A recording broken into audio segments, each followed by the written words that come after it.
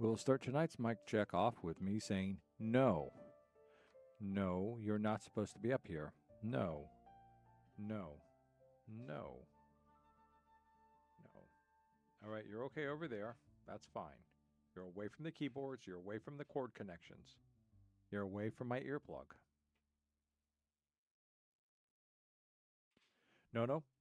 Not coming back. No, you're not coming back. No. No. No. Precious, no. Precious, no. Precious, no. Precious, down. Precious, down. See if we can teach a cat to do something. Precious, down. Down. Down. Okay, you stay there. If you move, I'm just going to pick you up and take you off the table. All right, so you just stay there.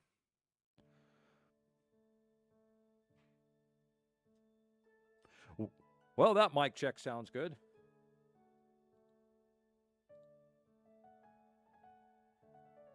Welcome to the stream. I am NOC. This is NOC's Gaming with Kittens. No. What part of you are not supposed... Okay, you moved. Oh, I've told you the penalty, my little sweet. And squirming and wiggling all around is not going to save you from being set down on the floor. Yes, I know you can stay up here and get petted for a few seconds, but I do have to have both my hands free in order to do my streaming. I know you're all just looking for attention. You never come in here for attention when all I'm doing is kicking back and watching television. You know, you're always in here for attention when I'm busy in the middle of something or I'm getting ready to go to bed.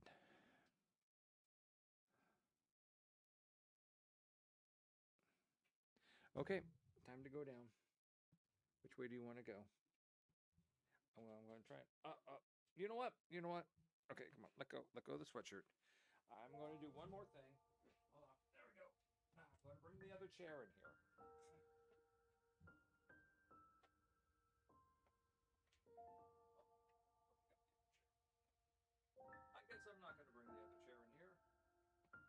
I guess I'm not going to bring the other chair in here because somebody's already occupying it. So, here we are. Here we are. Let's put the earplug back in for the game. Come on. Just untangle. Where were we? That's right. Welcome to the stream. I am NOC. This is NOC's Gaming. We are doing Genshin Impact. We are back to Genshin Impact. This is our continuation play from Tuesday. We are going to finish up the Luna 4 Archon quest tonight. But first, we have some dailies to do. Is making me so sleepy.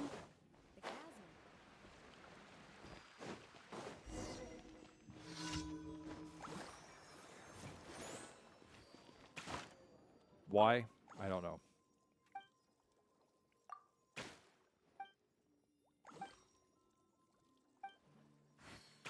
Oh, we gotta go to the guy with the Dawn Winery. Okay, at least that's an easy one.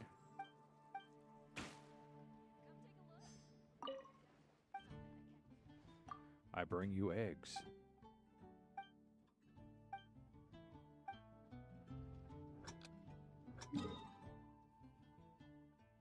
Dawn Winery, that means we want to go here.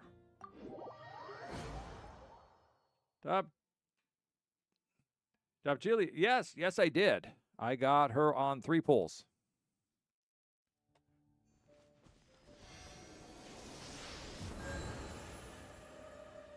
I did. I first night, I just decided to go for it, and I got her on 3 pulls. Then I discovered I have to complete the rest of the Archon quest in order to get up into the properly get up in the territory where she has all of her materials.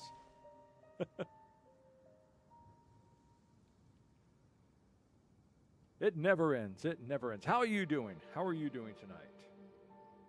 Let me see.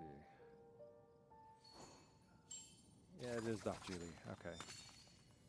I have to really zoom in your name in order for me to read it properly. It's that J-I-L-I. That makes it so difficult to tell how many letters are there. Because the J-L... Oh!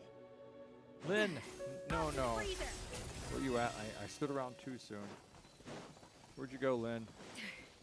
Oh well, she's gone.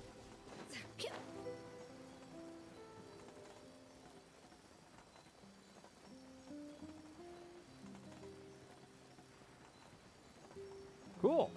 Cool. I have no idea what that is. Coming to your world for her flower. Oh, for her flowers. Yes. Okay, I see what you're saying now. Yes. It takes me a minute to catch up sometimes. I am just fresh off of work. But I've been having trouble thinking all day. Today's been a really bad brain day for me, which is not good because I had to work. Yeah. Smeezy, my friend Smeezy, he's like, he got her, and he's like, he's just trying to go up there and get her flowers and everything. But Smeezy is still only in Natland, so he doesn't want to spoil himself by jumping over the Archon quests. And so he's like complaining to me. He's like, every time I go someplace, it goes into a cutscene for another quest. I can't escape them. So I ended up doing this like route up through the ocean and everything to get to a teleporter that was not associated with a cutscene. It was very, very amusing. Well, that's cool. That's nice of them. Let's go. Okay, we got one quest done. We got to do 3 more, spin some resin, and then we're off to finishing the Archon quest. Oh, what's this one again? This is an annoying spot. I'll have to remember to put in Leyland. Yeah, that's the thing I noticed about the Archon quest itself. I was just sitting there going, Tuesday night cutscene, cutscene, cutscene, cutscene, cutscene. But tonight I am prepared. If it turns into that, I'm going to go make popcorn.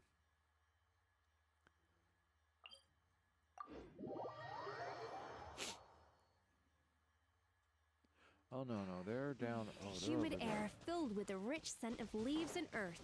A day like this.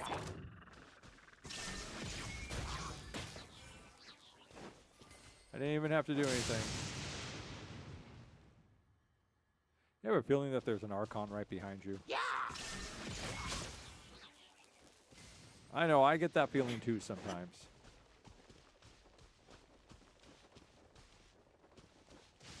There is no escape.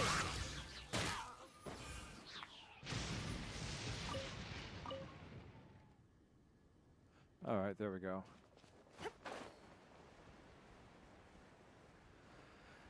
Yeah, so I hope when it comes time to review my videos, they don't just sit there and go, "Oh, you're not reacting to it. You're just sitting there watching it."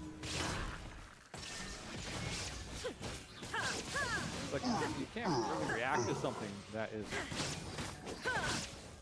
is constantly not too close.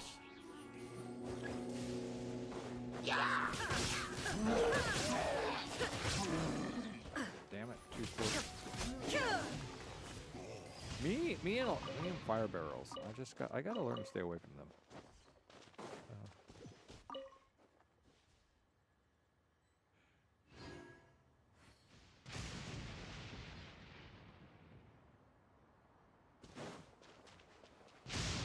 Everyone always keeps telling me my Electro characters aren't that good. But Electro's so efficient.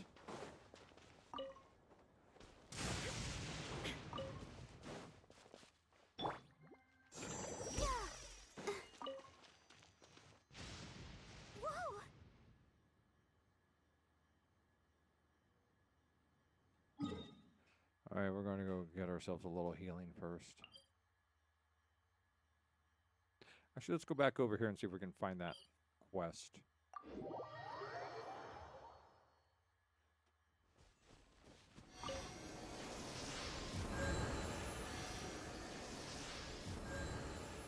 It may have already disenchanted because I didn't like rush over and help her right away.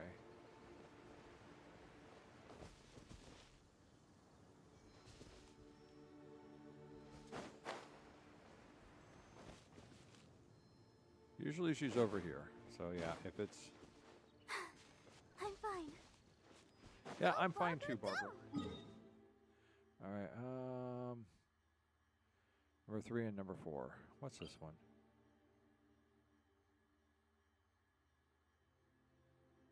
I am using another cryo. Right there. Scopier. I'm doing a Scopier, Raiden, Barbara, and Skirk. Skirk I kind of saved because Skirk is a real glass cannon. She breaks so easily.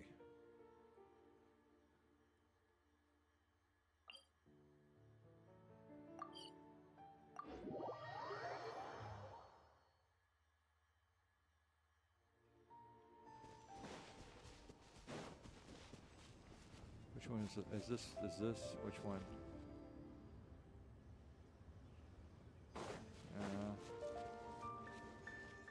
I'm a big fan of Electro. I do really well with Electro.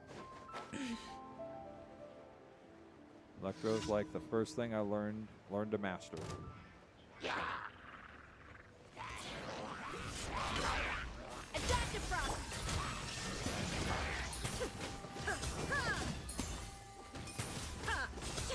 For a second.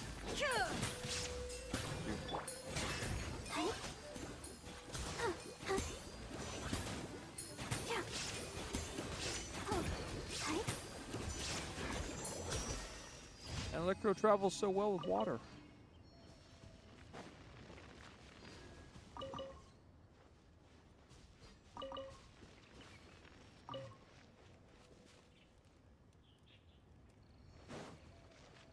I'm doing why is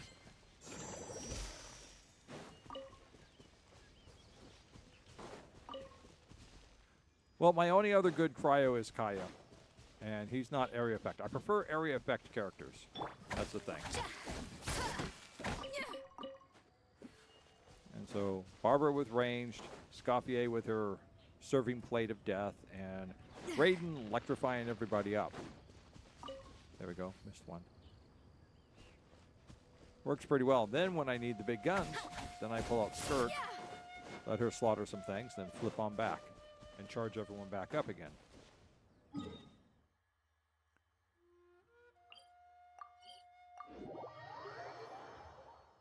Is this a Crisis of Shields? That is a Crisis of Shields. Yeah.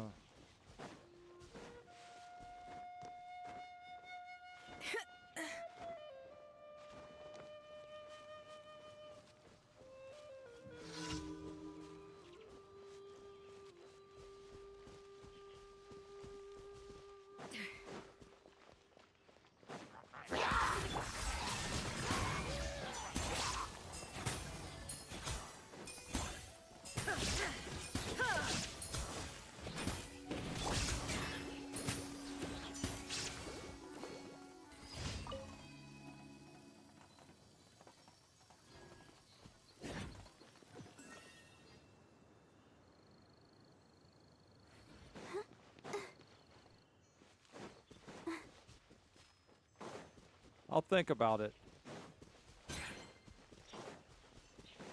But I've already put a lot of time and effort on getting all of them up.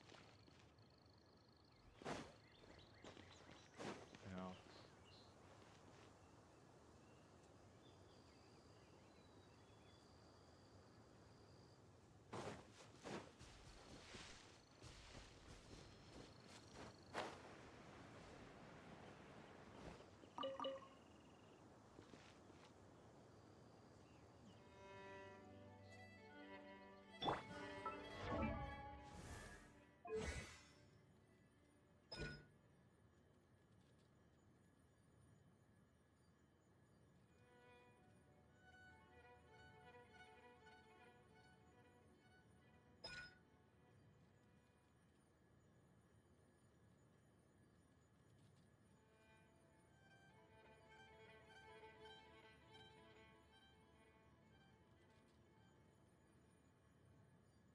Well, in this party, I do have 3 Hydro and Cryo combined characters. Yeah.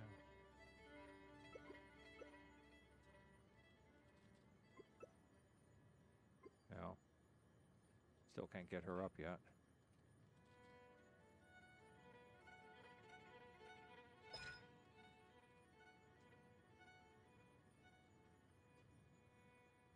So this is the one you're talking about, though. Inspired immersion seasoning. You're talking about this bonus right here. I have to give you a chance to catch up because there's a 16-second delay.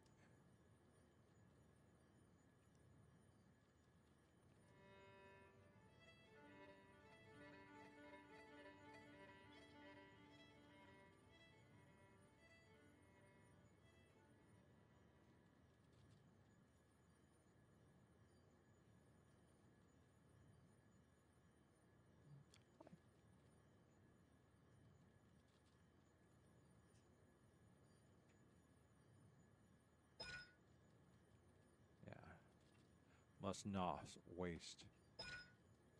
Yeah,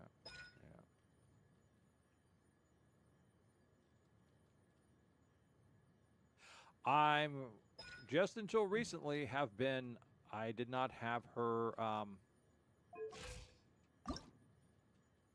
didn't have these, and I still need to get these. So, yeah, no, I'm kind of stuck. My Escoffier is at 60. Until I get over into Fontaine and start collecting up the rest of the stuff. So.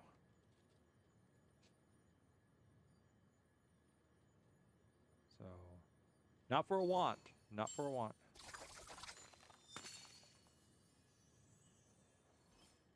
Right. So. I agree. I see how that works, yeah. Which is pretty much what I've already got going now. So it's just I use Raiden primarily to throw electrical damage into that.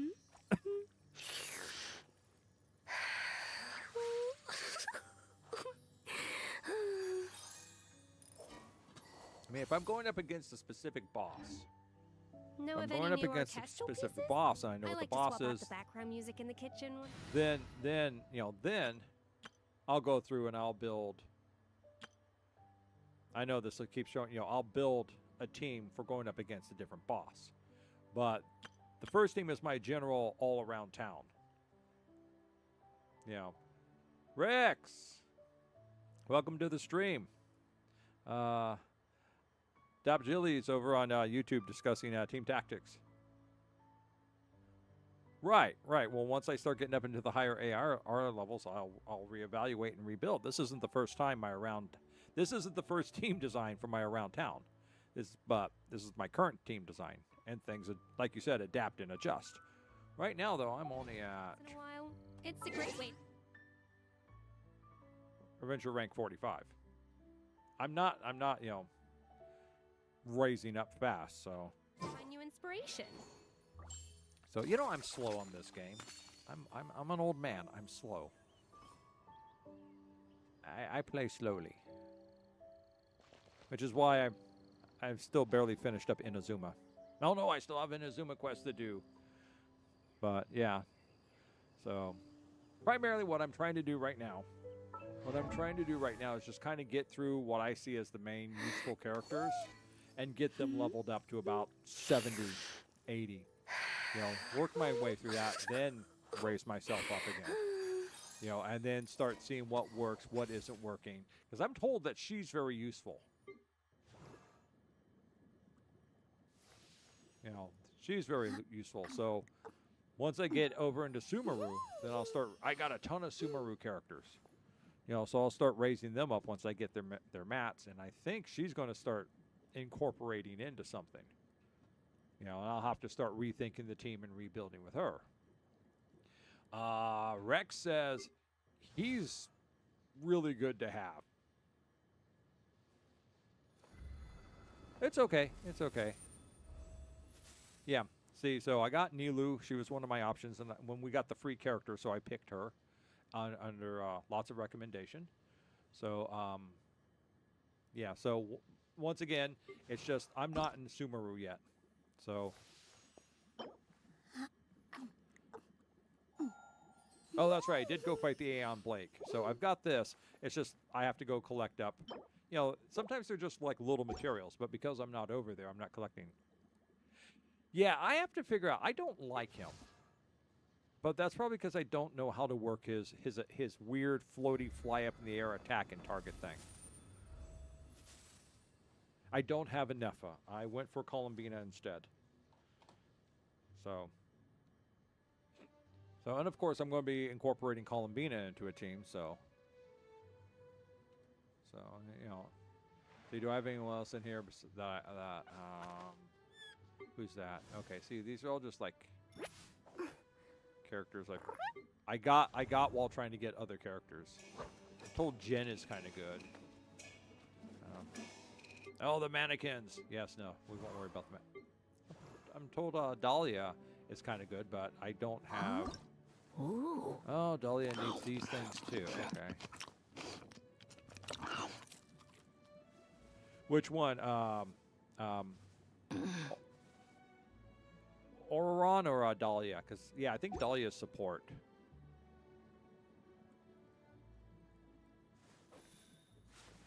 So I'm kind of learning who are good to like to look at for you know, look at for like main stuff, and then you know, specialty. So I'm liking Flynn's. I'm glad I got Flynn's. Yeah, just got to figure out how to use him. Once I get to Natlan and start leveling him up some more, then I'll figure out how to play him. Yeah, I just call him the Dude Bro. So I just call him Dude Bro. So it's easier to say than Auron. Auron, yes. So. Yeah, of course, we're all waiting to get to Shaznaya so we can get rid of all these weak characters and pick up a bunch of Fatui characters to play.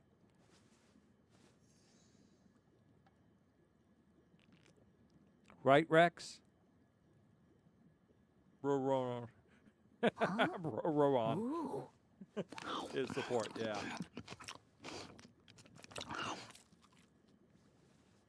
So, it's just learning how to... See, everything's still down here, you know, because I don't have anything. So I currently am not at a good level to even test his powers out. So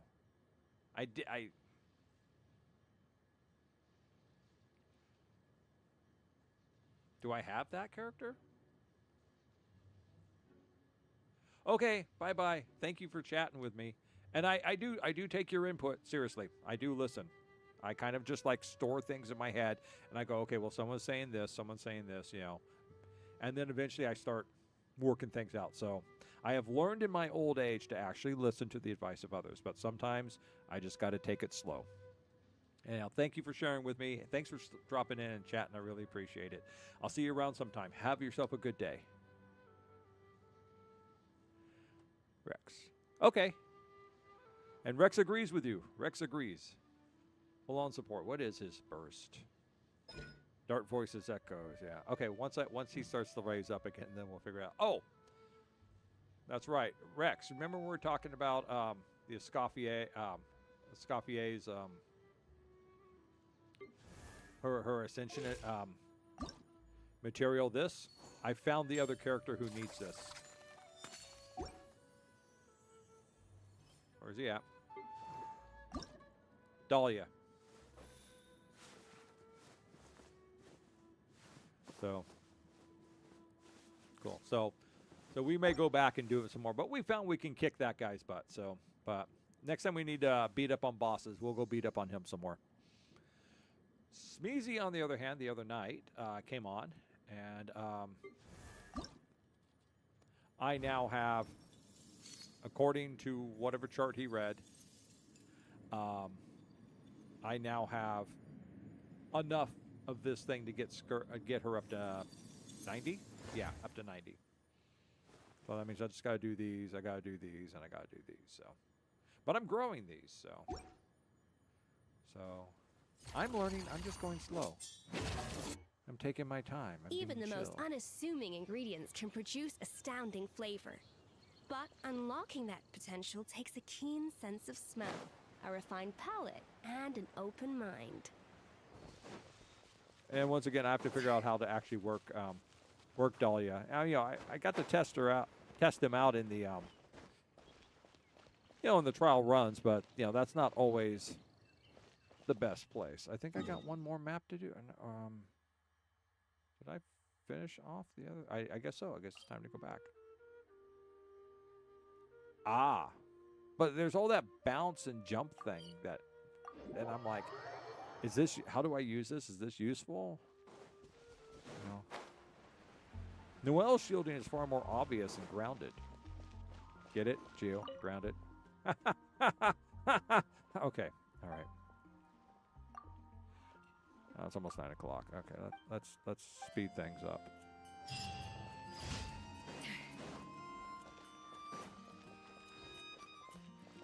Ad Astra. Thank you for completing. Ad Astra Abyss.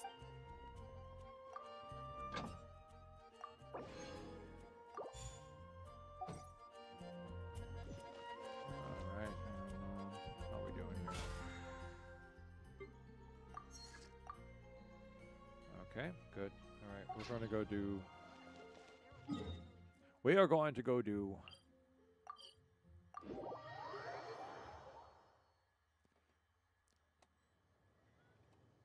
Which one? Oh, it's the water pond with the exploding barrels. One of the more dangerous and destructive. And I'm going to change because I don't think I need Barbara on this one. Just sharpen my speed.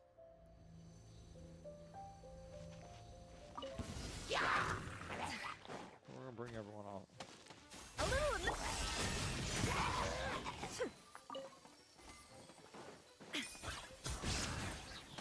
Good, that's one barrel. That's 3 barrels. Okay.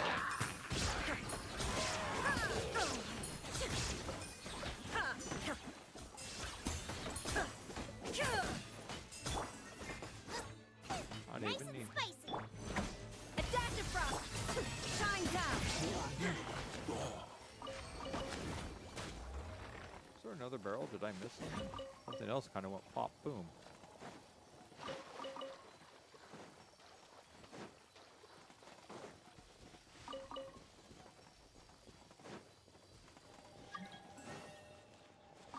I have new mail.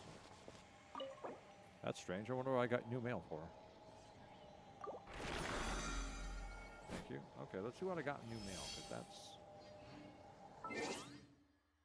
New mail. Somebody's birthday, probably. Yep. The Diona birthday cake. All right. Yeah, then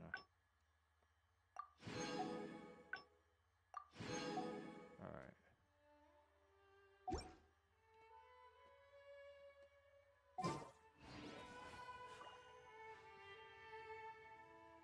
And all of Nod Cry or the new section of Nod Cry?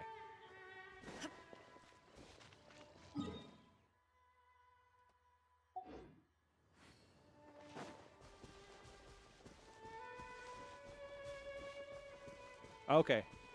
It doesn't seem like that big of an area.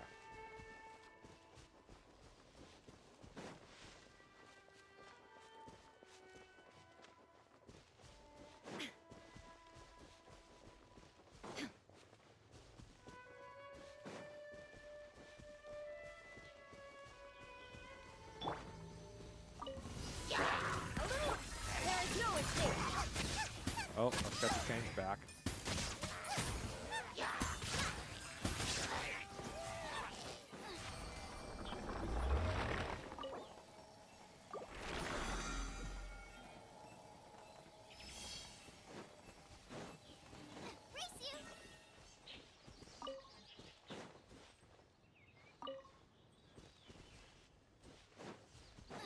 Did everyone really just not drop anything for me? I'm so disappointed.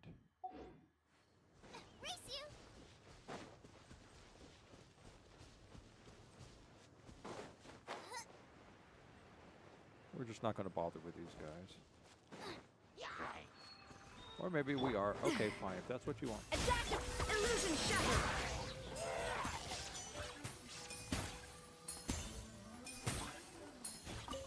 Oh, hey, we missed you.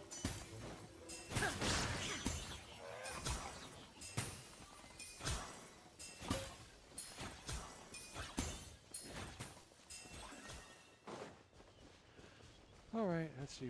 Oh, we got to climb. All right, in that case, we're going to do this instead.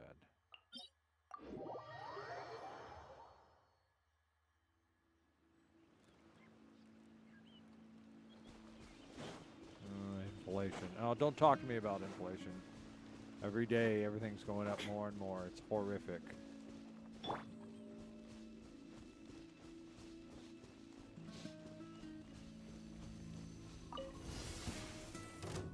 Oh, you guys. Up, shine down.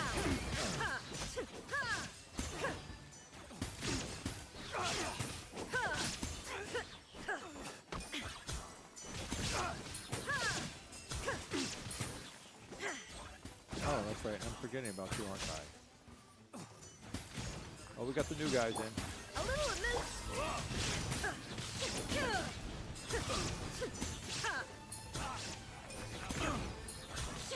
You throwing fire at me? I got carried. The wrong test subject. Try.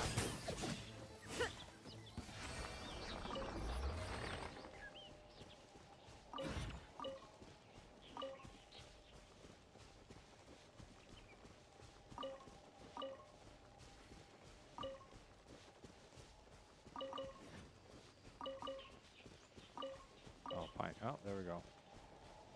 Wow, I just scattered them everywhere. Oh, I think there's another one down here. Oh, pine cone.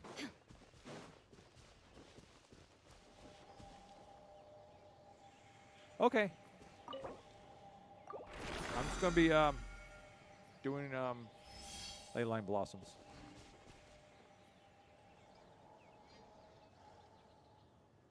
What is that? Midsummer Courtyard. Huh. Have I ever actually gone in there?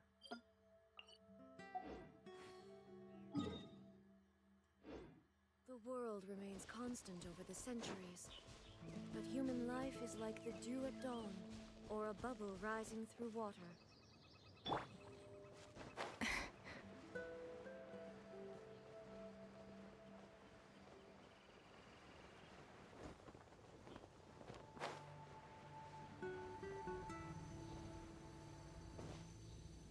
Up to the freezer.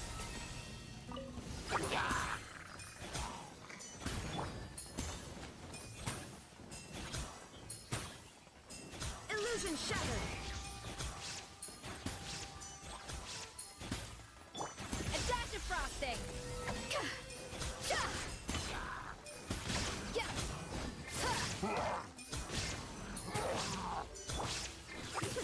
There is no escape.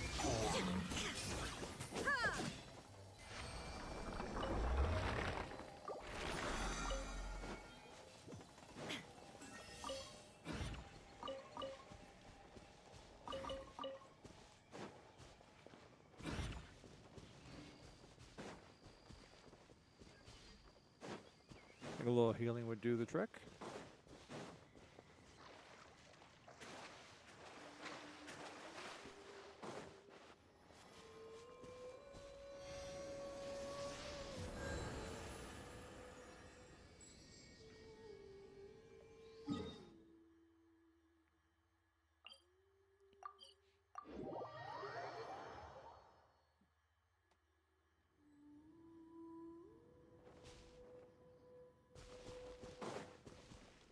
Oh, that one. Okay.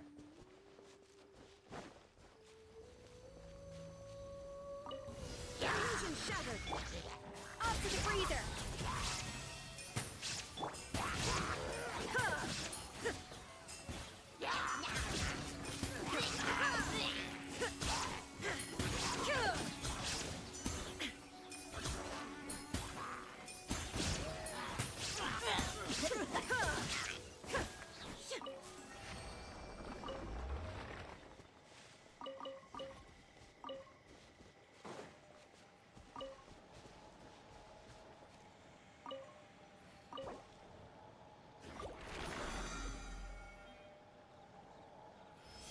All right.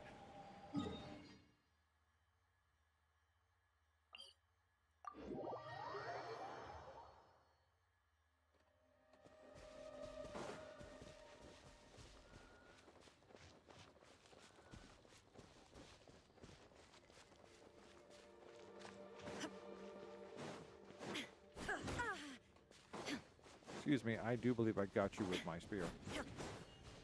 There is no escape. You cannot outrun lightning. But you can dodge it.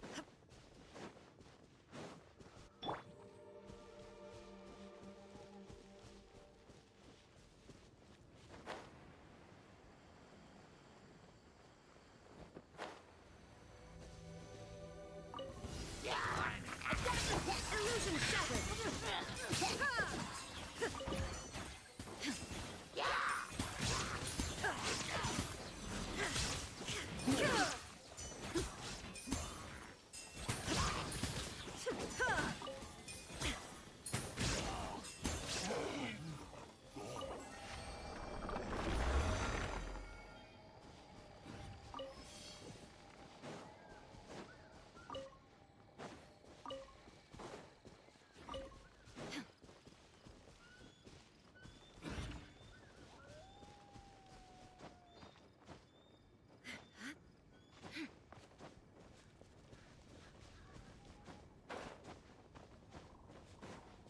Alright, and this one's all fire based, so I can bring Barbara back.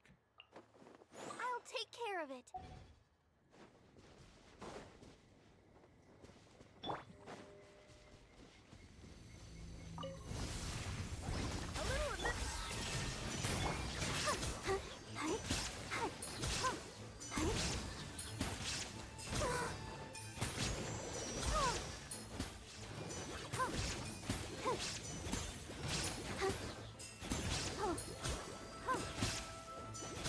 Shine down. Adaptive frosting. Somebody blasted me, but we'll come back to you. And then we're going to come deal with you. Now we're going to come back and deal with you. Off to the.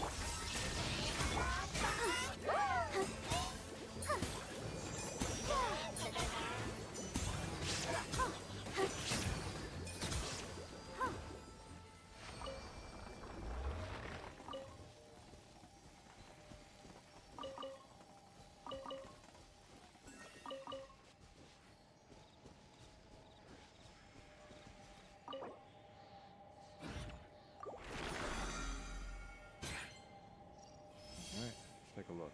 Where are we at here? Completed my 15 ley lines. Alright. Nice. I still need to spend 20 more resin, so I might as well do one more ley line, just be done with it. Nice.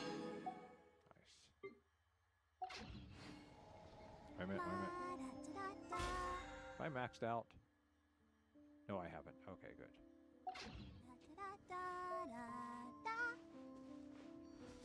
One more ley line. All the way off over there. Okay. That's right, we're going to go up here.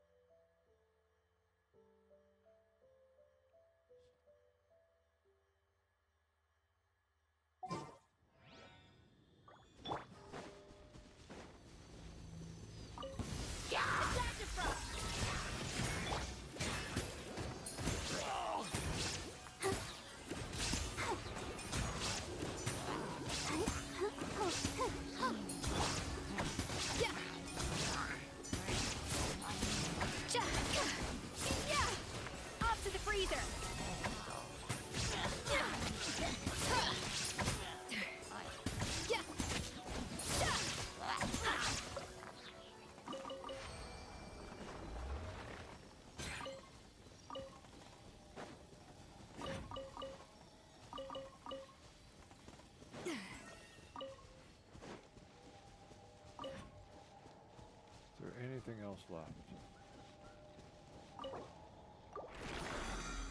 Huzzah! Alright.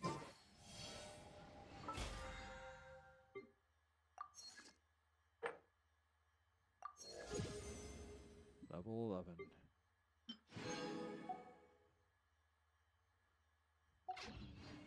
Actually, I need to look at this for a second. Let me see what we have left here.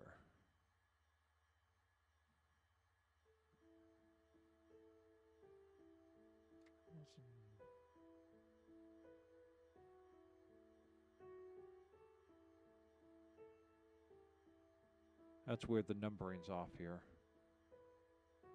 At 84.95, but this is 195, which would put me down to 8,300. So.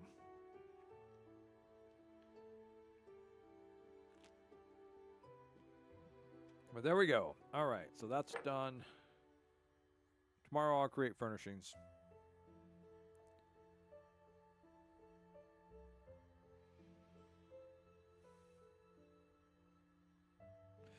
Quite simply, I have a 1,505 points that I can earn still in this week. Enough to put me up 2 more levels. Which would give me 425, 575, 695 right there. Yeah. What did I say? 1,500. So that put me up like around 1,100 right there. I mean, gets me pretty close.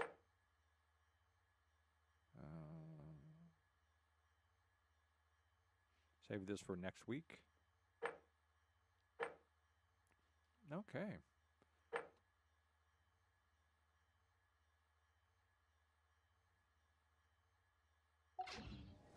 I think that's everything. I think that's everything. Everybody healed? No, not everybody's healed. All right, let's go heal.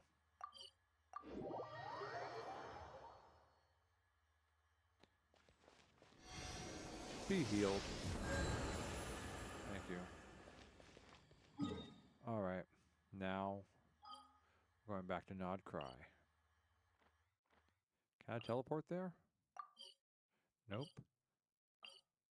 There's a teleport way station right there.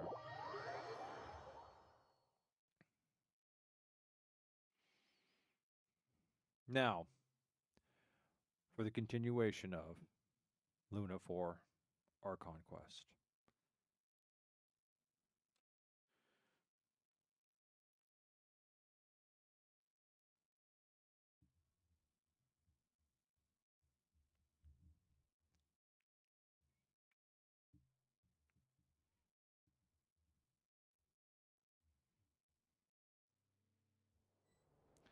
Sun Wee's dropped a how to beat the doctor. How to easily beat the doctor. All right.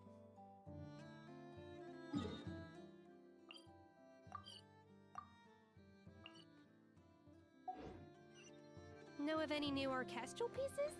I like to swap out the background music in the kitchen once in a while. It's a great way to find new inspiration.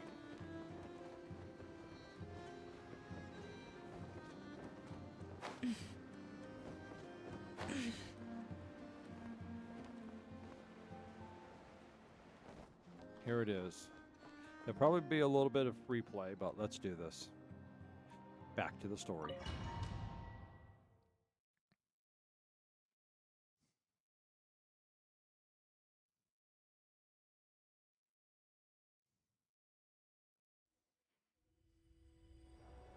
Like I thought, no more paths back to reality have emerged since. But how can I be sure that I'm going the right way without scenes from reality to keep me on track? I can't even be sure of how long I've been walking for. The further I travel, the less stable this space becomes. There are even moments where I can sense something that feels like abyssal energy. They can just materialize to keep my wits about me.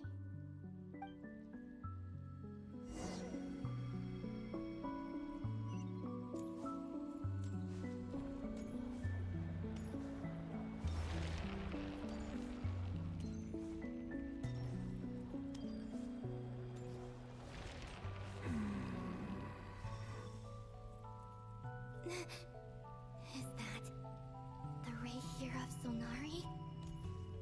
I can't believe he survived.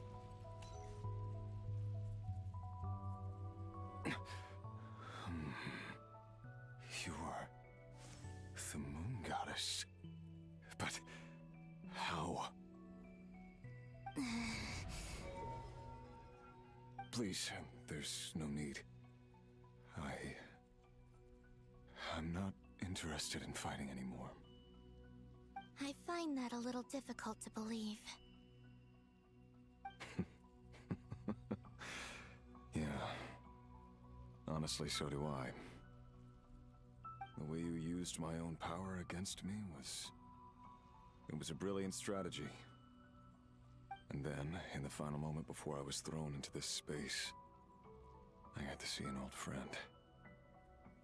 Mr. Dainsleif. Right. It was so long ago now. But we were friends once. When I first got here, I was filled with hatred, remorse, and rage. How I cursed and devoured. I tore everything here apart. I was consumed by the desire to leave this place and have my vengeance. But to no avail.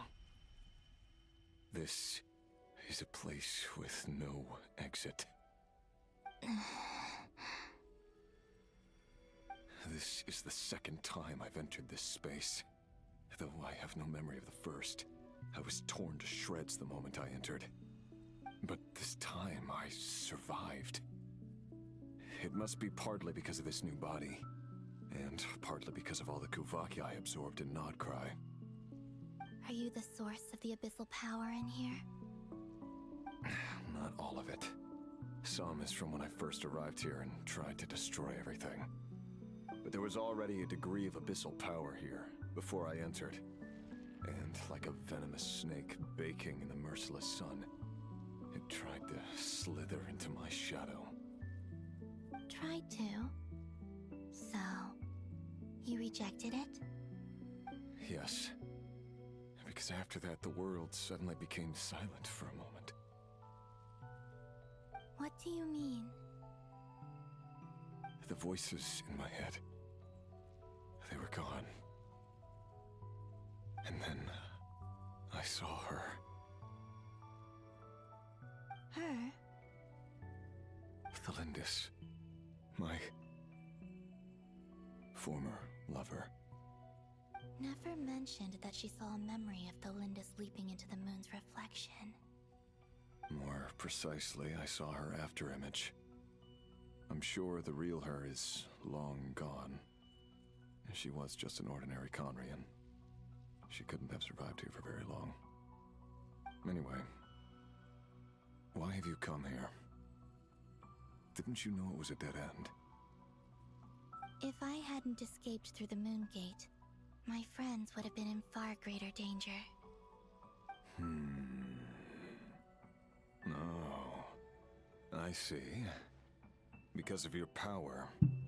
The power of a moon goddess. What? You'd like to know how I know, wouldn't you?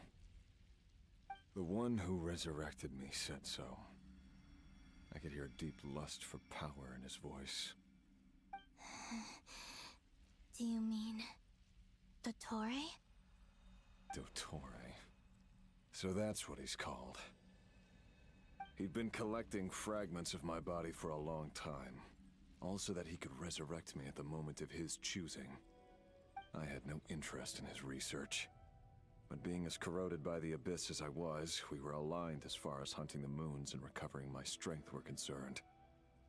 So that's why the Wild Hunt suddenly became so active in Nodcry. When I I left the Fatui in my weakened state. Dottore must have felt that his time had come. Moon Goddess, could I ask a favor of you? What? I know this is a lot to ask, especially from someone who tried to kill you. If you refuse, I won't fight it. But this is the only thing I desire now. Nothing else matters. What do you want? I'd like you to take a message to Thelindis for me. Thelindis? But... Yes, she's dead. But like I said, I saw her afterimage. I can sense that some part of her soul remains here. Far, far ahead. why don't you go and speak to her yourself? I can't. I don't know why, but I can't move freely in this space as you can. All I can see is a glimpse of her, walking away. Just like the moment when I last saw her in life. In return, I will clear these abyssal obstacles for you. No, not in return. I'll clear them for you, whether you want to help me or not. It feels like something I ought to do. Why? Yeah. Why, indeed. I've been asking myself that question a lot recently. Why did I do the things I did? I'm tired of it all. Tired of the person I became. People used me. Rio, hey, I welcome turned to the around and stream. started using others. I hurt a lot of people. I think I grew tired of it long ago, Cool. but I wouldn't admit it to myself. I'm working on doing that And now. ultimately, that's how I ended up here.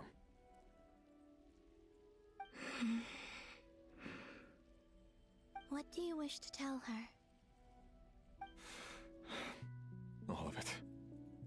My past. My mistakes. Everything that happened Oh yeah, after I we were got her on the separated. first night. Got her in 3 pools. Is it okay if I give her the abridged version?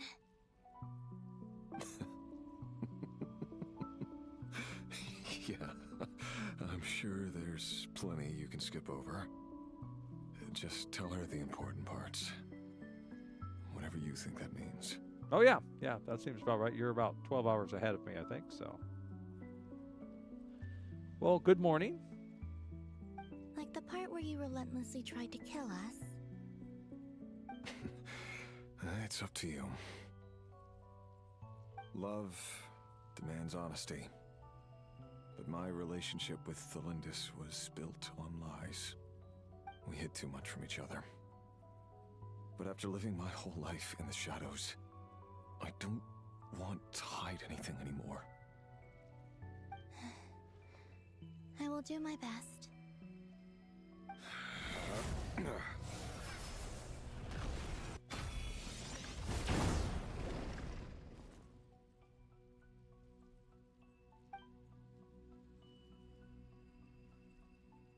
There. The abyss will no longer stand in your way.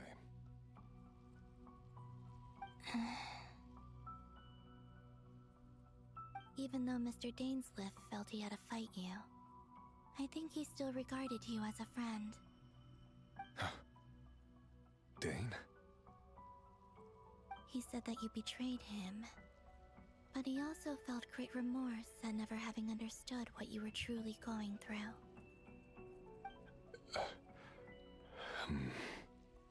Why tell me this? Because if he'd known that someone could take a message to you, I believe that's what he would have said.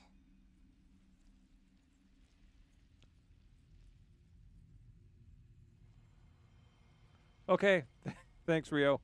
I will do my best. Well, keep that in mind. I will remember. But if the game blinds me, maybe I can call off work. Yes, excuse me. Yes, I was walking down the street and suddenly there's a vibrant flash of light. And I've lost my sight. I'll have to stay home and recuperate. It's a sick day.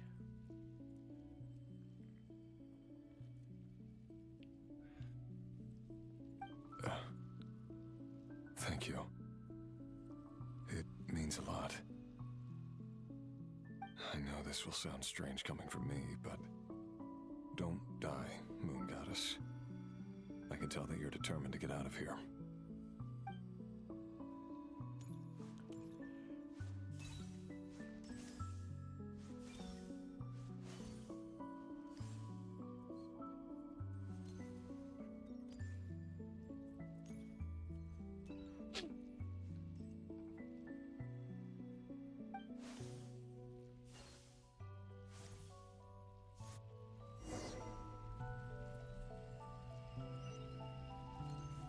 He kept his word. The abyss is no longer obstructing my path.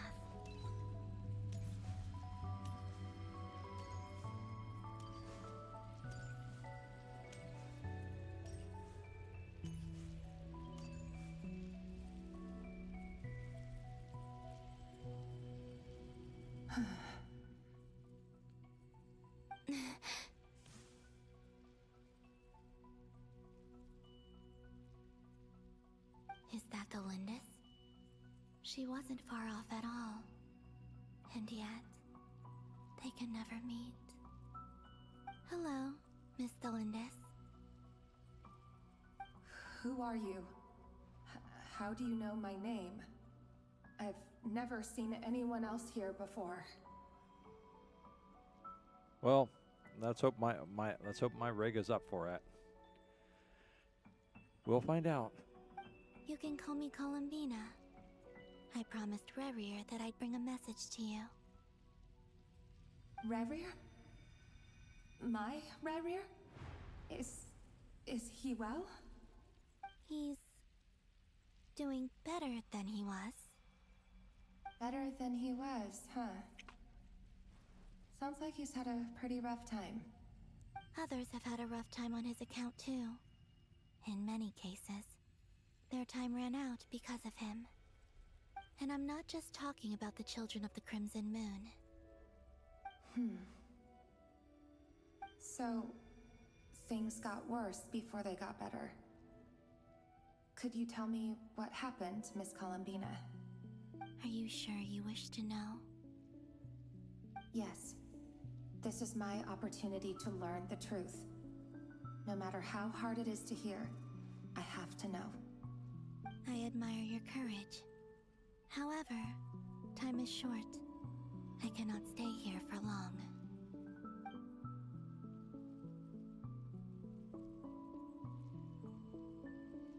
Rerir had seeds of hatred in his heart, and many people nursed them for their own ends. On some level, everything he did was to try and find a way to see you again. But in the end, he came to regret his mistakes. He wanted to apologize for hiding his past from you.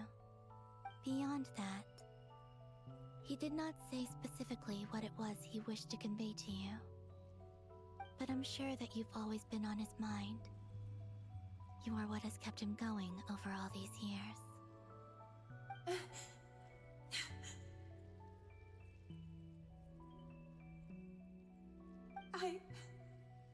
I'm sorry, Miss Columbina. This is so upsetting. I'm not sure how to put my feelings into words. It's all right. I understand. Well, that's everything from me. So, I guess I'll be... Oh, wait. One moment. Time flows backwards here. The road ahead only leads further and further into the past. I know. I intend to reach the end of that road. Without a moon marrow, without the 3 moons' power, you won't make it far. Wait, unless Are you... Are you one of the moon goddesses? You could say that. I see. I often think to myself, if life is like a train ride, why haven't I reached the terminus? Trains? Where am I even going? There's trains in this game? Has anyone seen trains? I've not seen trains. There's not even trains in Fontaine. Where are these trains? Because I'd like to know. Did Conria have trains? You know? Did they run on time? Or were they like the trains in the flip side of the world, where they run on power? And they may or may not be on schedule. And it's not just me. It's this whole place. Wherever it is, it seems like it's existed forever. It's such a mystery. Where is it going? I must seem so ridiculous. I can't answer these basic questions, and yet I jumped right in here without hesitating, only to be torn apart the moment I entered by powerful energy currents. Only my soul remains now. Thinking back, I was suddenly overcome with fear and terror in that moment. Perhaps I too became bewitched by the abyss. I may have been the leverage it needed to control Rayrir. I used to be a researcher at the Universitas Magistrorum in Conria, researching the iridescent moon's marrow. Eventually, I came to the conclusion that time in here flows in reverse. Rayrir was one of the Vinster King's retainers. With me, he was in an impossible position. It plagued him constantly. We already know this. From everything she's told you, you should already know this, that she knows this. I wanted to help him escape his lot in life. I wanted him to be happy. So I thought I'd use this place to return to the past. At the time, I thought I could just go back to the day that the Vinster King first found the princess. It was only after meeting the princess that the Vinster King started going too far with his research into the abyss. That was the day all of our woes began. I thought I could stop the king from ever meeting her and solve everything. I couldn't kill the Vinster King himself, so I had to find another way to save Rayrir. That's why I wanted to go back, to kill the person who had brought new possibilities to our realm. I'm sure it was a futile endeavor. Wait. But the abyss Wait. probably enhances the Wait. basest human Wait. desires. Wait. So I naively hoped I could change everything. Wait. That was two different voices. Either that or one was recorded at a different time. Either that or she's starting to degrade and break down. But I was simply too weak. Like a speck of dust against the whole universe. Look at me. I didn't even survive the journey here. Not physically, at least. I know I'm never getting out of here. But you're different. You can make it, and I want to help you. I owe you that much. How do you plan to help me? Have you noticed the golden energy that exists here? Based on my past research and my observations since coming here, I believe they carry you forward faster. I can share what I've learned, and help you understand the pattern in which this energy appears.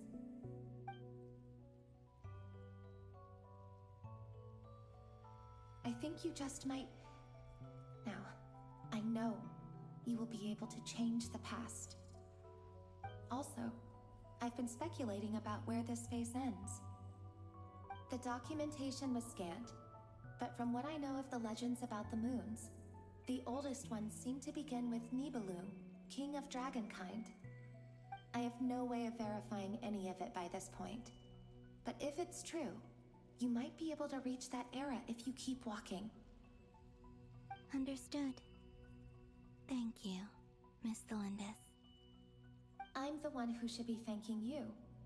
If you hadn't entered this realm of everlasting death, what use would my deductions be? Thanks to you, they have some meaning. About Rayrir, I'm so so sorry. For everything. It wasn't your fault. That's not true. Because we both feared bringing trouble upon each other, neither of us ever told the truth.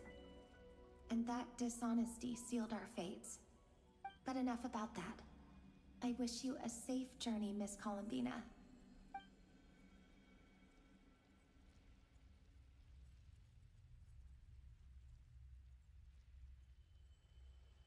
And may the outside world never have to experience pain like this again.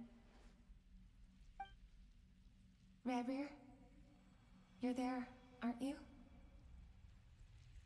I cannot see you, because you exist in the future. I expect we'll be trapped in this prison of space-time for all eternity. But please, gaze upon the past, and then sit for a while. Let's find a place to sit down together, just like we did when we first met.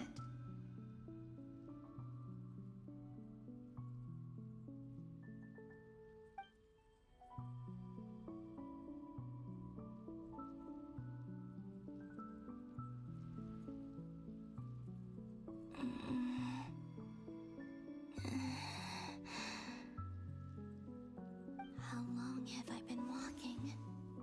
How much further till I reach the end? Well, maybe if you weren't walking on ball bearings, it wouldn't be so tiring. I'm sorry, I know these look cool, but they also look extremely painful to Is walk there even on. an end to be found?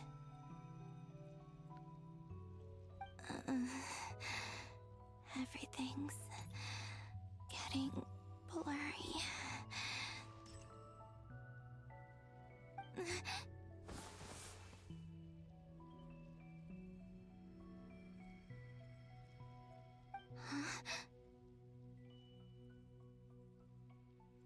Are you all right, little sister? Have you come from the distant future?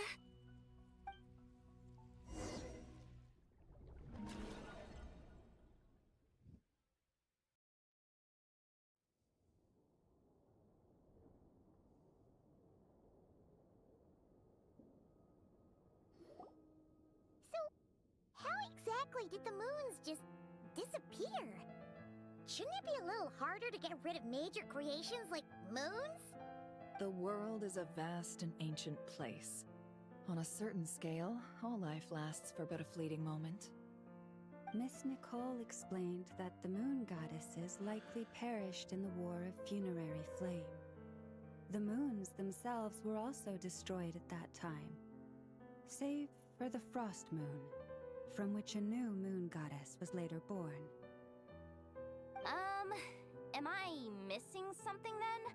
'Cause the stories say that the moon goddesses were born on the moon, but doesn't Columbina say she was born in Nodcry? Huh. You're right. Why do their birthplaces differ? What's the difference between the two generations of moon goddesses? Also, remember what Sandrone said? Her scans detected 4 moons. In other words, 4 moon marrows. Technically, the result of the scan means that 4 moon marrows were detected and positively identified as moons in that moment. In other words, this piece of information alone isn't enough for us to know how Miss Columbina is doing right now. Yep. We have no way of staying up to date on whether she's dead or alive.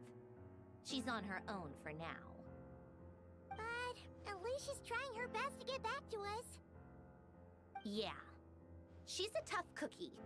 And a sore loser, too. We have to trust that she'll find a way. Because we really need her power. As much as it pains me to say it, we've got no chance of beating Dottore in a straight-up fight. He's much too powerful. It wouldn't even be close. That maniac is going to devour everything in his path until he reaches us. We need to find someone, or something that can stop him before he does anything worse. I'll be frank. Our only hope of defeating this false god is with a real moon goddess on our side. I'm not just saying this because Columbina's a friend and I want her back safe and sound. It's just the truth. And I know that even she was no match for him when he attacked, but I don't have a better solution. We're not giving up on saving her, whether she can defeat Dottore or not. Right. Don't worry, Miss Sandrone. We're all aligned on saving Columbina. No one's trying to argue that we can only justify saving our friend because it will help save the world. This is about multitasking. We want to save both. So, she's more than just a moon goddess to you guys. Absolutely. Duh! She's part of the gang! And you are too, you know. Yes, I know. You don't need to labor the point. I knew that the moment I came running over with my documents that I was part of the in-group. I mean, if Arlecchino can fit in, I certainly can. Oh, this reminds me back in the early days when Spike joined the Scooby Gang. He didn't quite fit in with all of them, but he became part of this group of high school graduating misfits all trying to find their way in life while trying to save the world repeatedly. Anyway, as for how we get Columbina back, I've been working on it constantly. But I think I'm still lacking certain information about the moon. I'd probably get there if I could continue my calculations, but the problem is, I've run out of computing power. Computing power? You mean you need more energy? No, the issue isn't energy, it's processing power. There's so much data to get through that the whole process has just ground to a halt. That's a tricky problem. René de Petrichor of the Nazissenkreuz Ordo once foretold the fate of the world. But I don't know how he did it. My guess is that he used the primordial sea's power. However, that won't work for me. His methodology was vastly different from my own. What's worse, they're incompatible. And, to top it all off, we can't even leave Notcry. Ugh, this is so annoying. If I'd known we'd run into a bottleneck like this... Well, no, the design bureau's a bust as well. Curse that Dottore! Couldn't have made this harder for me if he tried. Oh, what do we do then? How about we grab a bite to eat and take a break? Maybe something will come to mind after you've cleared your head. You don't get it, do you? I'm trying to calculate the fate of an entire world here. And I need accurate results, not vague prophecies. Where the heck am I gonna find the computing power for that? Ahem.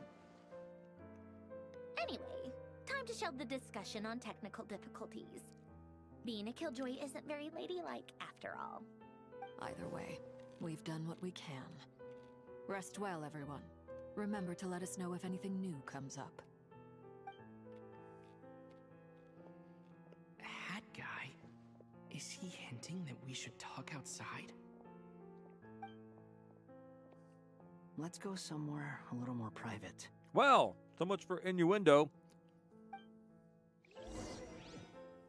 I guess the traveler is just a little dense. A less dense person, such as myself, would have just nodded back and went on out. Right? Yeah, she mentioned she was planning to head back. Things aren't looking good for Notcry. She's gone to spread the word so that Sumeru has a chance to prepare for the worst. From what I know of Dottore, there are two possible reasons why he hasn't made a move yet. One is that he's still working through some kinks in his new powers. The other is, he wants to see how we're going to react. He'll easily devour everything eventually, so I guess he's in no rush to make it happen. The first false god he made was me. Now it's his turn. Even though my records were erased from Irminsul, Dottore's ideas haven't changed one bit. He once told me that becoming a god was like turning yourself into a hungry wolf or giant serpent to devour the moon. Clearly, he began studying the moon goddess's powers long before he even tried making a god. He's always wanted to get his greedy hands on divine authority one way or another. And in the end, he devoured the moon where I failed. In the desert of Sumeru, there is a chessboard built by King Deshret, also known as Al-Ahmar. I don't know if it was a real game, or if he was just trying to challenge his servants and citizens in some way. But creating games and setting rules, gods do that as a matter of course. That's the kind of power Dottore craves. Now he has the Trilunar Authority. His power is leagues beyond the common people. I don't think there's any point in other nations rushing to the front line. They're better off focusing on defense and hoping they can fend off any threats that spill out from Nodcry. Either way, Dori will inform Lesser Lord Kusanali, and she will contact the other gods in turn. The Seven will have some recourse available. If nothing else, their protection should keep the rest of the world from descending into chaos as quickly as Nodcry has. So on the bright side, even if Nodcry is doomed, your friends in other nations won't be in any immediate peril. That's good to know. But I'm not ready to give up on Nodcry yet. There's a word for people who refuse to let anything go. It's called being greedy. Maybe it sounds greedy to you, and probably naive too. But whatever you call it, that's what gives me the determination to keep fighting. Battles are fleeting, but the will to fight is a long-term commitment. Give up for even a moment, and your resolve will shatter. Why do you always feel the need to do the right thing? No one is born to be a savior. I mean, who's gonna criticize you if you fail, or give up? Don't take this the wrong way, but Dottore said something similar to me. I guess the Fatui attracts people who don't believe in saviors. Not necessarily. It's less about belief for me. I just want to know how determined you really are. After all, I don't owe anything to anyone else here. Only you. You look kinda worried. If your arch-nemesis was about to achieve their ultimate goal, I think you might feel a little worried too. That's true. Dottore is about to become an omniscient, omnipotent deity. That's gotta be a bitter pill to swallow. Still, you're calmer than I expected. Obviously. I have to admit that my past self was a reckless fool who misunderstood not only the point of revenge, but how to achieve it. And as much as I want my vengeance, I know I'm not gonna get it by acting alone. If the world's taught me anything, it's to think before I act. Too bad it never taught me any other virtues, though. So, I am going to destroy Dottore, no matter what it takes. So, what's your plan? Charge recklessly in? I'll get to that. First, tell me, what do you think of Sandrone? Just like Paimon said, she's a friend, part of the gang. How much do you trust her? This is a serious question. Think carefully before you answer. Although she's with the Fatui, she has her own values, and she's helped us a lot. If nothing else, she's clearly going the extra mile for Columbina. I see no reason not to trust her. If you say so. In that case, the three of us need to talk. I have some thoughts about her computing problem. It can be solved, but it will come with a cost. How much? If I can afford it, I'll cover it. Sometimes your heroism really backs me into a corner. You know that? Come on, let's go talk to her.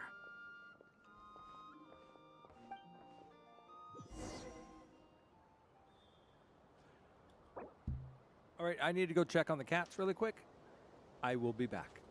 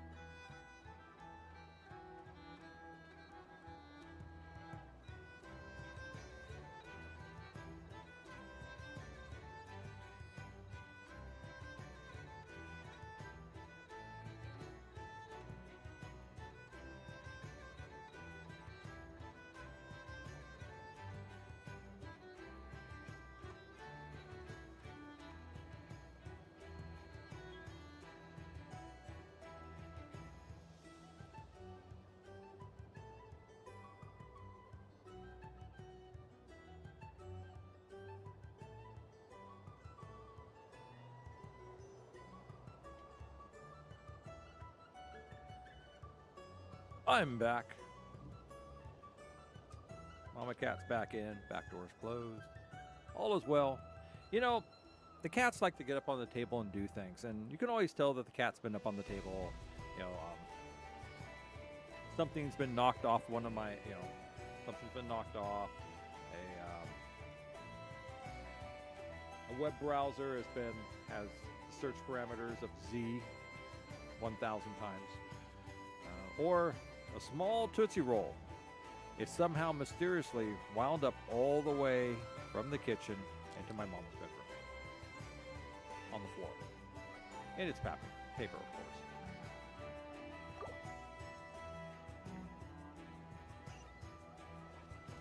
course. Look, this is the small amount of freedom that fate allows me. I am allowed to walk from this cutscene to this place right here. Behold my freedom.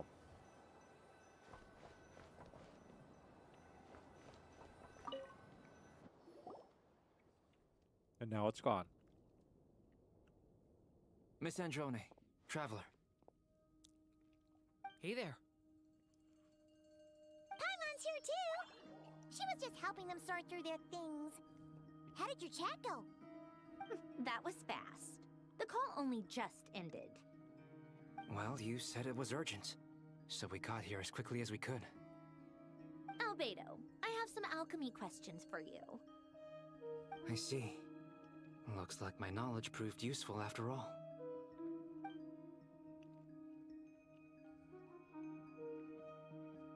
If I might ask, what is the end goal for the modified formula you'll be using? I needed to predict the future of the entire world. But I've run into some teething issues since trying to implement Renee's theory of the 4 Orthants. I see.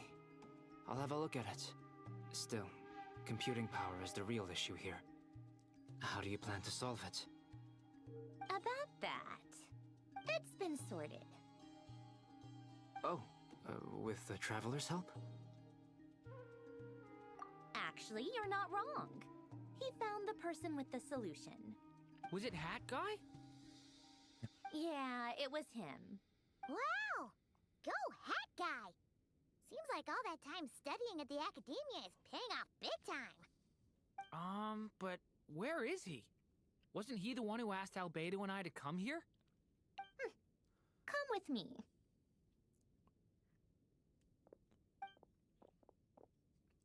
Hat Guy? What's happened to him? Hat Guy! Can you hear us? No response. I guess he's in hibernation. Hat Guy mentioned that he was a puppet. It seems that his functions are currently shut down. I presume this has something to do with the solution to your computing problem. That's right. He and the Traveler came to see me. Are we going to get a flashback? We're going to get a flashback! Wait, what? You have a solution? Flashback!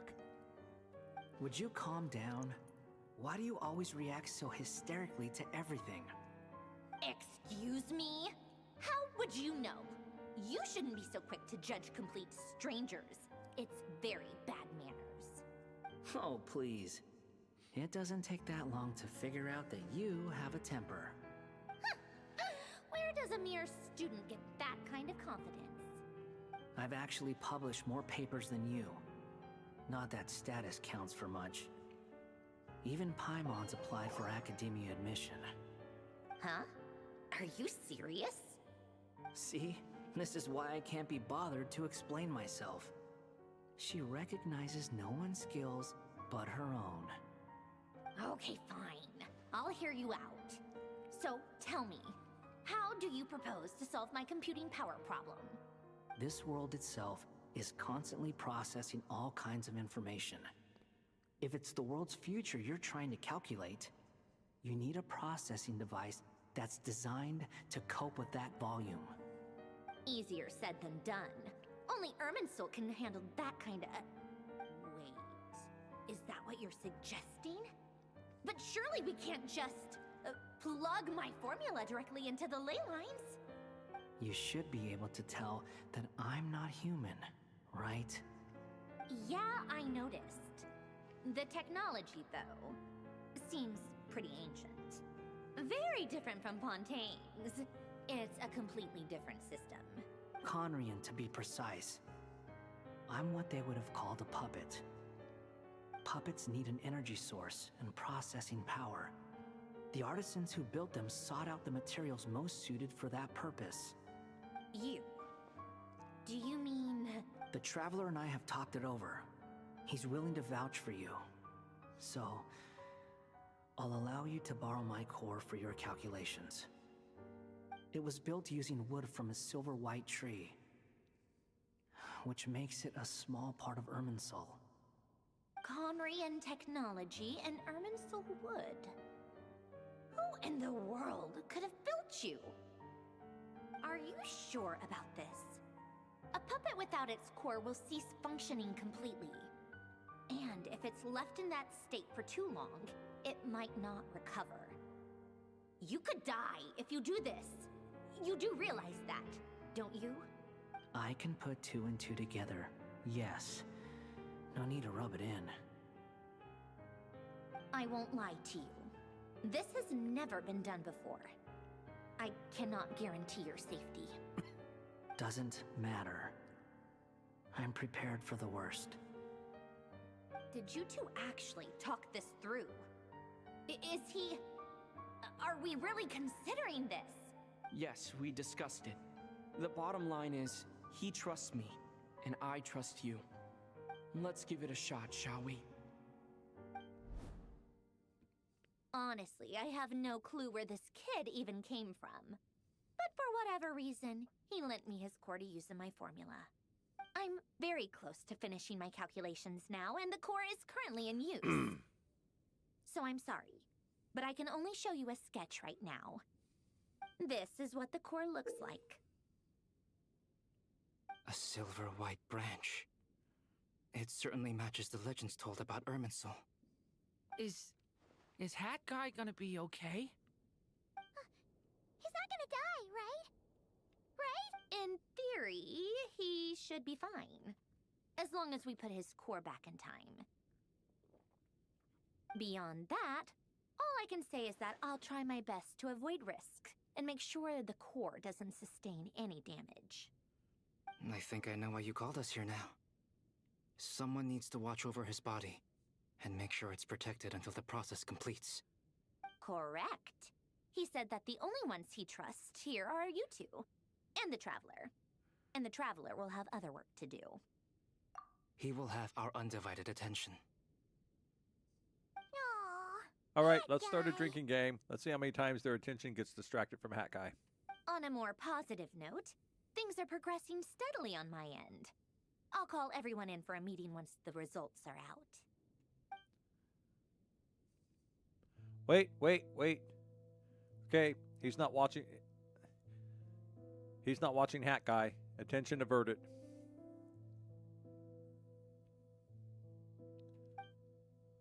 All right.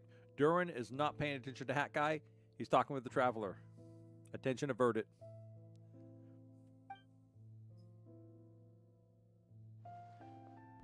The worst case scenario with the core removal is either a system reset or a total loss of function. But I'm not afraid.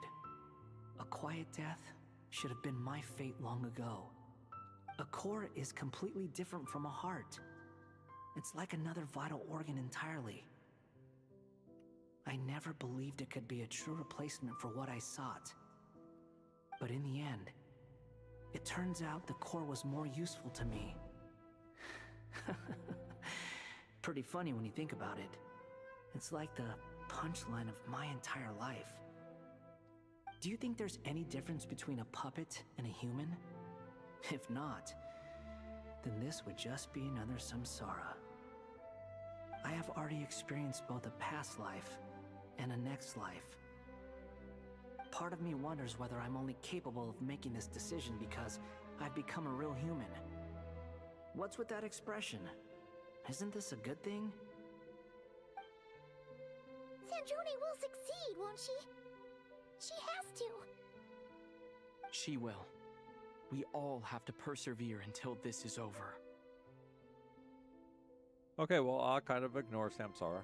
That's right. And I'll protect you all until a moment of victory arrives. Oh, you're crushed like a bug!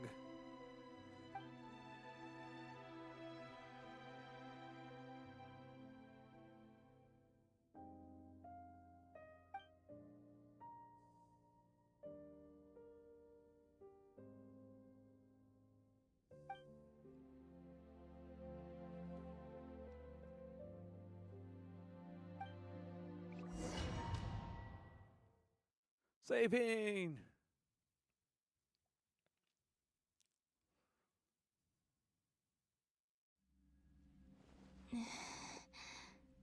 Who are you? Call me Sonnet. You have the same power as Canon.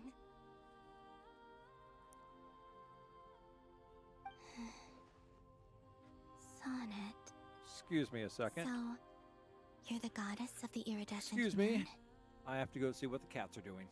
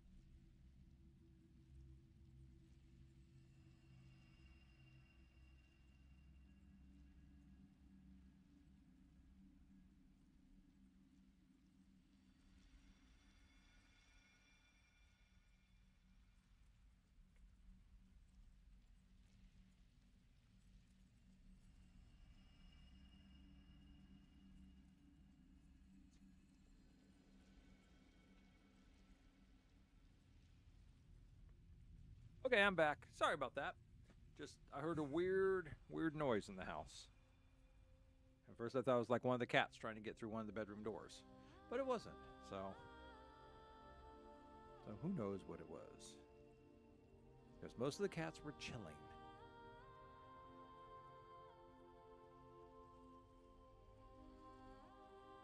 Oh, goodness. You recognize me? Well then, what's your name? Columbina. Columbina Hyposelenia. Hyposelenia? What a lovely name. Did you choose it yourself?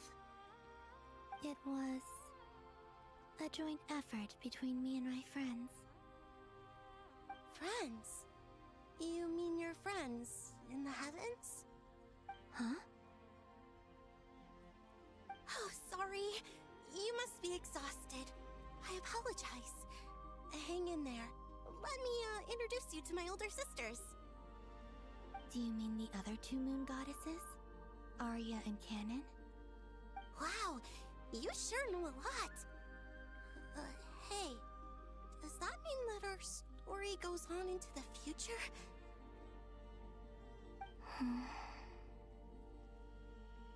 Oh, I guess that wasn't the best question to ask. It's alright. We were prepared for that possibility. You could say we were too prepared. I can't even remember how long my sisters and I have been here by this point. When did you get here? How long has it been? I can't say for sure, but it feels like it's been forever. I see. Are you feeling alright? You look a little unwell. I can hold out a while longer.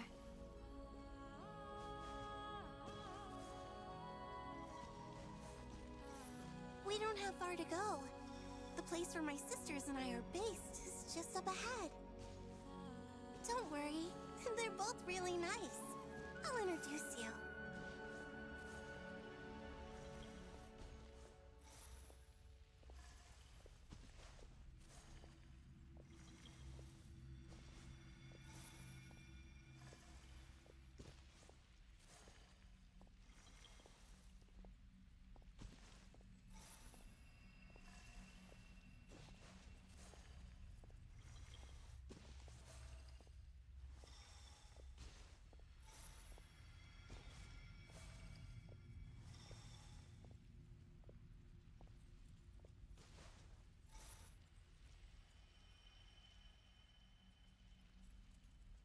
Sisters!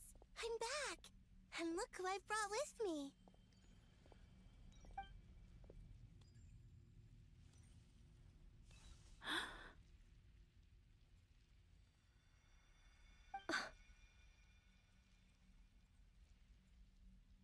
It's our lovely little sister, born in the far future.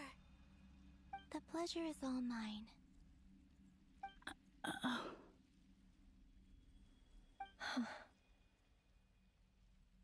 Allow me to introduce you to Columbina Hyposelenia. This is Arya, the goddess of the eternal moon. And this is Canon, goddess of the frost moon. Canon, don't you think Hyposelenia's power is similar to yours? Hello, Columbina. I apologize for our startled reaction just now.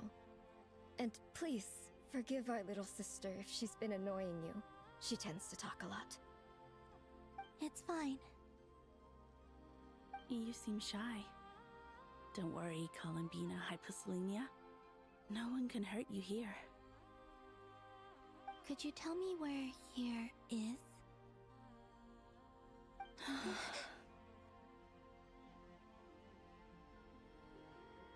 Please. I must know. My dear sister. This is where Tevat's original ruler, the Dragon King Nibelung, imprisoned the moon goddesses. What? You're scaring her, Canon. No, I'm fine. Please, continue.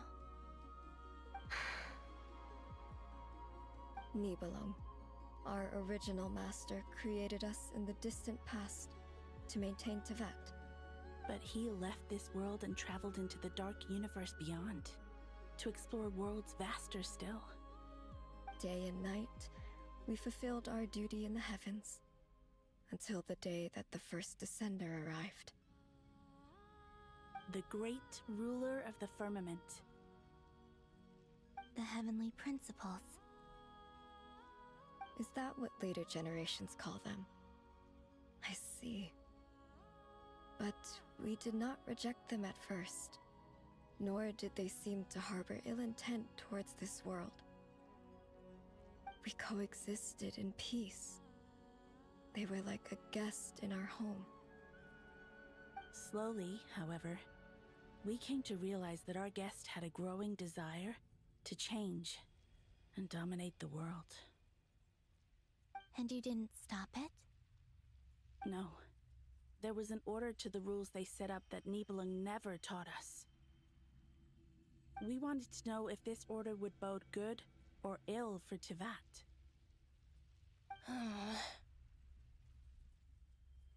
All right. Canon and I wanted to know. Sonnet was against it from the outset.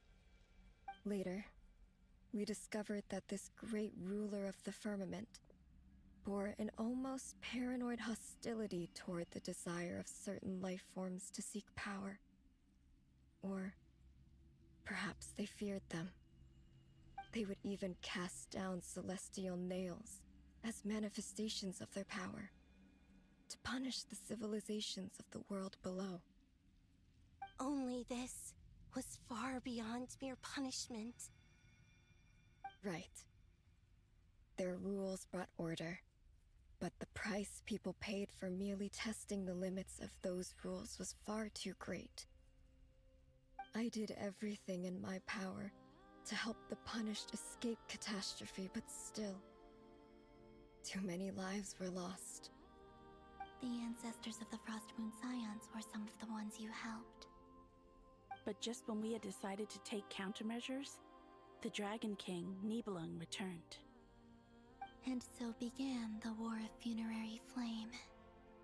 So, that's the name the world gave that war in the future. Well, who won in the end?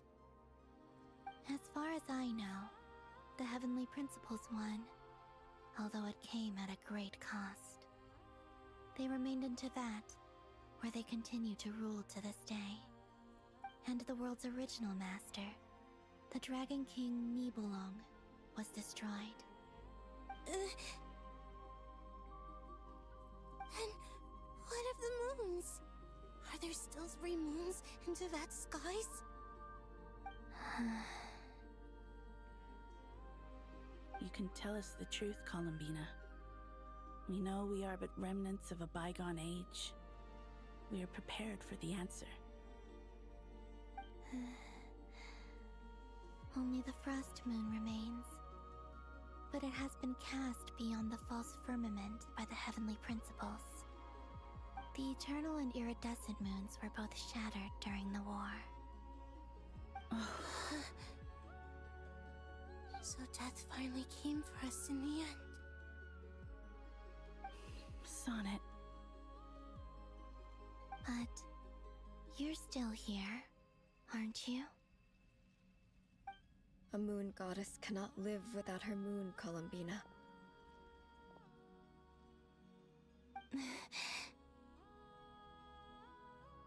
She's right.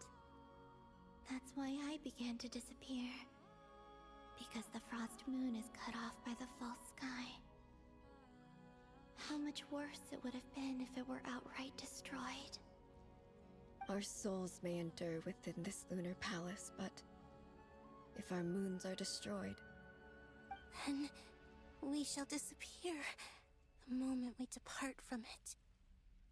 I'm sorry. There's no need to apologize to us, dear sister. If anything, we owe the world an apology. If only we'd decided to act sooner, rather than arguing amongst ourselves. all the more reason not to spend this time in regret and repentance. Instead, we should focus our efforts on how we might help our future sister. Sorry? Don't you see, Columbina, your story is not yet over. Is that not why you are here?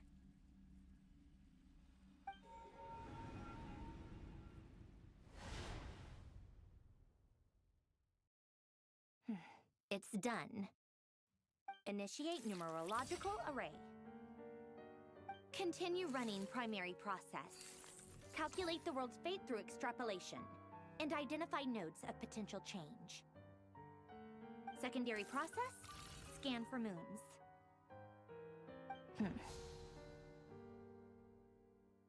Still 4. The number of moon marrows hasn't changed. Wait, let me think. Is it possible that there's something I've been misunderstanding about the moons all along?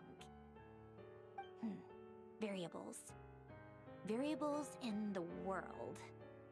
I know where potential variables within the world come from. So what about the moons? Are there any variables there? Like their life or death, for instance. What if being alive or dead makes no difference to a moon? But that's so strange. Even immortal gods can die. Why would the moons alone be... Wait! I've got it! If alive or dead is considered a variable, we might have had this wrong the whole time. No one ever said that a moon marrow equals a living moon. We just made that assumption ourselves. Initiate secondary process. Scan again, this time filtering out interfering perimeter, moon marrow. I don't care if they're natural or artificial. Get them out of my search results!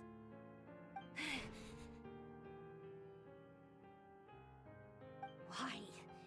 It says 3 moons still exist in Teyvat, even after excluding the moon marrows. But we know for a fact that 2 of them are dead. Redo the scan. Narrow the results to living moons and real moons. No, scrap that. Narrow it down to moons that have lunar authority and remain alive. Why? Why is it still 3? What is this, Columbina? Has the world lied to us? Or are you the one pulling the wool over our eyes?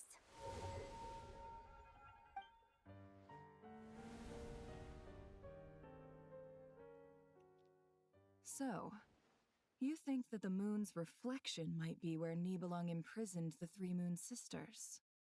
Yes, it would explain a lot, such as why that space would respond to a moon goddess's power, opening the moon gate at her command. It would also explain why Miss Columbina has been unable to leave, and why time flows in reverse there. In the messages she sent, Columbina promised us she'd find a way to return, but we have no way of knowing how, when, or where this might happen. The fact that she still has yet to reappear in this world indicates that returning from that place is no easy feat. We cannot afford to simply wait for her. So you're saying, if she could return by her own power alone, she would have done so long ago. Yes, she certainly wouldn't leave it to this late stage when it's so touch and go. I've been giving this some thought, and I've come to believe that Luana's Har might be an anchor that she left behind, as a sort of future waypoint. This could also explain why Luana's Har is always by the Traveler's side. Sounds like a plausible theory. If that's the case, there must be some criteria we need to fulfill to allow Columbina to return to the present. The question is, what could they be?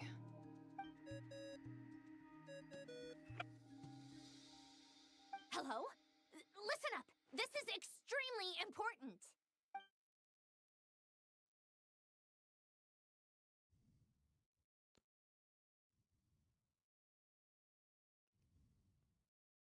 Not only is Columbina alive, but she may well exist in a form unimaginable to us. I'm still unclear on the details, but she's done something truly inconceivable in the past. And the clue to what she's done lies in the moon and Teyvat sky. Truly amazing. Oh, I'm so delighted for her. I'm sure we all feel the same. And I'm sure Columbina is ready to get back here and fight by our side.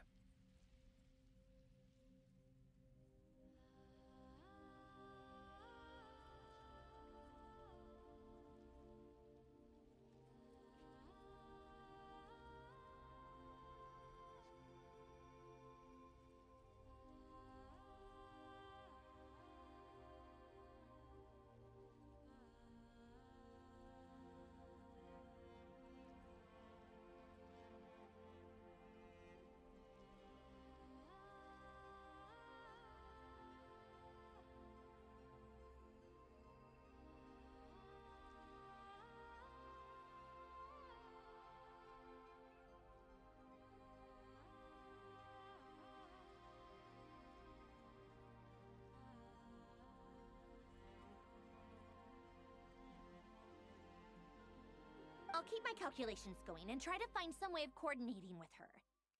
But that's not an excuse for everyone else to slack off, okay? All of you had better keep trying to think of solutions. How can the dead moon still live? And Luanatar...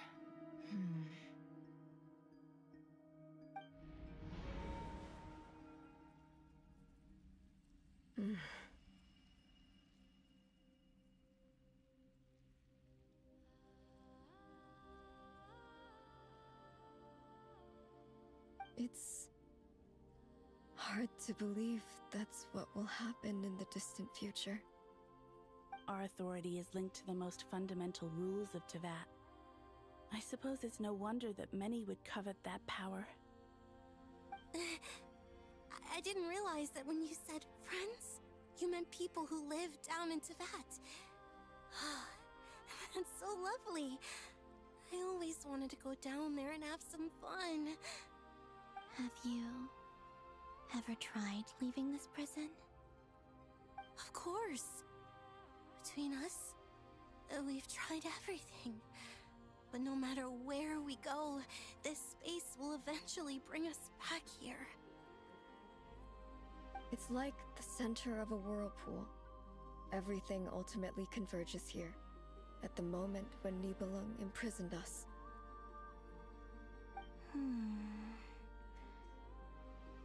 In that case, have you tried using any of those pathways that connect this space to the real world? Sorry?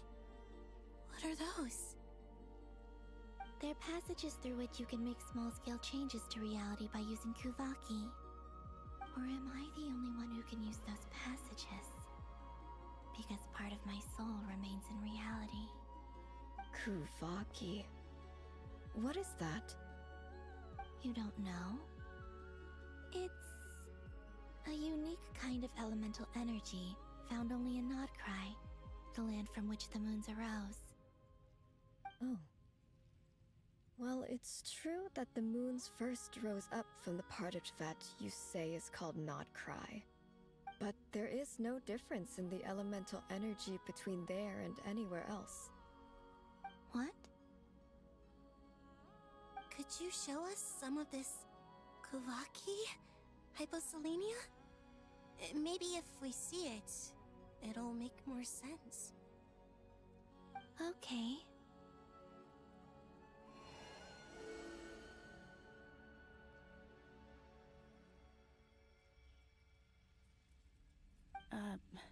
Isn't that just your power? What? But it's everywhere in Nodcry. In the air, in the land. Even the creatures who live there have adapted to its influence. How curious. This Kuvaki certainly did not exist anywhere in the world before we were imprisoned. Let alone influence living creatures. So, how exactly does it affect them anyway? Can they float in the air like us? This is so strange. Why would their reality differ so much from mine? Columbina, you're looking for more than just a way out of here, aren't you? Yes. If I am to help my friends, I will need tri-lunar authority on par with that of our foe. You mean... you'll need our power? This sounds extremely risky. The Three Moons' powers are not mutually compatible. Concentrating them into one goddess will be a very painful process. And if anything goes wrong, it could tear you to pieces. I know. But I'm willing to take that risk. Even so, let's say we successfully transfer our authority to you. How will you take it outside this prison? Nibelung constructed this realm specifically to prevent us from using our powers to interfere in his war. No moon goddess can leave this place alive. What if I don't leave alive?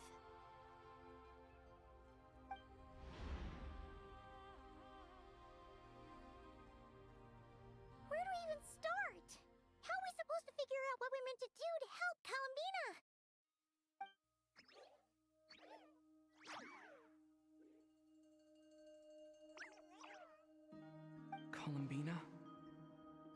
you need from us?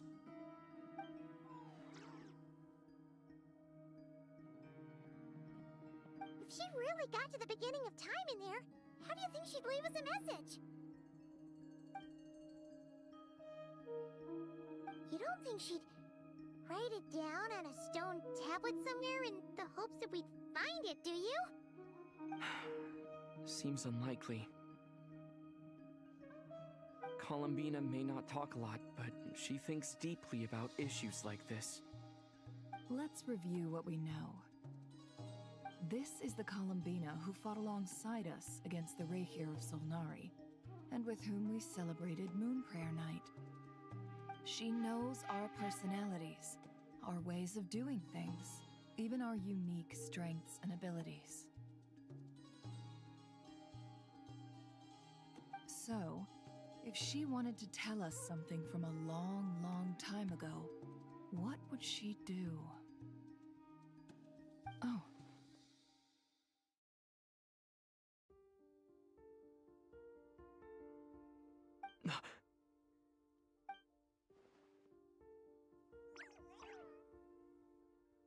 Traveler, you once said that those golden ripples also appeared when Luanatar was born. What if Columbina left Luanatar here, not just as an anchor to the real world, but for some other purpose? If she is part of Columbina, and Columbina knows that I can see past events through her... Oh yeah! Like when you peeked into Rare's past through his heart!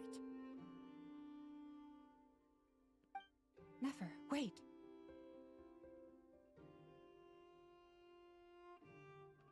If you're right about this, and you can really see past events through Luanatar, your eyes, they'll... Oh, I know.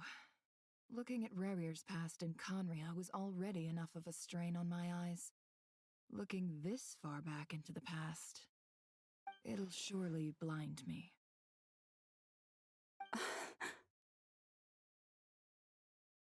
But it's our only chance. This is the only way. Boss. We spoke about this once, a long time ago. Do you remember what I said, Yehoda? The day I lose my sight, the Curatorium of Secrets will be yours to run. But... What's wrong? I'd be overjoyed if I were you. This day's come a lot earlier than either of us expected. I need to know you'll honor our agreement, Yehoda. Promise me. Yes, Boss Neff. I promise. Are you sure you don't want some time to think this through? What is there to think through? I should have gone blind after our battle with Rarir. Frankly, it's almost criminal that I got away with it for this long. Then at least let me take some precautions on your behalf. And if you really do lose your sight, I'll visit your office every day and make sure you're well looked after. Oh, please, anything but that. I was actually ready to go through with this. Are you trying to scare me into backing out? As if I could ever scare you. I'll assume you're just joking to calm your nerves. All right, enough chit-chat. Let's do this.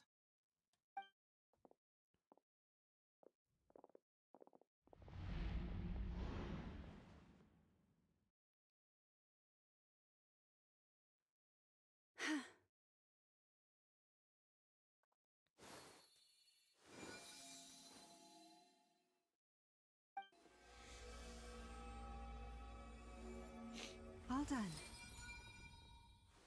Good. Now give me some space.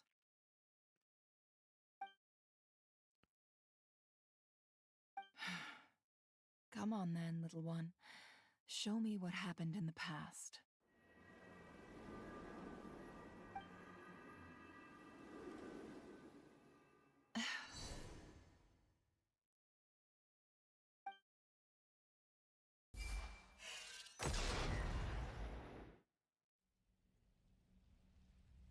Between the Trilunar Authority, Kuvaki, and the soul-surviving moon, the Frost Moon, I think I might know how to get back.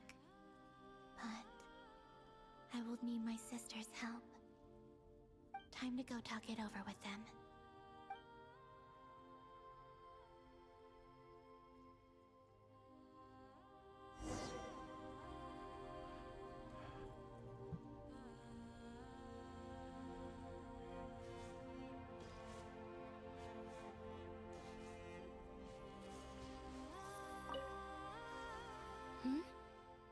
Have you decided what to do? I hope it's not too dangerous. You really scared me when you said that thing about not leaving here alive. Come on, let's go find the other two.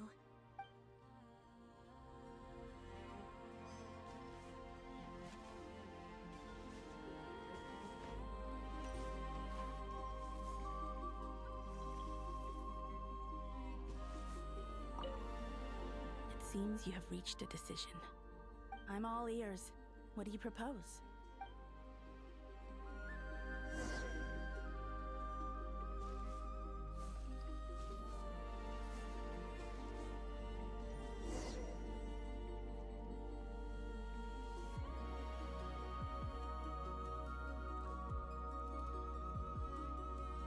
Have you figured it out, Columbina? Tell us. How do you plan to leave this place? I intend to die here, in this moment, and then be reborn in the future with the help of my friends. What? What are you saying? How can the dead be reborn? And how will you inform these future friends of your plans? You can't exactly leave oracles. Nothing can escape this place. Not a single ray of moonlight. And even if you found a way, what if they never find the message you left for them? You'll... No, that won't happen. Come again? They will find my message. I'm sure of it. I'm not following. How exactly will you achieve this? It's quite simple, really. First, I will leave my soul here.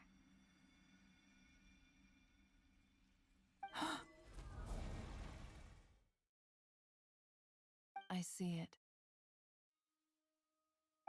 Your soul? You mean your divinity? Yes. I once left a portion of my soul in the future. One so small that this prison barely noticed anything. In this very moment, she can resonate with my soul across time. When the time comes, I believe that she can serve as an anchor to pull my soul from here back to the future reality. Just as gravity connects the world to the moon. Exactly. In the future, where I came from, the moon has been cast beyond the false sky, but I can still feel that it is there. In a similar way, I can feel a connection to the soul fragment I left behind even now. My friends can use it to detect my presence. But how do you just leave your soul here? Is that even possible? On my way here, I met an ordinary mortal who entered this place long before I did. Her body is long gone, but her soul remains. And before that, I encountered an old enemy whose entire soul survives here intact, while the power that once corrupted his body has faded away. So, perhaps this space is specifically designed to imprison divinity and authority, but not the physical body. Still, even if your body can escape, would it not just be a lifeless husk without the soul inside? Wait, is that what you meant when you said you wouldn't leave alive? Yes. I shall turn my body into moonlight and pour it over Nodcry. That power shall protect the land and quietly blend into it, awaiting my soul's return in the future.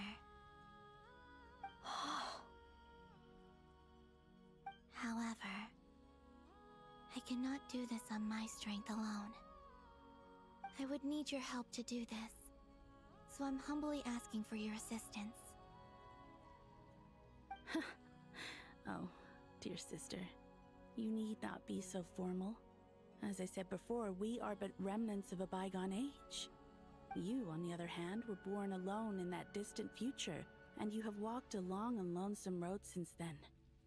How could I bear to let your story end here in this dungeon? Don't forget, we are your sisters, your family.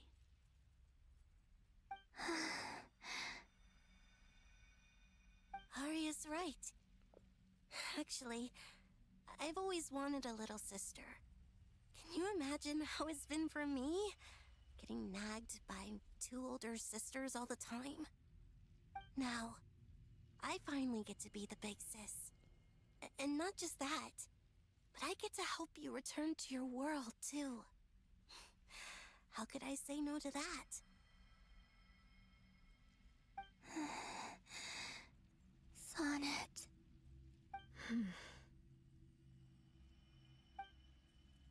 Canon? I'm sorry. I know this is a bold request. The Frost Moon is rightfully yours, and it remains intact. Oh, no, please, don't misunderstand me, Columbina. I was just thinking back on the years that the 3 of us once spent together. You cannot imagine how happy I am to hear of the future world you describe. The Frost Moon Scions, your lovely, kindly friends. For the 3 of us, whose purpose in life was to maintain the peace in Teyvat. It is a great relief to know that the people of this world live in such an abundant future. If your plan can save them, and save not cry, I will gladly give you all that I can. Besides, the 3 of us have been together since the day we were born. I could never abandon them to live on alone without them. Canon. Still, I do have one question I would like to ask you before we proceed. Certainly. What is it? Why do you cover your eyes?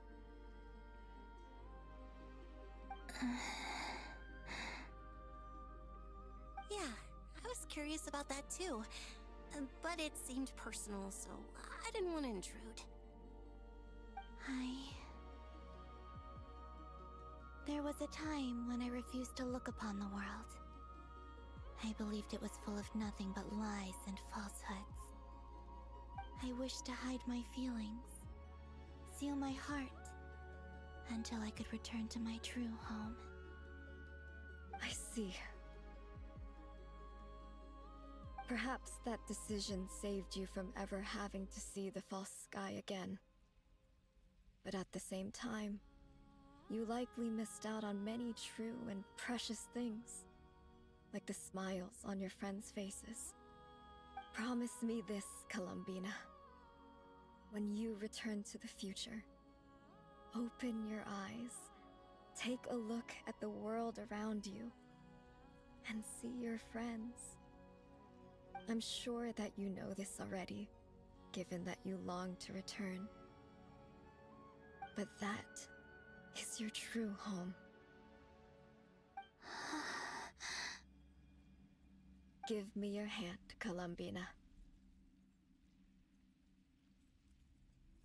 Arya, Sonnet, you too. Okay. All right.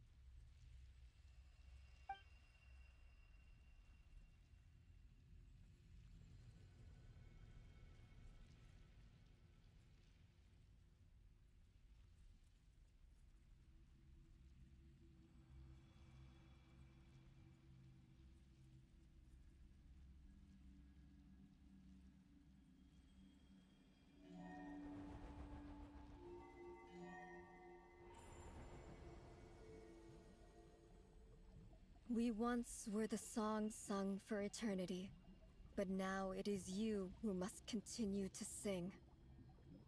We once were the tides in the great river of time, but now we subside, and you arise.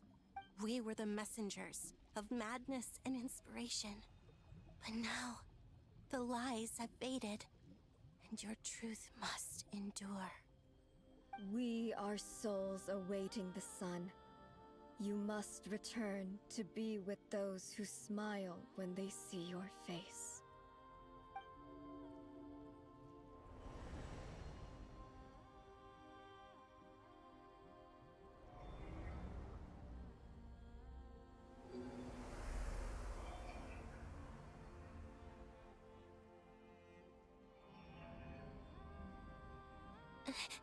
Is it done?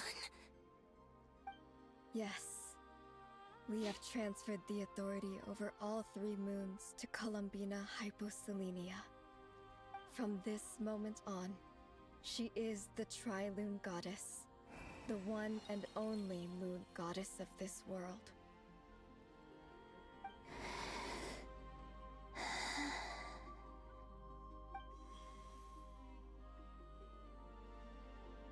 Thank you. Thank you, my sisters. Now go, and do what you believe is right, Columbina Hyposelenia. Be aware that we cannot grant you the power of the 3 moons beyond these prison walls. The conflict that arose over their remains following our disappearance will still take place. I understand. Sisters, oh, my body, it feels... Now that we have given up our power and authority, our bodies are merely mortal shells. This prison is dissolving them as we speak. It's okay, Sonnet. The end must come for every god, just as it does for every human. That's all this is. The final destination of our lives. Canon and I will be by your side the whole way. We have one final request, Columbina. Could you use the 3 moons' power to send us back into the real world? Now that we have lost our powers, I doubt this space will seek to hold us further. It's just... we would like to spend our final moments together in the only place we ever called home. Of course. Gladly.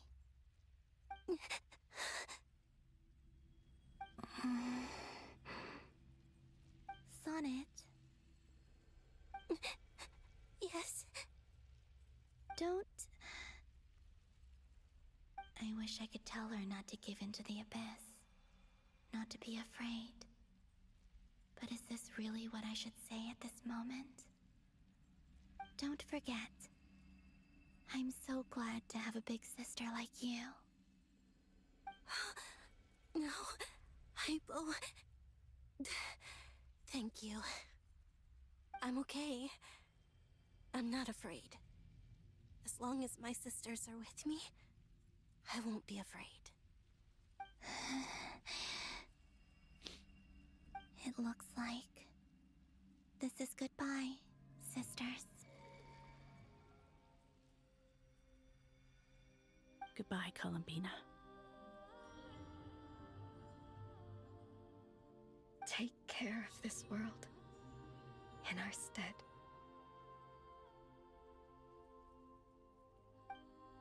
I will.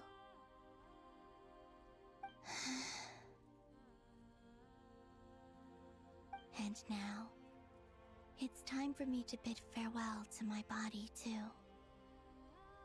May it become the moonlight that keeps Nodcry company through the long years ahead. So this is why Nodcry was not always home to Kuvaki. It only appeared after I poured my body out upon this land, and only this land. Kuvaki responds to me because it is me, my body, answering the call of my soul. And the golden energy I've encountered on my way here was, in fact, that very soul, which I am about to leave here to guide me.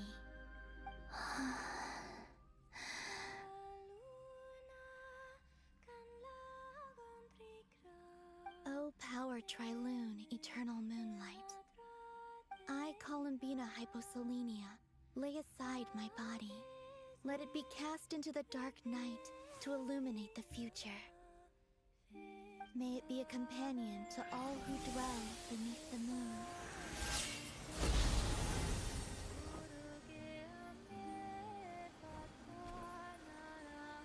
Until the time comes for me to return home.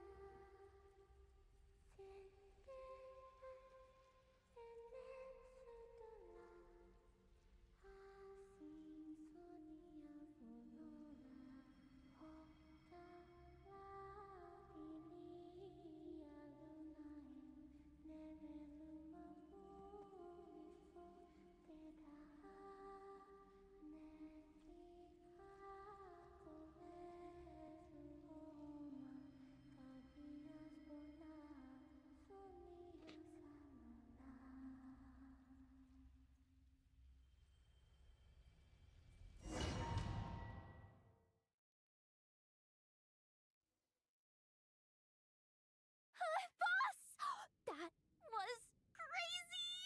Were we even allowed to see that? Is anyone? Can you still see? How many fingers am I holding up? I see 2 fingers, and a look of sheer terror on your face. Truly astounding, Miss Nefer. Your eyes have glimpsed the very ends of the world, and yet they remain as sharp as ever. Or is the credit for this miracle due to Miss Lauma? It seems that even time itself is no match for your medical skills. Surely you jest, Mr. Flins. I suspect we have Columbina to thank. She must have realized the immense toll that the ritual would take and purposely set aside some of her power in the past to protect Nefer's eyes when this moment arrived. There is always a great price to pay for witnessing the truth, but it seems that this time, Columbina has shouldered that burden on our behalf. A true Deus Ex Machina. In action. She chose the perfect method of getting a message to us. Though her eyes were always shut, she was clearly so perceptive. She knows us well. She knew exactly how we would think and what we would try.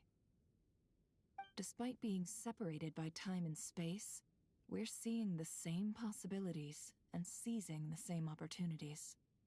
We still don't even know if she's okay right now. But as long as there's a chance we can do something, we'll fight to make it happen.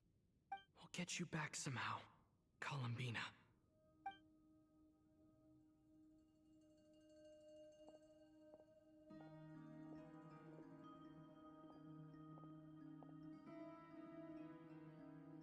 Well, based on the information we now have, let's figure out our next moves.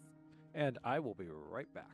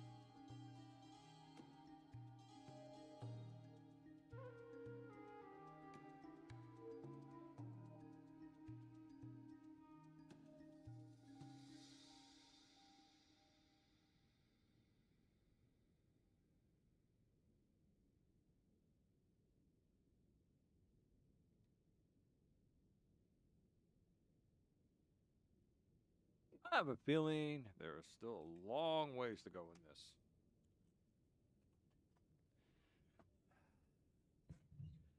Let's see what happens. 'Cause I know we're going to have to fight the doctor at the end.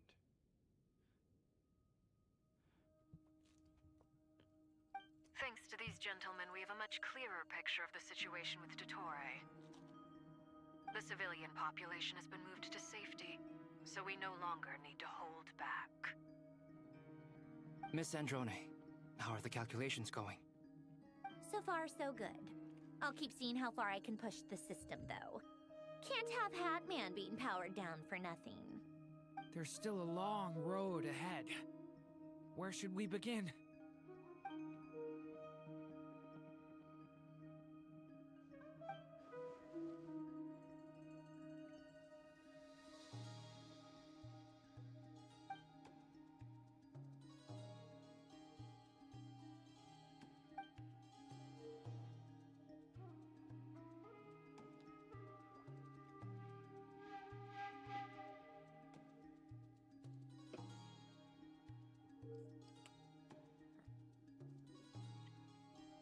Our plan is clear. Time is short, so let's get moving. There's just never enough time, is there? Time is the bane of my existence. Ugh.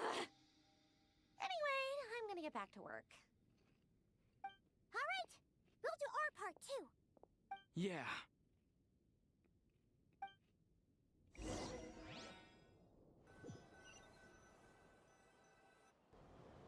Albedo's theory says that elemental energy can dilute the light realm's power. But I'm no expert in building elemental defenses. Sounds like something out of the advanced elemental theory section of the library. Whew. You seem quite troubled. Well, yeah. I mean, who doesn't get a little flustered when they're completely out of their depth? You were the very picture of confidence back when you approached the Hexen Circle. Yeah, I could have been faking it through that whole meeting for all you know. Who's to say I'm not just a ball of nerves in a charming and gregarious package? Oh gosh, really? I'm so sorry, I had no idea. Well, you're all the braver for it. Still, I was much more in my comfort zone than I am here. At least in Mondstadt, you can cry for help from a cliff top and actually stand a chance of summoning Barbados himself. Things have never looked bleaker than they do now. If we don't pull this off, Tevat's doomed, isn't it? Oh, you think so? Actually, yes. Yes, it probably is. It's a shame. Don't put too much pressure on yourself. Tevat has faced annihilation many times in the past, but it also gave us you, didn't it? Hey, don't give me that. It's not like I'm anyone special. I disagree. Every human born in this world is special. We angels have always believed that. In that case, this humble human being has a big favor to ask of you. I thought you might say that. I'm sure Alice, in her great wisdom, sent you here precisely to help us in this difficult time, yes? Well, that has less to do with her wisdom, and more to do with my power. Of course, of course. Well, the thing is, these elemental defenses we're about to build, I don't think it's a question of if they'll fail, but when. Durin's findings from his patrols make it clear that Dottore is constantly expanding his territory. First it was his lab, then the design bureau, and now this. It's not realistic to completely stop him encroaching on the rest of Nagrai. Rather, our goal should be to stall him for as long as possible. If Miss Sandroni's calculations are correct, well, they're the closest thing to certainty we have in this situation, so let's assume they are. Anyway, her calculations suggest that our best hope for victory lies in Miss Columbina's return. It's up to us to slow Dottore's advance and buy time for her to make a return. Are you asking me to help you with building the defenses? No. I'd like you to prepare for what comes next. When he eventually reaches us, we will have to fight him. You were an angel once and a mage now. I'm asking you to lend us your protection. Oh. Can I take it that you're triggering the terms you fought for during our three-way talks? Well, technically those terms were about protecting Mondstadt. But if you're happy to agree to the change in location, then yes, let's do that. You're cashing in on this much sooner than I'd imagined. Well, yeah. The way things are going, I might not get another chance. Very well. The mages have heard the knight's plea, and we will respond. To tell the truth, Alice and I had already discussed how we might help you all, so I didn't come empty-handed. I always like to be prepared. This is... wow. Yeah. This is great. Seriously, thank you. It's been many long years since I had a chance to dazzle humanity with a little divine intervention. To humbly serve as a reliable and responsible guide. Anyway, Knight of Boreas, please accept this gift in recognition of your great virtue. Go now. May the angel's blessing deliver you safely to your destination.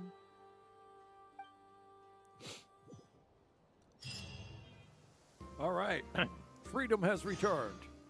I am not a pawn at the hands of fate, and I will go any place I please, which happens to be this golden path. I'm choosing to go along this golden path. How I even got out here, I don't know. Why it keeps kicking me outside like this is rather annoying. And it's raining, too. And look, I keep changing personas again. Sandrone, how are things going? Glad you asked. You two are about to become the first people to lay eyes upon my masterpiece. Or should that be the first person and the first, specter? Hey! Whatever. Come, feast your eyes on this. Wow! We've never seen something like this before.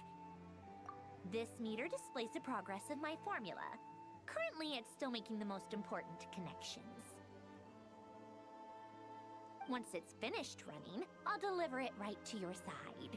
And then, we can finally bring Columbina back. What do you mean, deliver it? Can't you just tell us over the Dodo communication device? It'll just be some numbers, right? You're such a greenhorn. This isn't the kind of formula you solve in math class. It's a highly complex algorithm capable of constructing a framework of rules. Whatever. We'll be here all day if I start trying to explain it. All you need to know is the formula must be completed before we can bring Columbina back.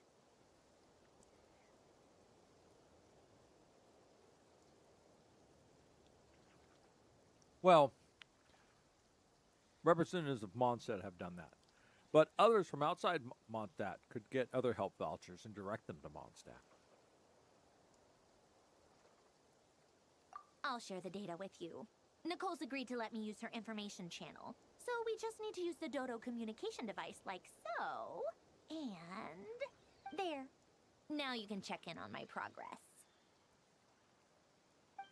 Wow! Look at that! You're amazing, Sandrone. Oh, I didn't notice that thing up there. I've been focusing on the chat and on the subtitles. She's only at 10%. About time you recognized my genius. Took you long enough.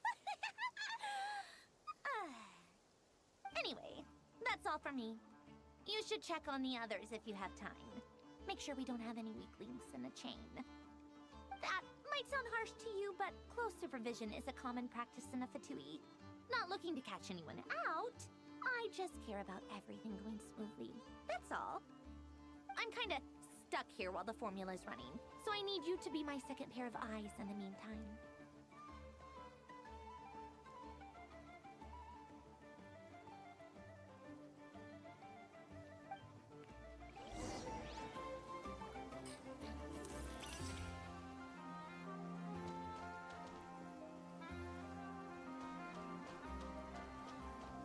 Right.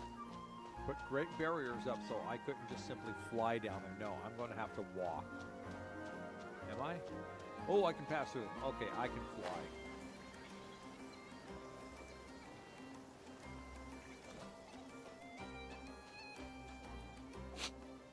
Thankfully, Miss Nicole has come to our aid.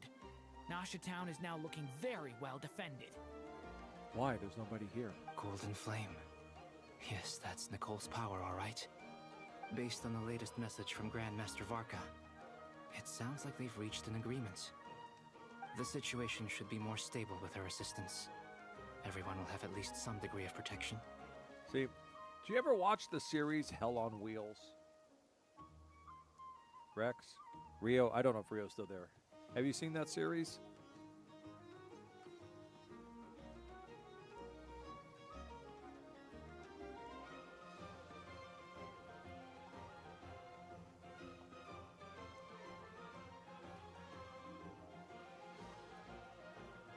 Well,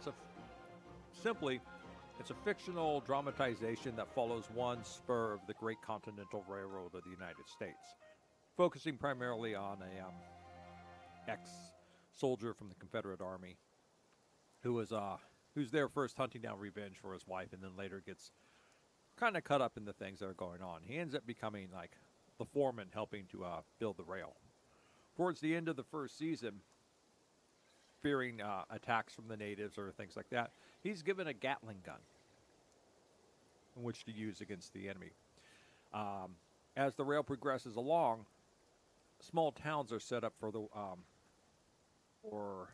workers to kind of buy their goods from and things like that. And there's like taverns, things like that. Merchants are there, and the workers have like their own camps and stuff. So during the end, an attack is launched upon the town and the rail, and he sets the Gatling gun up at the bridge that they've just finished building. And and then the battle happens, and things sort of survive, and the town gets destroyed, sort of. Next season, he's called back before the board of directors. He's already gone through making plans for continuing building the rail. And they're like, you were given a Gatling gun to protect the rail's interests. Why did you put it at the bridge? Because, well, the bridge is the most important part of the rail. It takes time and manpower and and resources to build the bridge. And the board members are going, well, what about the town? He goes, well, towns can be rebuilt. What about the people? Well, the people can be replaced. So I look at Nasha Town. Well, maybe none of the people can be replaced, but, towns can be rebuilt.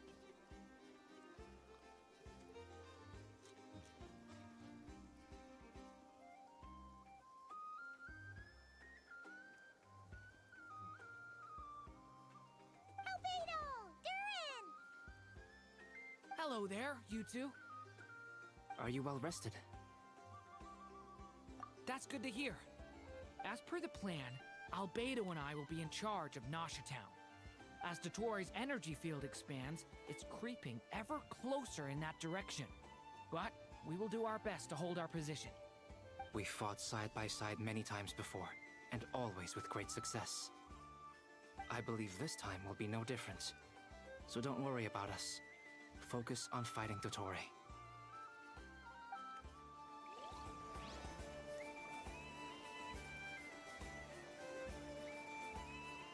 What am I talking? Oh, let's talk some more. As Dottoro's energy field expands, it's creeping ever closer in that direction. But we will do our best to hold our position. We fought side by side many times. I believe this time... Oh, you don't have anything else to say to me. Okay. Next. Lens. Traveler, Paimon, a pleasure to see you both. Flans! How's everything coming along? Fairly well, if I do say so myself. Personally, I am ready to confront Dottore head-on. Ooh, you sound much more serious than usual. To be honest, I am not usually fond of exercising my full strength. For one thing, it's hardly conducive to maintaining a low profile. Besides, I believe one should have the right to choose when to show their hand. I am conserving my strength until the moment of battle is upon us. Anything to boost our chances of victory. Seeing you get into the zone like this really puts Paimon at ease. Huh, Traveler?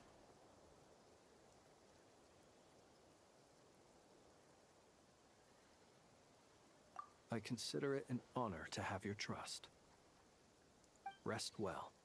I look forward to seeing you both in your element during the battle.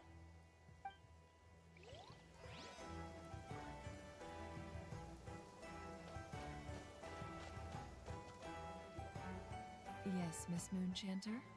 What are you staring at?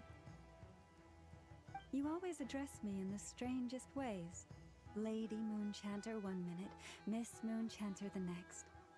Yes, and? Are either of those incorrect? Not as such. It's just that I simply call you Nefer nowadays. Uh-huh. That's my name. What's your point? The point is I don't add any honorifics or titles. Meaning what? That maybe we're on friendlier terms now than we used to be. Is that how you see it? And I thought I was the one with eye damage. Never! Wilma!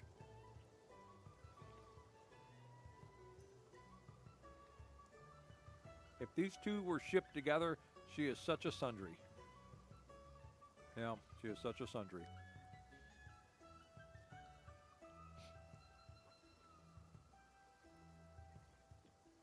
Paimon, Traveler. Just swinging by to check in on you. How are things going? Did you manage to get some rest? Don't worry about me. I won't slow us down. And I give my all to ensure our victory. Ah, yes. Allow me to give you two a quick checkup. If there's anyone else, if there's any other character that said that, I would go, oh, she wants to play doctor. But no, not her. She's too nice and pure. You know what I mean? Like a mature Barbara.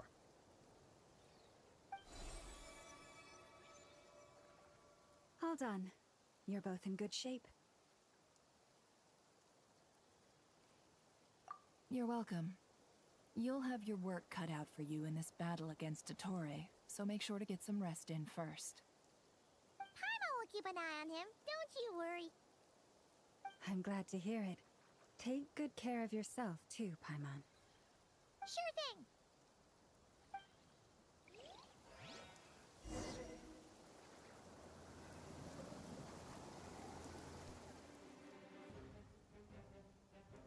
All right, hold on for a second. Where's that? Scroll down, scroll down, scroll down. How to beat the doctor from Sunwei, or Sunway. Let's see. Let's get a little future knowledge here. After all, we are calculating the outfit of the world, so this doesn't count as cheating.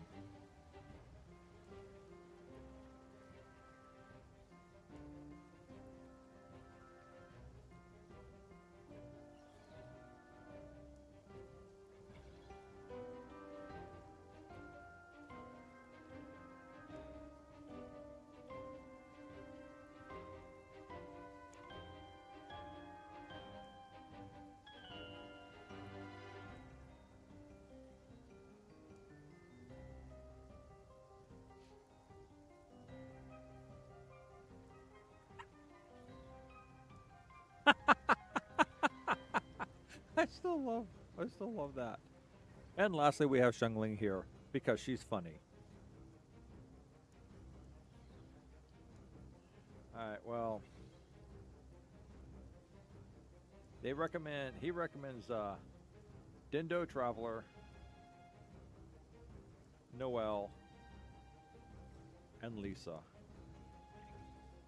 But of course, these are his level 90 characters. But I assume he's playing in a high-level world for doing this.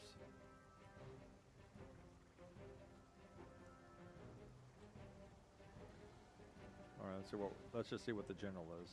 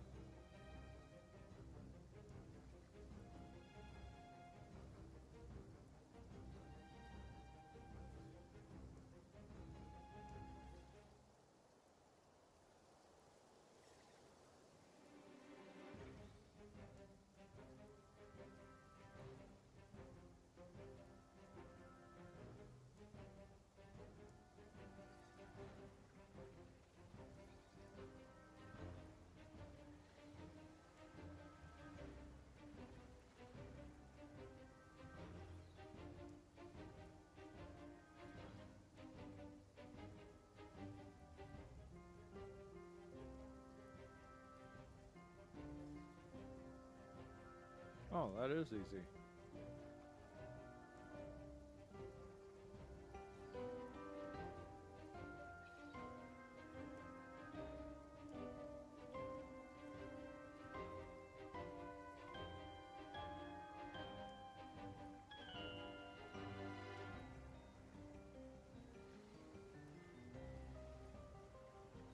That is easy. That's really easy. No, no, no. I am studying Sandrone's calculations of the future.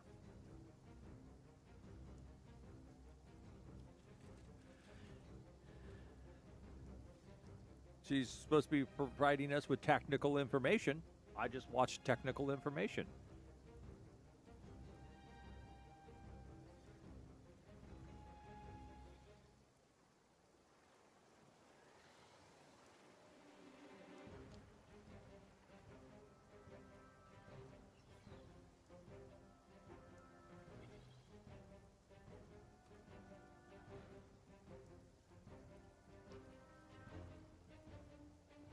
And no, it wasn't a cut from the thing. It was Sun Wei just doing battle tactics of how to fight him, and his battle tactics are really simple. Here they come. That's quite a horde. As we expected. Get ready, everyone. Take your positions and prepare to engage. Let's begin. I'm at the ready. You can trust my axe.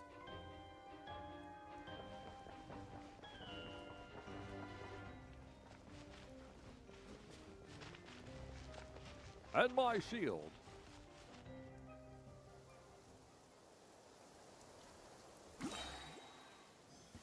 What a waste of time! Your skull! Water jet! Why do I always have water jet? Okay, I see. Finally, this is actually... Observe. Be silent.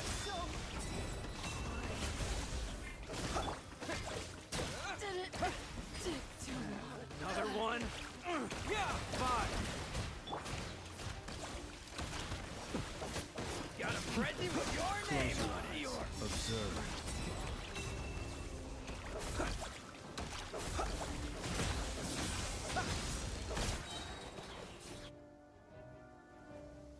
What happened?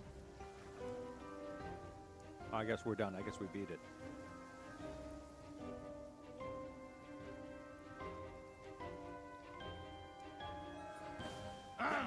It's your skull! Last round. Can I be proved? These creatures cannot stand against us. Oh, fighting talk. Just don't let your guard down. That goes without saying. I'm hardly the risk taker in this group. Excuse me?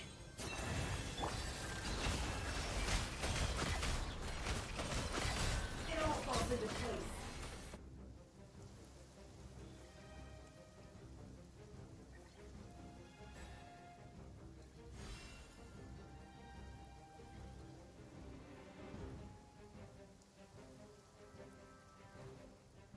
Yeah, that's thanks to all that practice from that. Coming to be! Feel this ancient power!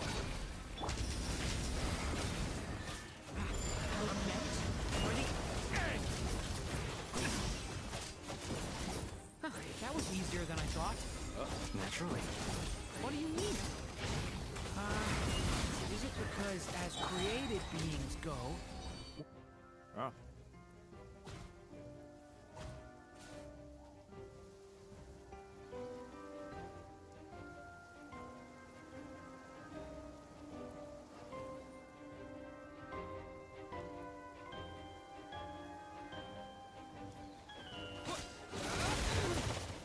Get all that. Wipe out! No more love. People have always used fire to drive away wild beasts. Wouldn't a lantern work just as well? You read my mind, my dear friend. I was just about to say that. All right then, dear friend. Bring the light!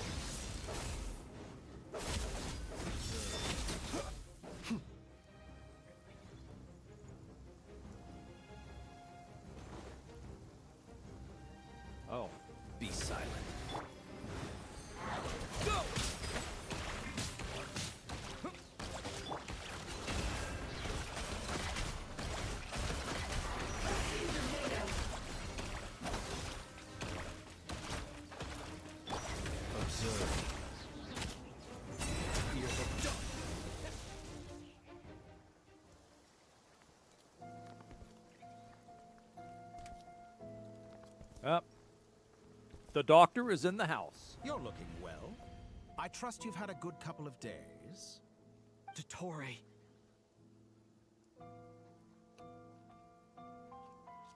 No, that was my mortal name. Now you may address me by my true name. God. It's actually a good thing, in my view. If the subjects of my experiment were to die prematurely, it would throw quite a wrench in the works. And so, I must thank you all for your resilience. We are no longer on the same level, but you are nonetheless worthy of my respect. A creator god should be merciful and gracious after all. And in any case, it is only right that before I end your lives, the world is informed of the arrival of their new god. Oh, me? Ed Gruberman?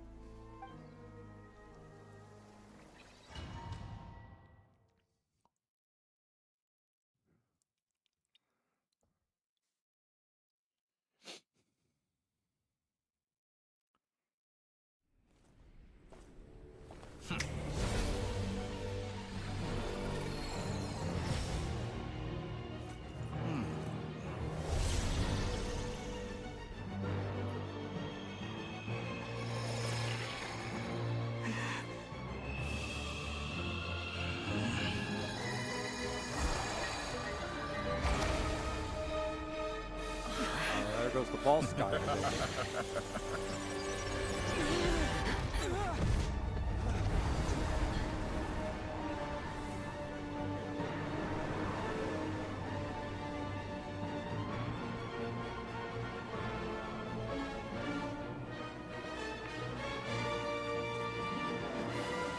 The experiment begins. All right.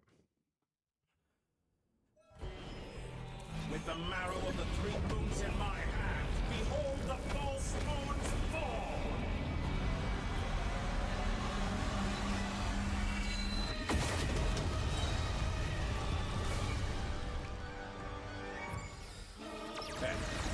Such a simple attack. You're already struggling. How dull.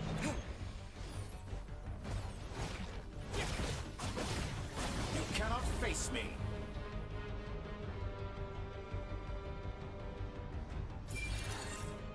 Entropy bends to me.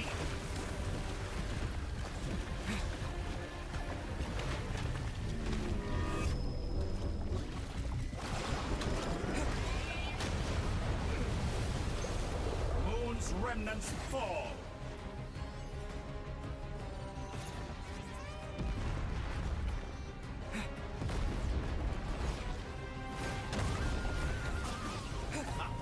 First, like an ant in my palm. Steady now. Yeah, this is where we need to be. Inside another space. And it's sealed off. Where'd they go? Looking at the structure of it, it seems like the Tory intends to trap us here. There's no exit. This is about to be put to the test. Oh, damn it. I got kicked back outside.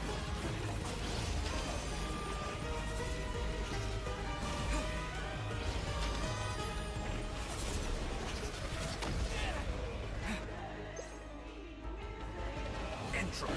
Oh, okay, hold on. Me. Damn it. That's not fair. I can't equip my back. Stalling for time. Did you honestly think that would hit me?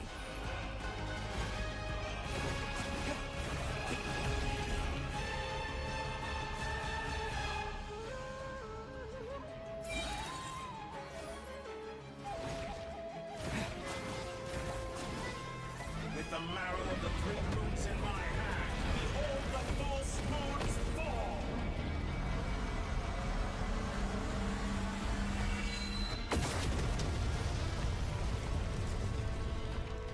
Tell me, where will you try scurrying off to next? Looks like Dottore has opted for a divide and conquer strategy. Okay. But you will not allow him to try. I shall pray for our victory. She floats around too much. No, no. Entropy bends to me.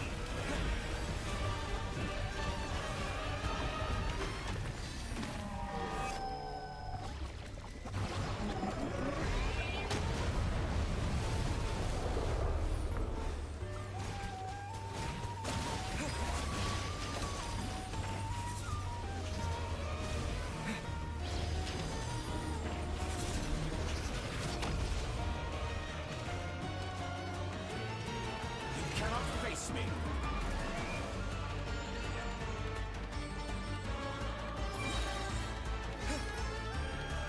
Bombs away!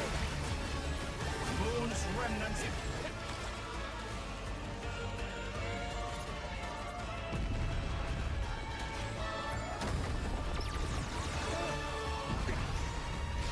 Leaving openings on purpose.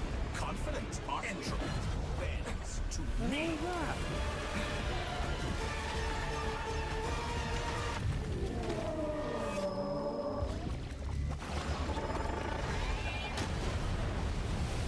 Did you honestly think that would hit me? Be annihilated, that which cannot stand against me. What's this supposed to be? A knockoff version of the space Columbina that trapped him? No. There really is no way out. We'll see about that, Dottore.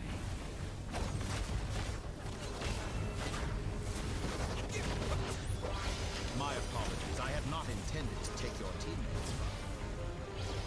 But Yeah, you you have did. a choice. Obey, and I can release them. An excellent deal, if you ask me.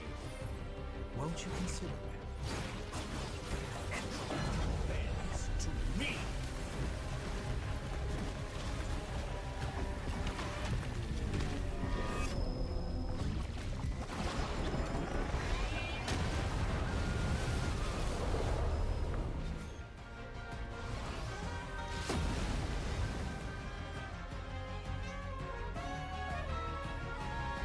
I'm aware you've been working on some little tricks to surprise me with, but it appears that none of them have come to fruition. My guess would be that you're trying to bring Columbina back. But then, where is Sandrone? Or are you... I always found their friendship to be a curious phenomenon. Two highly incongruent personalities, and yet they share a deep connection. Speaking of Columbina, I once saw her as like a younger sister. We got along quite amicably while she was with the Fatui. But then one day she suddenly decided she would refuse to take part in any further experiments. To this day, I truly don't understand what I could have done to upset her so much. It's such a pity. I could have had a sister, a family. But alas, she grew to dislike me. You're not fit to be family to her. That I can't deny. So many people, all obsessed with playing out the same tired old dramas. This world is rotten to the core. And then there's you. You had every opportunity to reach the right conclusion. The thought of killing you off like this? But I maintain that I approached you in good faith, so I will offer you another chance. Will you work with me? You have until I count to 10 to make your choice. 1, 2, 3. Not in a million years.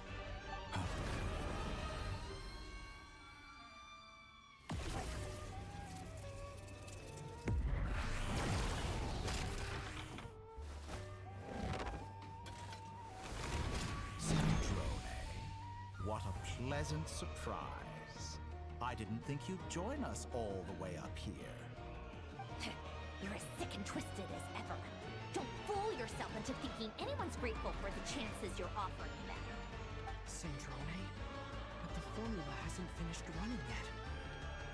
Funnily enough, I was just discussing a collaboration opportunity with the Traveler, and then I see you, who I must say is a good example of an opportunity gone to waste. Gone to waste? I said that everyone would get one chance, and you've used yours to march right back into the lion's den. So yes, it's an utterly wasted opportunity. And what makes you think I believe a word that comes out of your mouth? I was planning on disposing of your little formula after wrapping up more urgent business here. Since you've taken the trouble of serving it to me on a silver platter, I can simply bring it forward in the schedule. I knew he was going to have that sort of knowledge.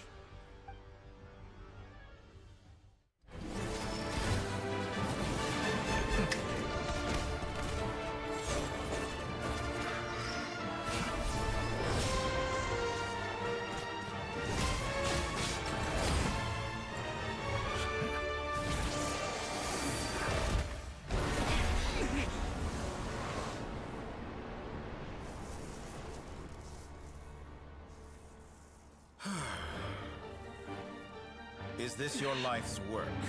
This piece of trash?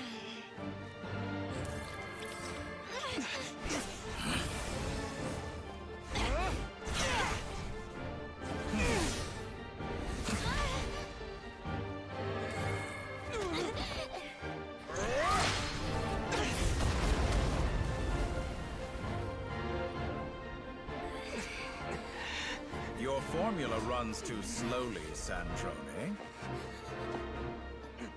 You put your hope for success on others instead of fighting dirty. That is why you have failed. Now, whom should I slay first? Any volunteers? No one? How nice of you to leave the decision to me.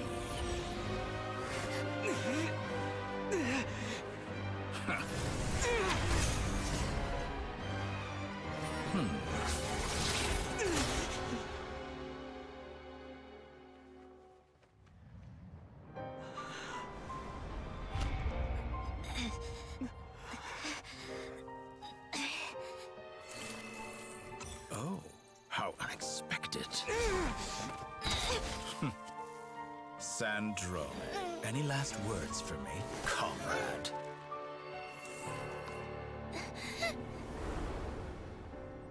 Is there anything you wish for?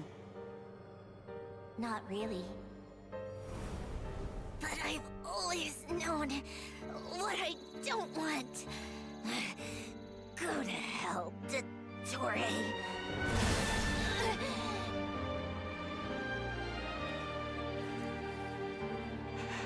No!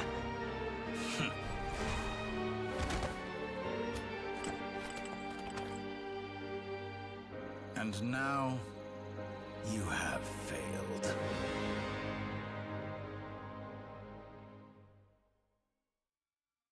Sandrone! Now you see how fragile mechanical contraptions are. Just a gentle tap, and they fall to pieces. However keen of an inventor Sandrone may have been, her death spells the end of the formula that was running inside her body. Of course, I have to commend her for making it this far. As her colleague, I have to admire her stubborn tenacity. Now, it is time for you to take your place by my side. My count was interrupted, but the second chance I extended to you still stands. Once again, you are welcome to join me. By now, I'm sure you have gained a greater appreciation for the power and authority I wield. What is stopping you from embracing a new world of endless possibilities? Not in the mood to talk? As you wish. You seem less talkative than usual today. I'll change the topic to something more apropos. Sandrone was always like this, never trusting anyone, always so reluctant to share her research with them. Objectively speaking, she had her strengths. It is remarkable how she extracted and even optimized the world formula from so much data. But her inability to trust was her undoing. Had she allowed someone else to monitor or run the formula for her, you might still have a chance at victory even now. But regrettably, she was a stubborn fool. As much as it pains me, she had to go. Dottore. Maybe this is news to you, but people can change. Columbina surprised you when she escaped. And I think Sandrone would surprise you too. Change? You can twist the truth however you want, but I see it clear as day. You're the one who can't trust other people. Is that how you see me? By this point, what can you hope to do about it? It is pointless to fight on. You've already lost. Wrong. You can't win this, Dottore.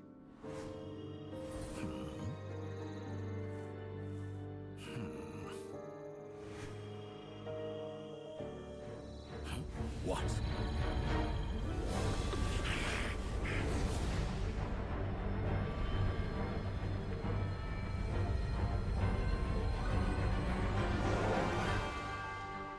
My formula can get us 90% of the way. It will connect you to Columbina. Then, I will bring the formula's output to the Traveler's side. For the last 10%, do whatever it takes. Just bring the moon down.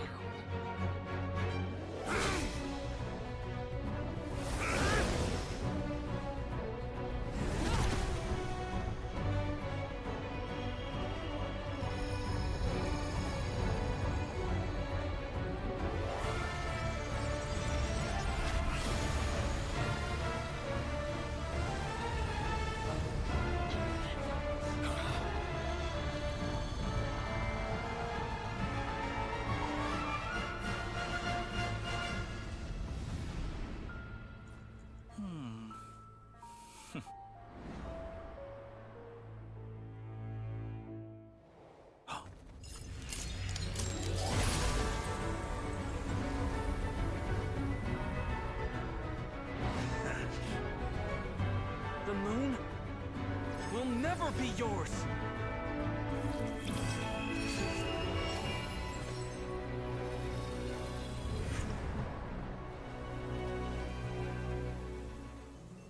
I turn my body into moonlight and pour it over Nodcry. My soul I leave here to inform my future friends. Lastly, I will hide the Trilune Authority within the Frost Moon. And when my body, soul, and authority are reunited, finally... Columbina!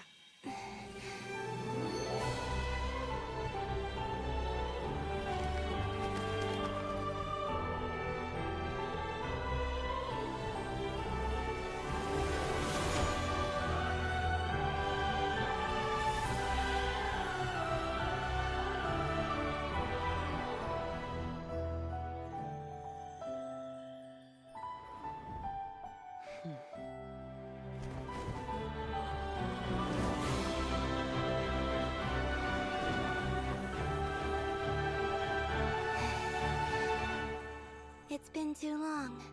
I'm back.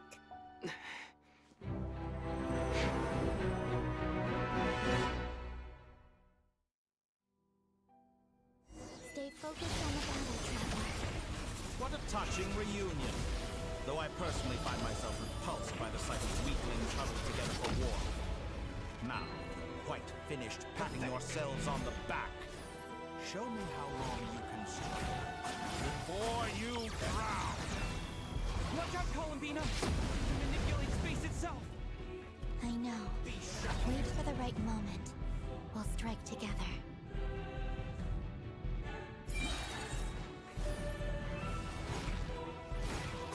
Did you honestly think that would hit me? moon's remnant.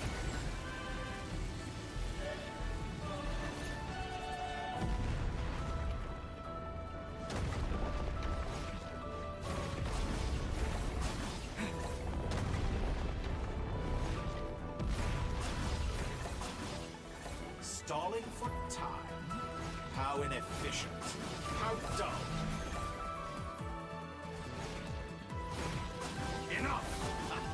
First, like an ant in my palm.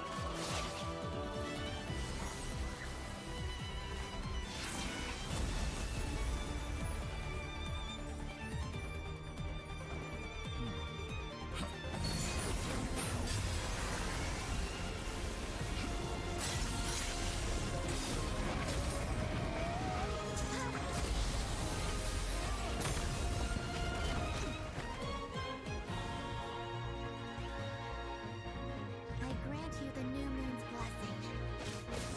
The new moon shines upon you. I am growing weary of your stubborn... It's over, Satori!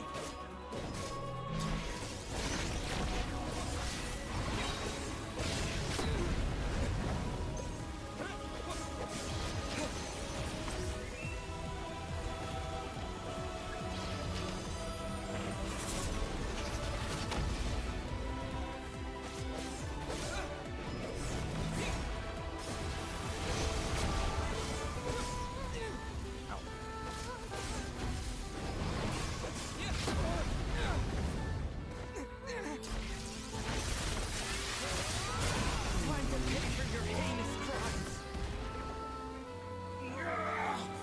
So close. I was so close to the new world. I need a healing again.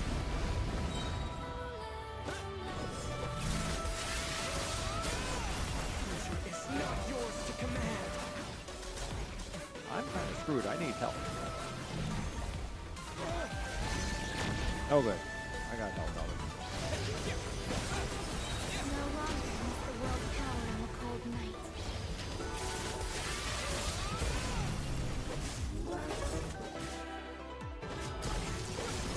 The moonlight dispels the darkness.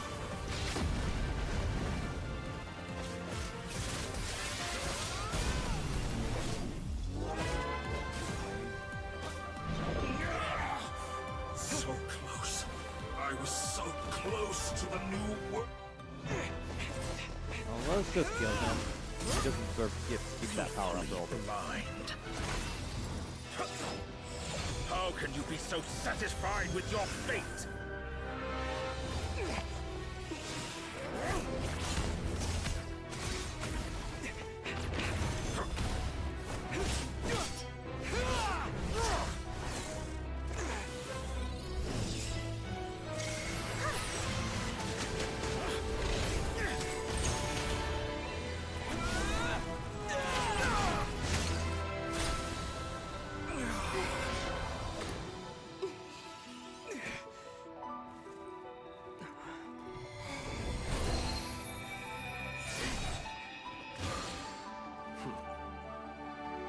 This battle was never about fate. It's about friends, family, and the home you stole from them. So dull. Only the weak rely on each other for comfort. Once I transcend fate, you will be nothing but fodder for my grand experiment. That will never happen.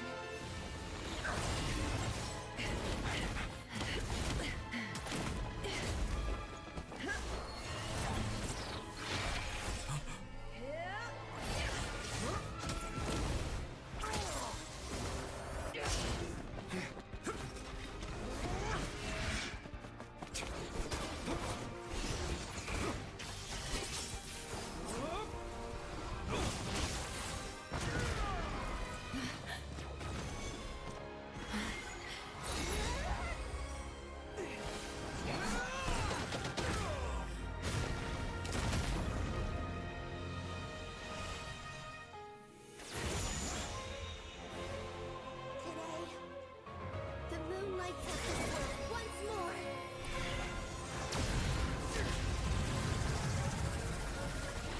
When it says space, I don't know if I'm supposed to hit the space bar or constantly. This floats. If I'm supposed to constantly tap it, or if I'm supposed to hold it down, or what?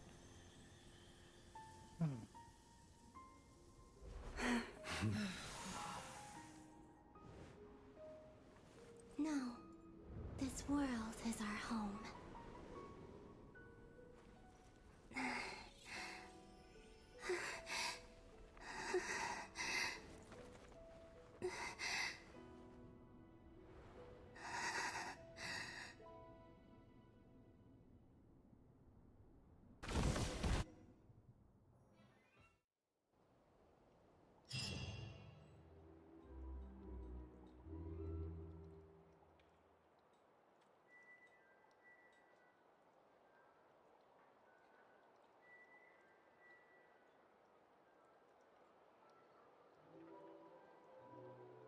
No, you're doing it wrong.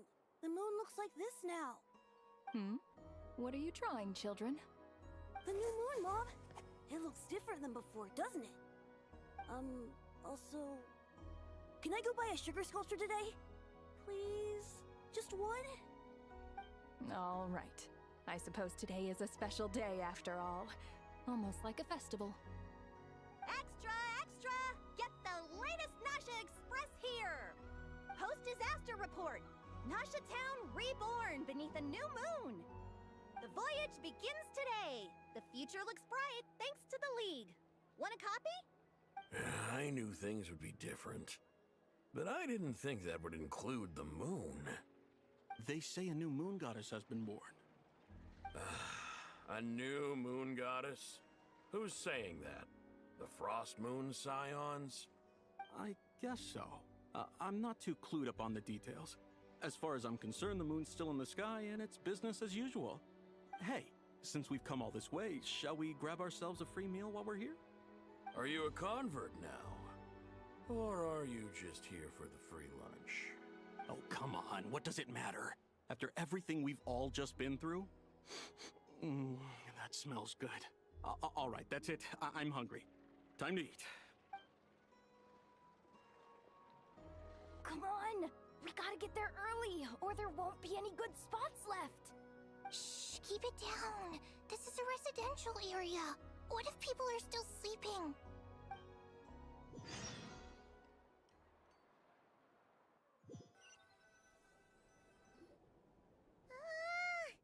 Why is it so noisy outside? It's okay.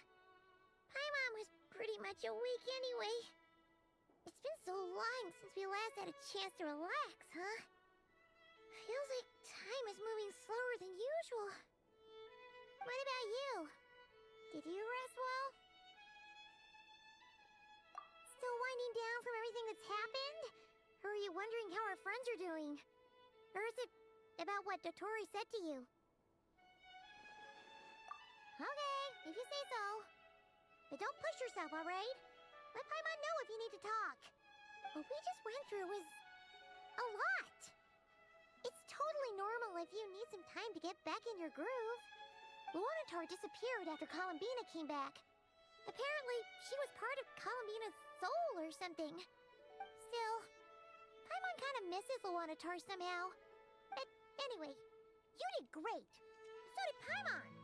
We all worked our butts off to contain this disaster, and in the end, we made it. So, chin up, Traveler.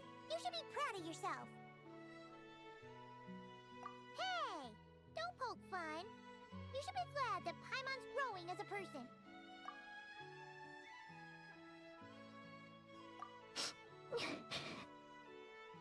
Paimon didn't think you'd mention it. You have no idea how anxious Paimon was. She was worried sick about you. Well, if you really want to show Paimon you're sorry, you're gonna need to make it up to her. You better be ready to splash out on a lavish meal.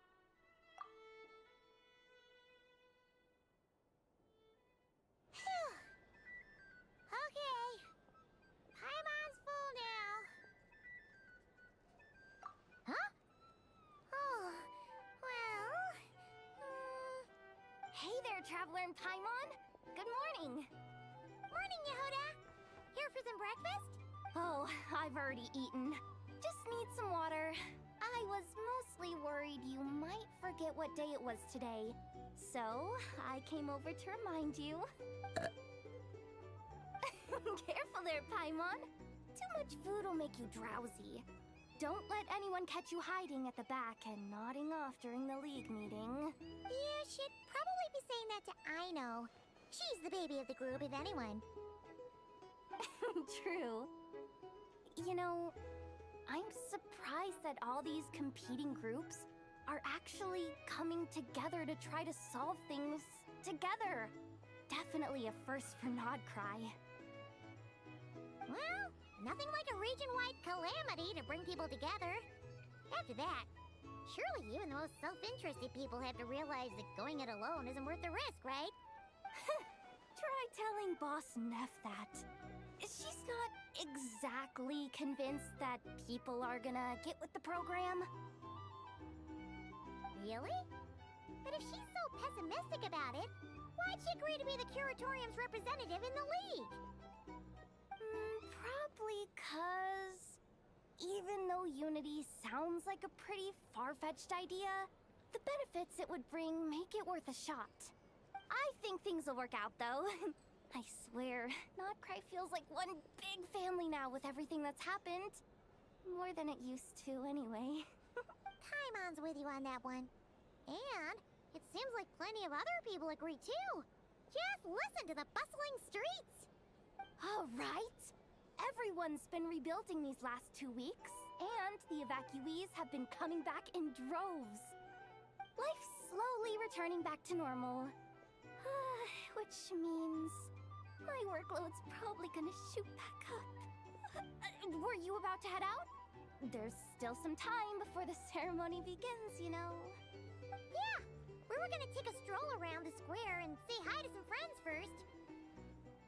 Sounds good. See you later then.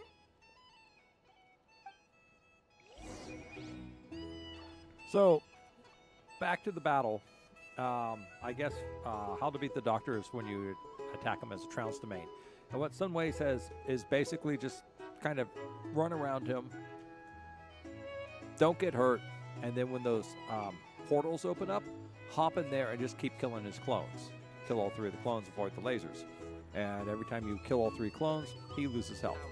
And then come back out, just keep surviving. Portals open up again, hop back inside, destroy the 3 clones. So the more damage you can inflict to the clones, the better, the faster you'll get through the battle. And if the difficulty goes up, it's just the clone hit points go up, and the damage that the drop-down lasers do go up.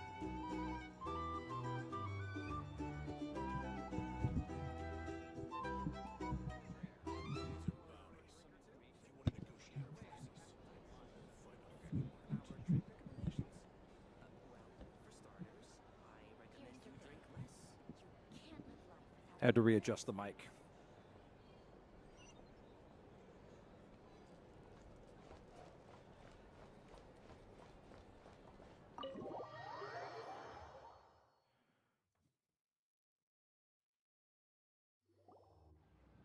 Please accept today's boon.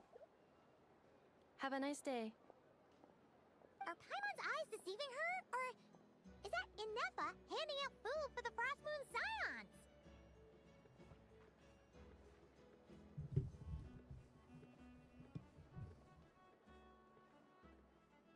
Hello there.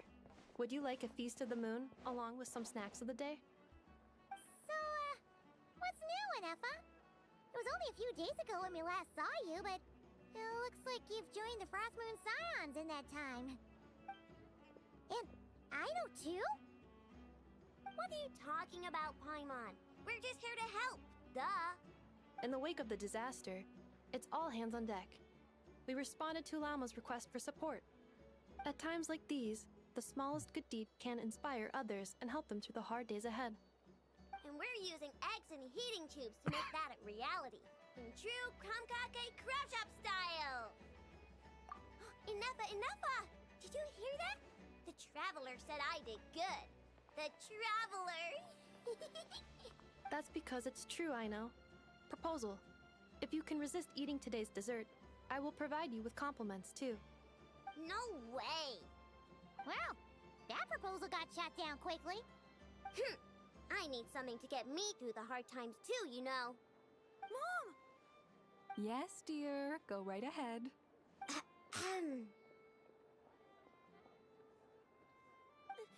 Excuse me. Could I take a photo with the robot lady? She helped us get safely out of Notcry, and she helped us get back home too. She's the best. Of course she is. And since I'm the whiz kid who built her, that makes me even better than best, right? But you stole my snacks though. Stealing thieves never prosper. Oops. Shall we move to the open space near the center? The view there is better. Thank you. Aren't you the better pick for this job, Flint's? You underestimate yourself yet again, Master Ilua. Not at all. I rarely come by Nasha Town. I don't know any of the big shots here. All in good time. Socializing is a step-by-step journey. But you're much further ahead on that road, aren't you? You're not seeing the full picture. You know the truth now. My friends do not understand my habits. There is no question about it. The Lightkeepers need a representative in the League. Someone who is upright, cares about other people, and can realize their self-worth through group action. You say it like you wouldn't make the cut. I am most flattered that you think I would. Sigh a little less, Master Ilua, and have more faith in yourself. All the Lightkeepers agree that you're a very promising young man. That is precisely why Starshin and Nikita felt safe delegating such important work to you. I'm sure we all also agree that we would sooner die of dehydration than manage to wrangle anything out of you in a discussion. My apologies. I am not in the habit of bringing water with me when I go out. Whatever. I'll take the job. By the way, who else is part of this? Oh, it's quite the who's who of Notcry. There's the Moon Chanter of the Frostmoon Scions, the boss of the Curatorium of Secrets, a representative of the Voynich Guild, and even someone from the adorable Kromkake craft shop. I'm sure you will find speaking with them to be a genuine pleasure. If you say so. I've never done this work before, so I'm honestly a little scared of making mistakes. But I'll do it. Not only is it our duty as Lightkeepers, but because I want to make Notcry a more welcoming place.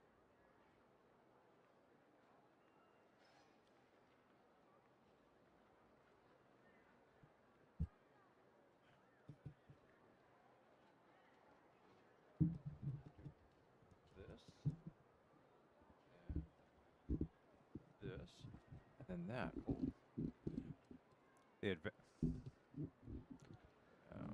The advantages of a boom arm. There we go.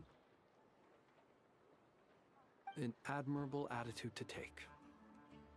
The beacons are lit, Itlua. We're but one step away from breaking through the blizzard. We have the chance to band together and build our shared homeland into an Elysium. This is unprecedented for Notcry. An opportunity not to be missed. Yeah. You're right. I'll do my best. Quite a few familiar faces have arrived. Let's go, shall we?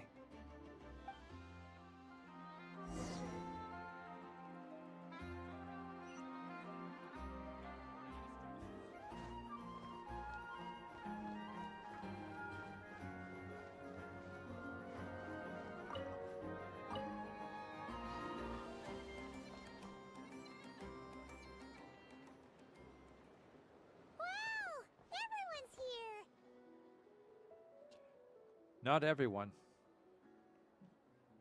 The most important person is not here. Who, me? Xavier! That's right. Xavier's not here. but he should be. You seem well rested. I know no one's asked, but I'm sure you all want to know, so let me just say, we're doing great. Thanks. Well, great, but not perfect. Starting to lose my mind from boredom. Can't drink a drop of alcohol while I'm waiting for my wounds to heal. I'm sure you had a sneaky swig or two. Wait, how'd you find out? I'm sure you must be missing Mondstadt after all these years away, Grandmaster. Yeah, you could say that again. Every time I get news from Mondstadt, it makes me want to go back and see the place for myself. Honestly, once things are wrapped up here, I think it'll be time to head back home. Hey, looks like someone's taking the stage. Can everyone see okay? Anyone need a boost? I'll just listen from the back. It's fine. You're taking this pretty seriously, huh, Durin? Well, it's not every day that I get the chance to see how people speak in official settings. Soak it up like a sponge. I'll make sure you get a chance to practice for yourself later down the line. Actually, I know just the thing. You can debrief the Knights of Favonius for me.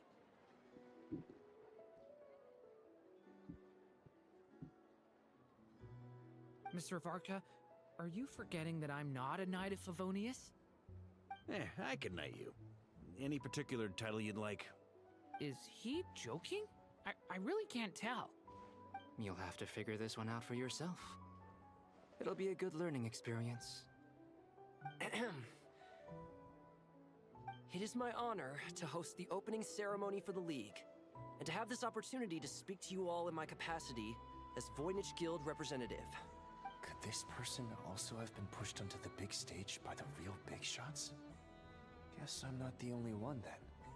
We come here today, having weathered the trials and hardships of yesterday, and having learned from them the importance of unity and cooperation. All right, here we go. Uh-oh, looks like Aino's off in Dreamland already. Wait, Boss is looking kinda drowsy too. What's up with her? Come on, get this speech over with already. Nodcry is our home, the land we rely on for survival. And as we chart a course for the future, may we persevere through the storms ahead as we sail towards a new era of prosperity, freedom, and hope.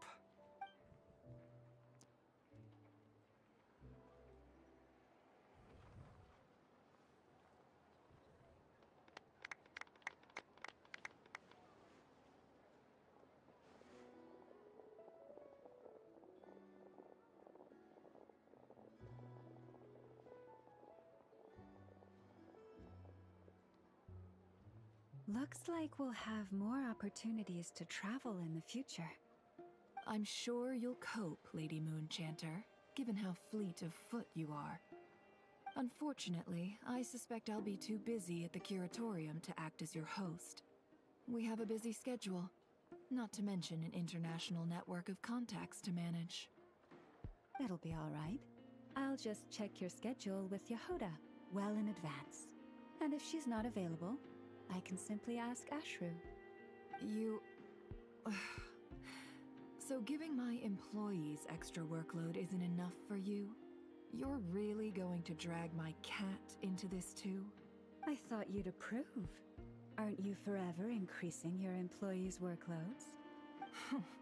That's a bold statement. Are all the Frost Moon Scions feeling more audacious now that your moon goddess has returned? Columbina's return has brought joy to all who care about her. That includes both you and me. As for the Frost Moon Scions, we are learning how to thrive independently, without relying on the moon goddess. It is up to us to make our home a more livable place. Joining the League is one of the steps we are trying towards that end. I like the word try. It's nice and non-committal. You can opt out at any time and still say you tried. You don't see a bright future for the Frost Moon Scions?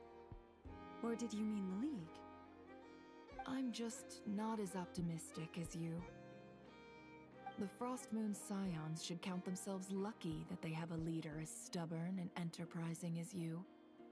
But Nodcry's a big place, with all kinds of people. Most of them don't enjoy answering to a leader, or even listening to reason. Well, that's where you and your methods come in. Unless the Curatorium of Secrets is only here for appearances. For now, yes. And that won't change until this venture becomes worth my while. What would make it worth your while? Getting out more than I put in. Right now, I'd barely break even, but I'll grant that it's a good start for Nodcry. Then maybe it's worth a try. All right, you can stop now. Or do I have to join the Frost Moon Scions before you'll get off my back? You'd be very welcome to join us. Hey, you two! Congrats on all your hard work!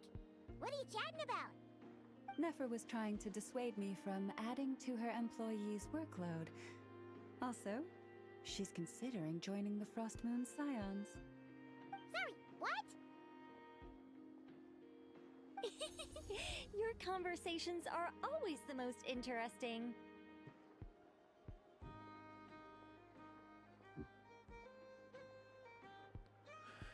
Would you two care to join me for some tea before heading to your next destination?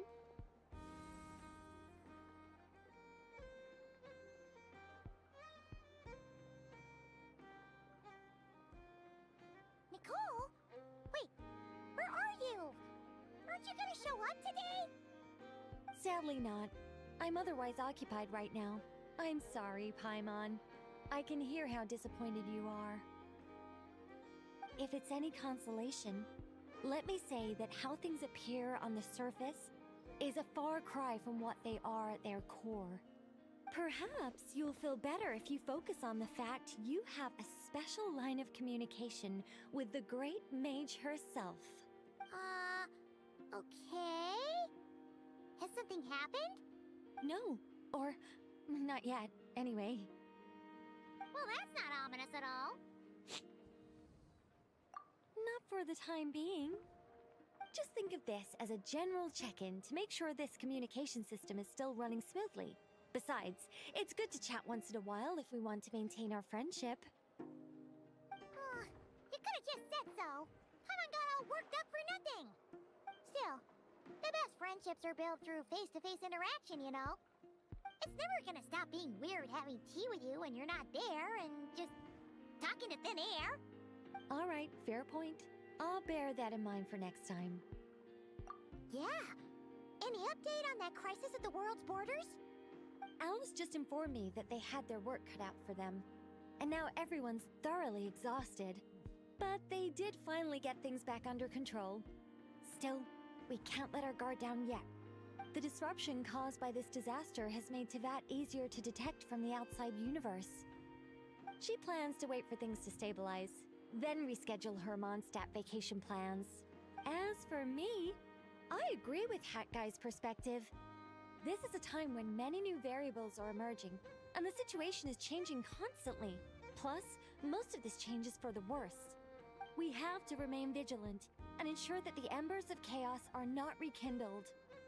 I did notice that the energy in Nodcry changed somewhat after the War of Funerary Flame, but since it was still aligned with the Light Realm, I never gave it a second thought. It looks like I'll have to examine the connections between phenomena I observe more closely in the future. Just doing my duty. It's more or less second nature by now. Of course. To give you the full picture, I'd have to start with the substance from which angels were formed. Never mind. Paimon's right. Showing off my knowledge would be much more satisfying in person. By the way, you did receive the gifts from the Hexen Circle, yes? I'm not trying to claim credit or anything, but my pride demands that I at least mention it. They're quite similar to the protective talisman that Alice gave Dory, but with some very special enhancements. Oh! So that's what kept our friends safe when Dory trapped them. Indeed. We went to great lengths to make sure they were invisible to his eyes. I'm so happy they came in handy. Still, not fishing for gratitude, by the way. I just want you to be aware that sometimes your friends may be protecting you in ways you cannot perceive. Anyway, I'll contact you if anything else crops up. If not, you know what they say, no news is good news. Oh, my angelic instincts are tingling. They say you should head to the docks next. Your friends are about to board their ship home.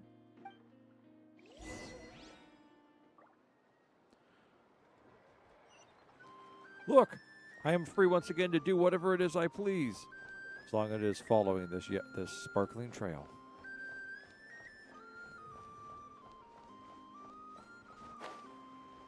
Oh, how I value the freedom of choice.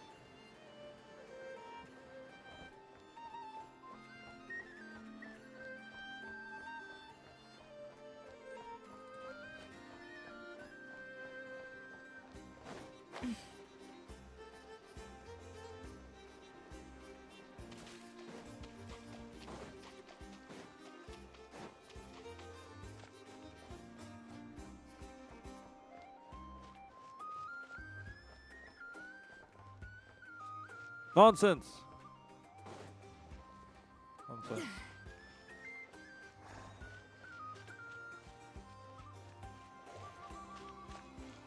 Why? It's as real as Santa Claus.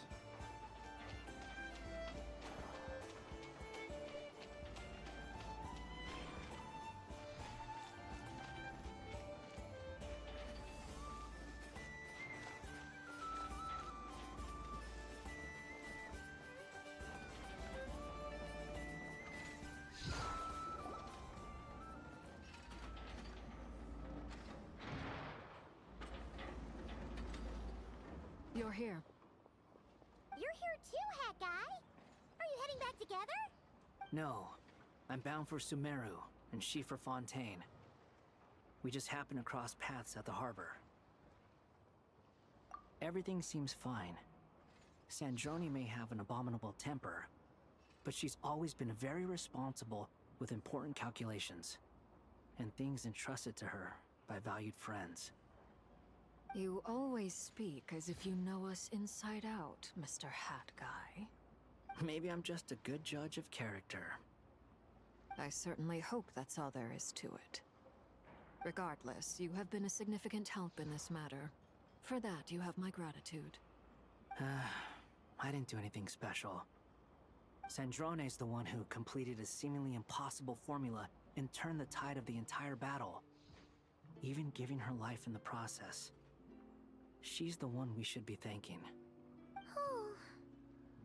Even we were unaware that Sandrone had hidden the real formula inside Polonia's body.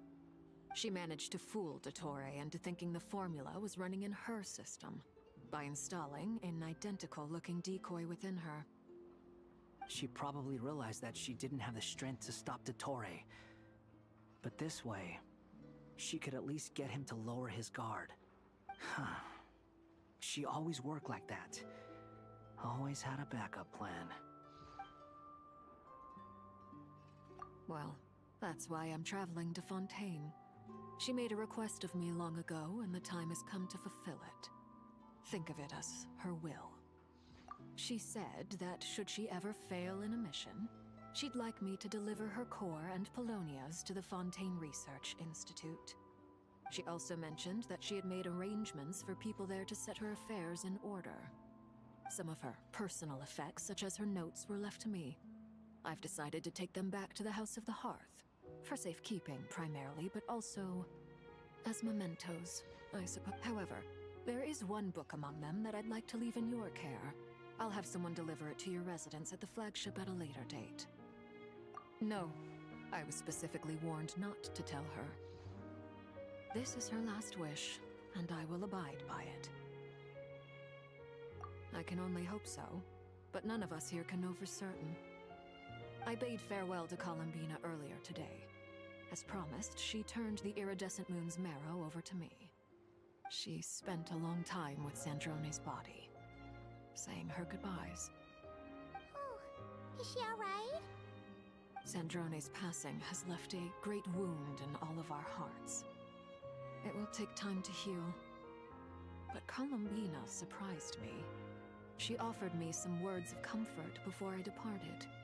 Despite being grief-stricken herself, she showed an awareness of the feelings of others around her. She never used to act like this. Clearly, she has grown. And I suspect that we have you to thank for much of the change we are seeing in her. Huh. After these recent events, the Tsaritsa has revoked the Pale Star Edict. Snezhnaya now realizes that the arrest warrant for Columbina was just a ploy by Dottore, who coveted her powers. I shall return to Nodcry to see her as soon as I find the time. I hope that from now on, she too will explore more of the world. Columbina Hyposelenia's journey is only beginning. My ship is here. Traveler, Paimon, we shall meet again. You too, Hat Guy. What are you still bumming around for? Isn't Columbina waiting for you? I thought today was the day you'd agreed with her to go find out the truth about your sibling. You're afraid you won't like the truth when you see it. Well, this is new. I was starting to think that nothing could scare you. Don't say that! Wouldn't you be a viewer in this situation? Fair point. But I'd say I have more experience facing up to unpleasant truths than the Traveler. They say blood's thicker than water. I know how much you need your family back. More than you need any of your friends. And I'm sure that all your real friends understand that too. No matter what the truth turns out to be, they will stick by you and support you, whatever decision you make. Finding the truth is important. But more important still is what you choose to do once you've found it. At least, that's the life lesson I've learned from my experience, grappling with the truth. What? Now that Dottore's dead and gone? A little, I guess. But it hasn't solved everything. Maybe I regret not getting to end his life with my own hands. Or maybe it's something else. But for whatever reason, I still feel like I have a chip on my shoulder. Either way, I'm going back to Sumeru. Lesser Lord Kusanali is gonna need help dealing with all the chaos Dottore left in his wake. Not just from this incident, but everything he did in the past, too. You should continue with your journey, as you've always done. Who knows? Maybe we'll meet again someplace else. So, what should we do now? If you want to explore a bit more to steady those nerves, Paimon's game! After all, when Columbina said she knew where your ship was hidden, Paimon promised to give you two some alone time with the truth. It hasn't been all that long since we were last apart, sure, but... ain't no biggie. Paimon might be all about that food and fun, but she knows how to do right by people. Paimon's sure you'd prefer to digest the news about your sister in peace. But, no matter what you see, just know you can share it with Paimon. Of course, as long as it's not super private. If you can't make sense of something, let's give it some thought together. And even if we both can't figure it out, Paimon can at least treat you to a nice meal.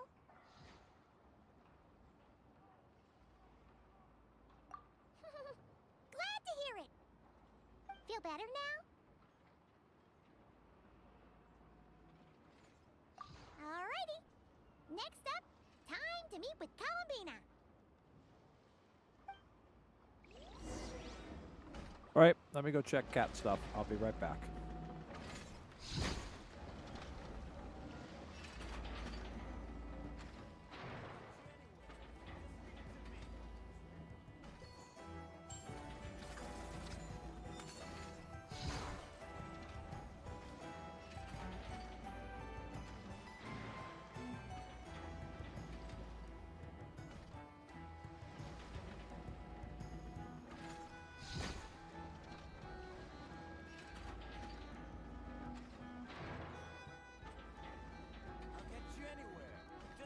Even the most unassuming ingredients can produce astounding flavor. But unlocking that potential takes a keen sense of smell, a refined palate, and an open mind.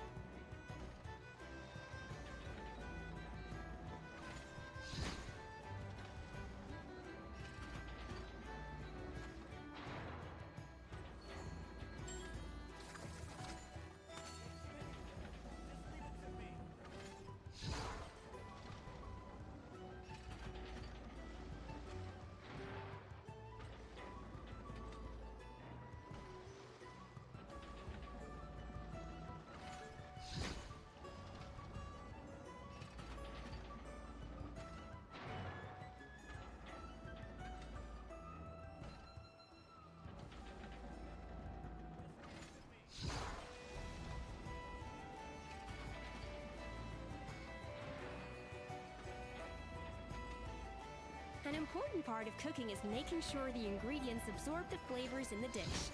To that end, a chef must be able to wield a knife with the same level of precision as a surgeon. Practice makes perfect.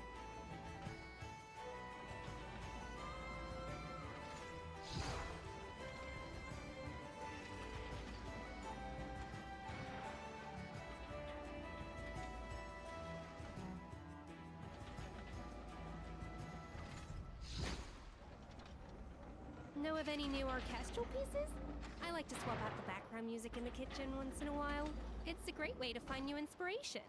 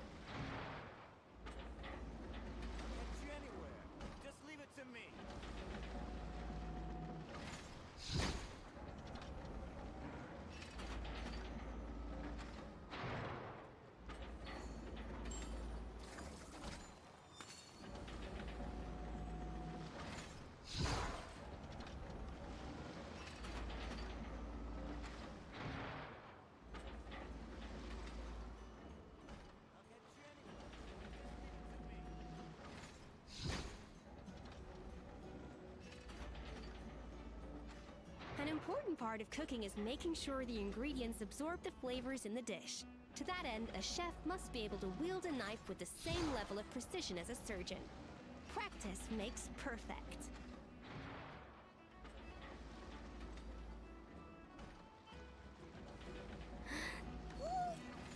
I'll get you anywhere.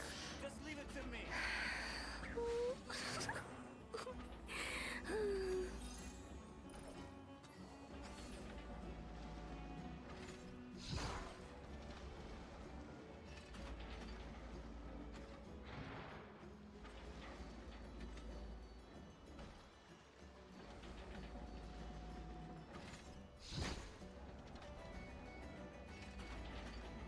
Know of any new orchestral pieces?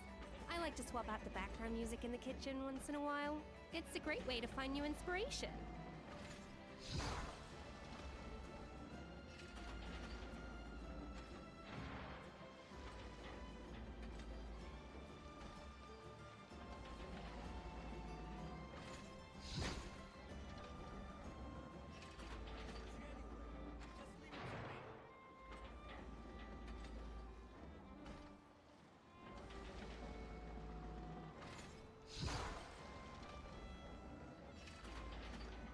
Even the most unassuming ingredients can produce astounding flavor.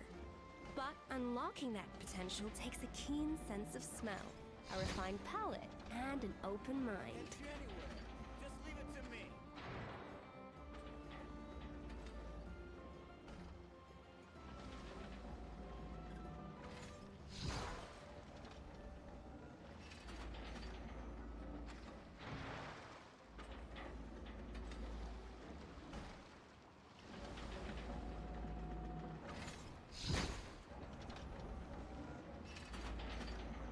Know of of any new orchestral pieces?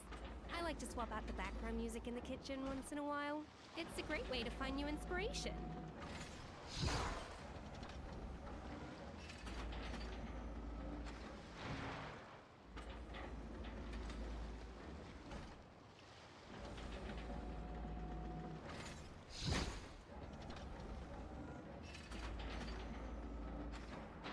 I'll catch you anywhere. Just leave it to me. Even the most unassuming ingredients can produce astounding flavor. But unlocking that potential takes a keen sense of smell, a refined palate, and an open mind.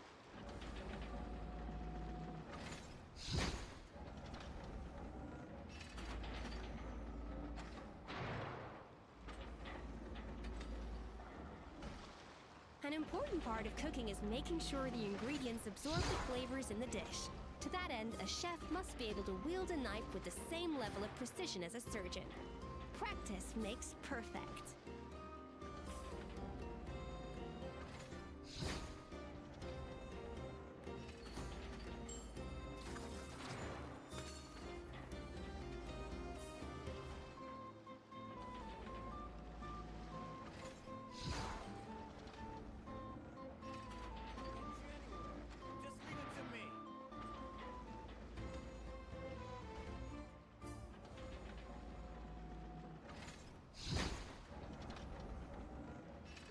Even the most unassuming ingredients can produce astounding flavor.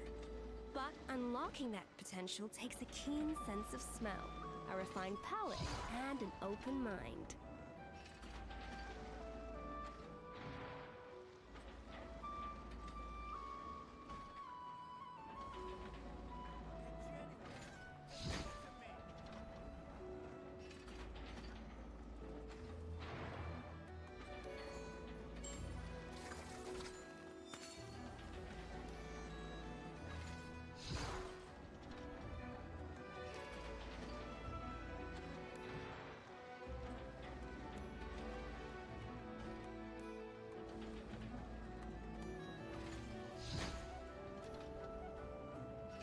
Know of any new orchestral pieces?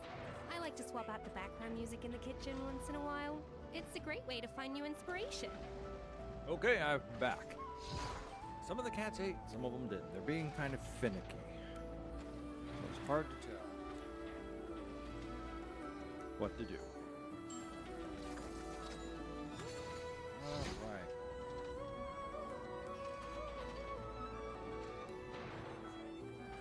Where are we going? All right, we're going to have to... Oh, we're going back to Columbinas. Oh, no, I guess we're not. We're going to...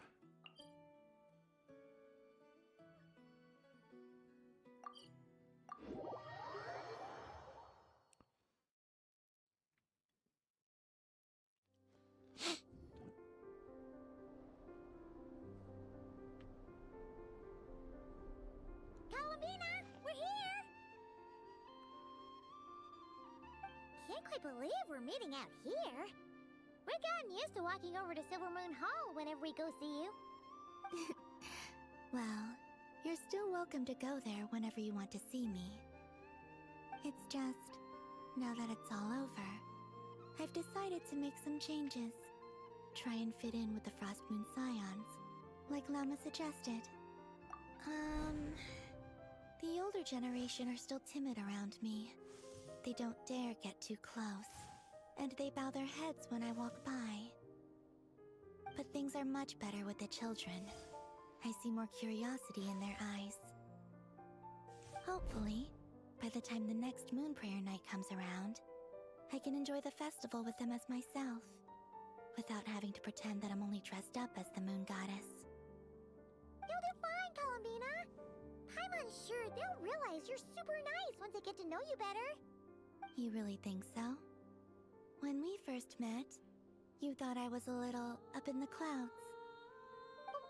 We were just starting out then, come on! So Lama told you, huh? I'm only teasing. I know that I have you to thank for pulling me back down to solid ground. It feels good to finally stand firm on the earth where I was born.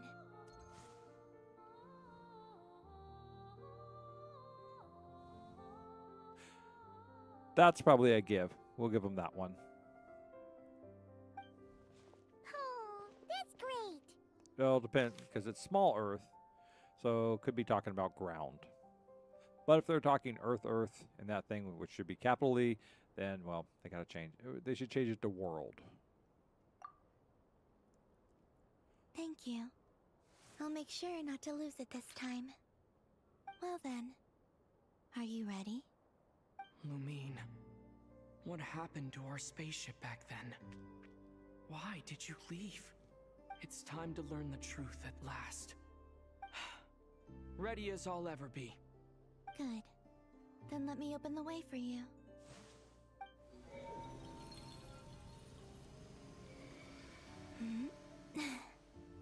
Where does this lead? To our shared destination. Huh? Do you remember me telling you about my missing prologue back when we just met? I said that my story began on the moon. But while I was inside the moon's reflection, I realized that my prologue was really hidden in the future. I just had yet to discover it at that point. The story of the time before I was born was in fact the story of my distant future. It's truly fascinating. But when I obtained the Trilunar Authority and returned to our present reality, I sensed something I hadn't expected. Your prologue. So you mean... Yes, your spaceship. All this time, it has been hidden on the Frost Moon, which lay beyond the sky. The great ruler of the firmament. The heavenly principles. Wait, them? Why would they do that? I don't know.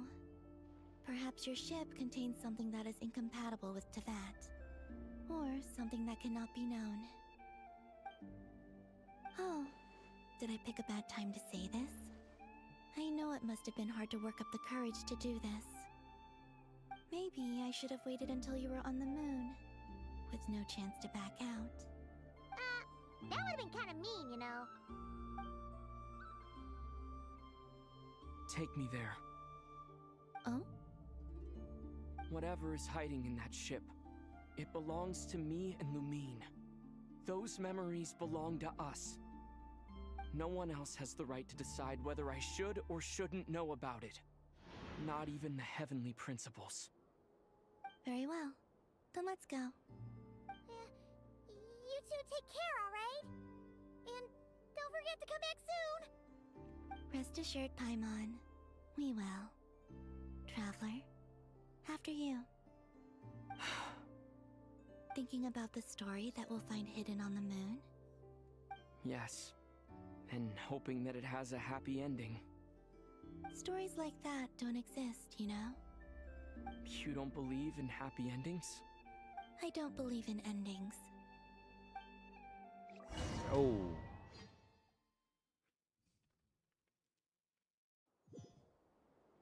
Where am I? This is the pathway I built between Teyvat and the Frost Moon. The moon is very far away from us, so it could be a long journey.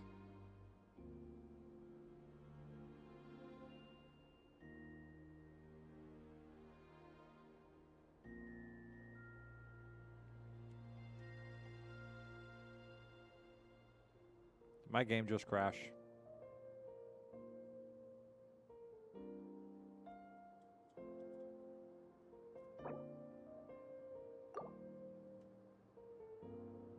Or do we just stand here like this?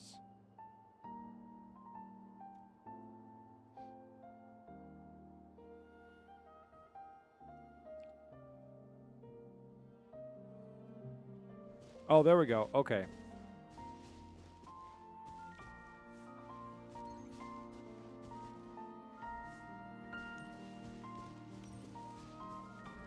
After I obtained the Trilunar Authority, I unwittingly saw past events from many of my friends' lives. One was Lauma. She was so young when they chose her to be the Moon Chanter. From then on, the Frost Moon Scions looked to her to bring messages from their goddess. But, for better or worse, I had left Hisi Island before she was ever born. It was not until much, much later that she met me. I think it's for the best. Because of the way things turned out, you had the opportunity to become friends. You're right. In that sense, I think we were both very lucky.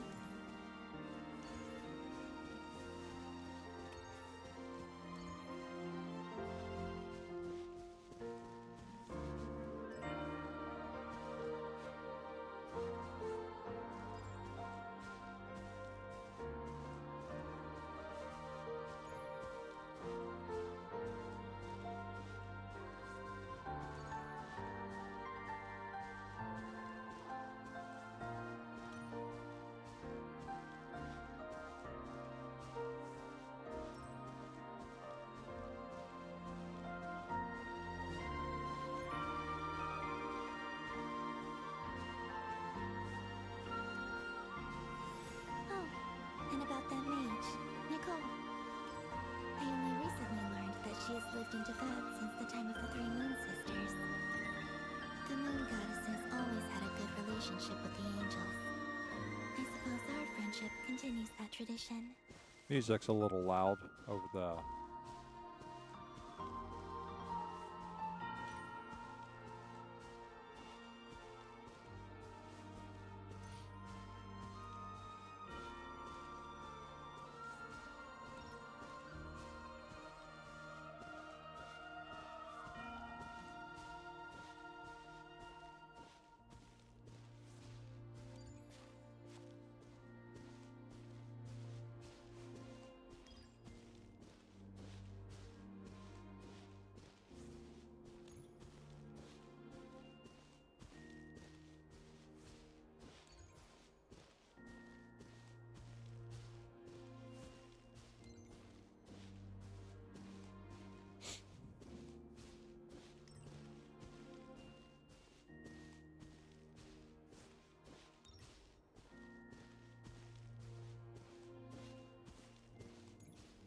And then, there's Sandrone. I never knew that much about her, beyond the fact that she was created by someone called the Lord Artificer. She, too, suffered for a long time before joining the Fatui.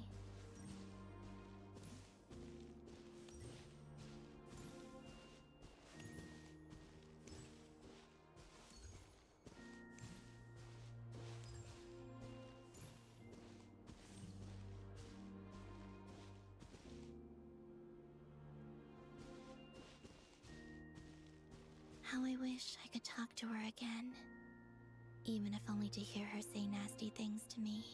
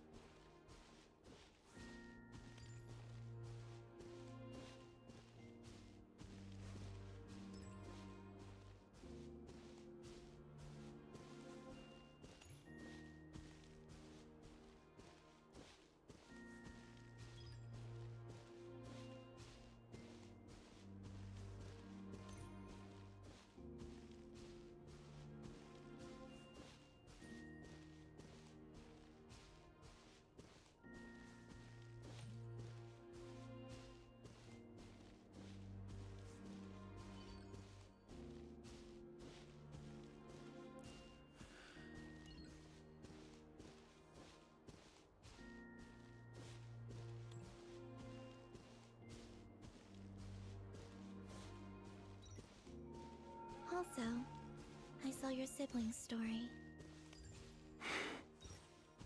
I'm afraid I didn't see much. It seems that she rarely came to the surface, where the moonlight shines. But I did notice that back when you first set out on your journey, she would often appear nearby, gazing at you from afar with a guilty look in her eyes. Lumine. Let us speak no more of the past. I probably shouldn't reveal so much about my friends. It's not my place. Let the moonlight carry us forth. We are very close now.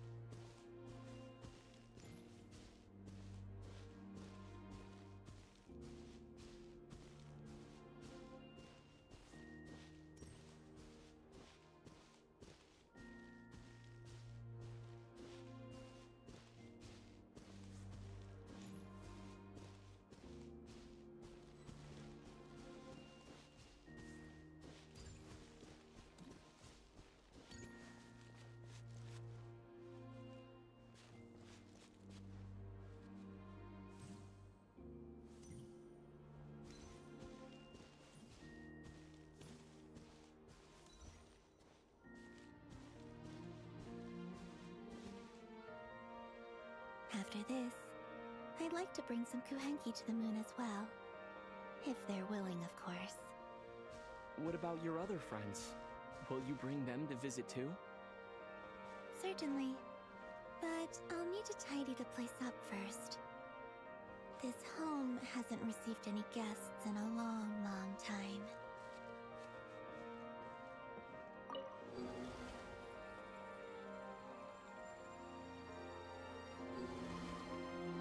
I remember writing something similar with you on Moon Prayer Night.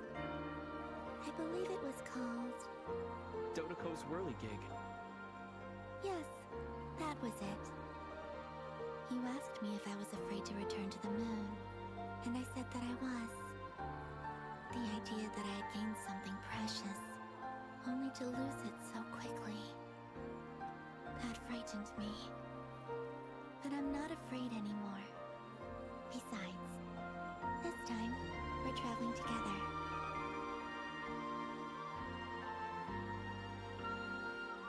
Ah, how sweet.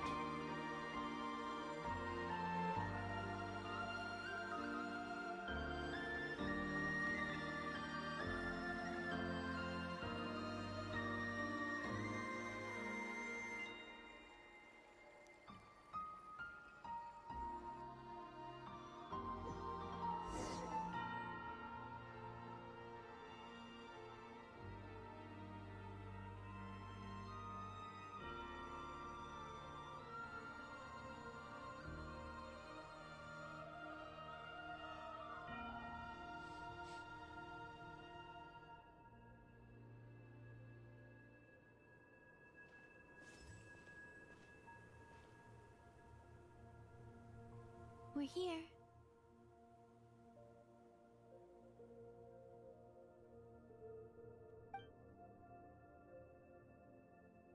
Over there.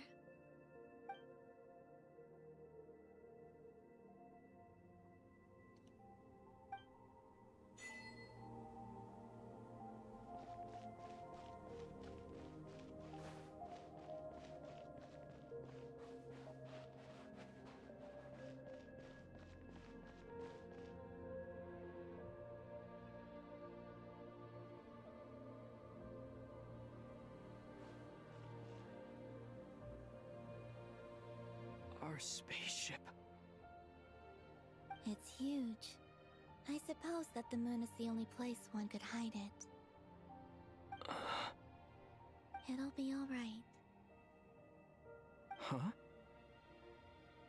The way you feel in this moment, I went through it too, on Moon Prayer Night. The door was right in front of me, but I struggled to find the courage to step through. Solitude for me once meant living a life in which even I was absent. Before I met you, that was the only life I knew. But that night, solitude meant throwing away the life I had gained after meeting all of you. Columbina. Go. Retrieve the part of your life that was once lost. Trust me, you will lose nothing by doing so. Look, Tavad is right there. All of our friends are down there, waiting for us. You're right. Thanks, Columbina.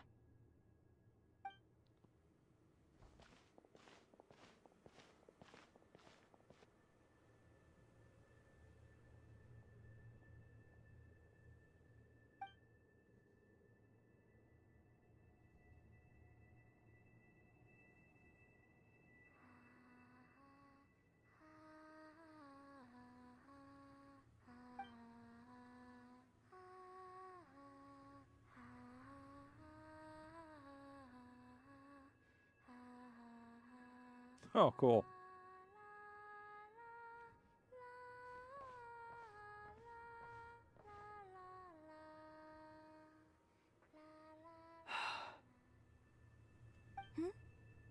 Finished?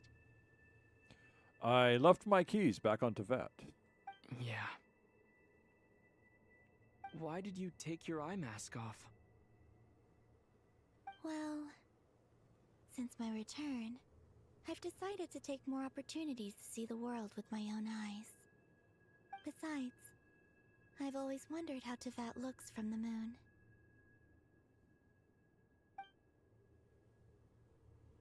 And what do you think? It's beautiful. I could spend a whole day here just gazing at it. What about you? What do you think of the truth you found?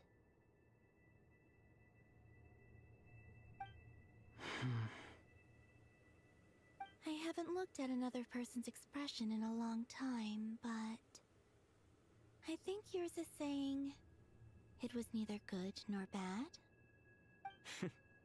Keep this up, and it won't be long before you give Nephra a run for her money. Oh, I don't think that's going to happen. I'm much more used to sensing what's going on around me with Kuvaki. I think I'll save my eyes for seeing special moments I really want to remember. I read the spaceship's flight logs. I always assumed that this was my first time in Tevat. I thought that Lumine and I must have been hibernating in space for centuries on end. But the logs show that our spaceship flew over the skies of Tevat once before. A long, long time ago. Flew over? So you didn't land? No, the ship barely came to a stop before flying on again. After that, it continued traveling through space for a long time. Some of the data is corrupted, but I suspect that it kept flying for thousands of years. It was only after that that the ship made a forced landing in Nodcry. When Lumine found me, she came from outside the ship. Could this mean that she left the ship long before I did? Maybe even during our first pass over Tevat. Are you alright? Yes, I can feel that the truth is coming together, one small piece at a time. I remember Lumine telling me that when she first arrived in Conria, she could not recall the past. So this might be something that even she doesn't know. Here, I made some space for you. Your mind must be racing, and this seems like the perfect place to relax and clear your head. Oh, wait, there's one more thing. What is it? Wait here a moment.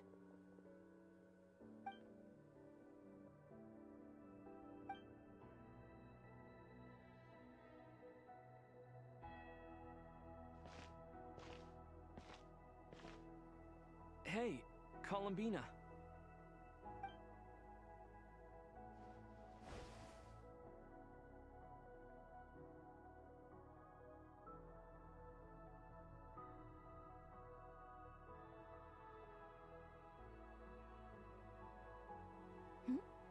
Is that a new outfit?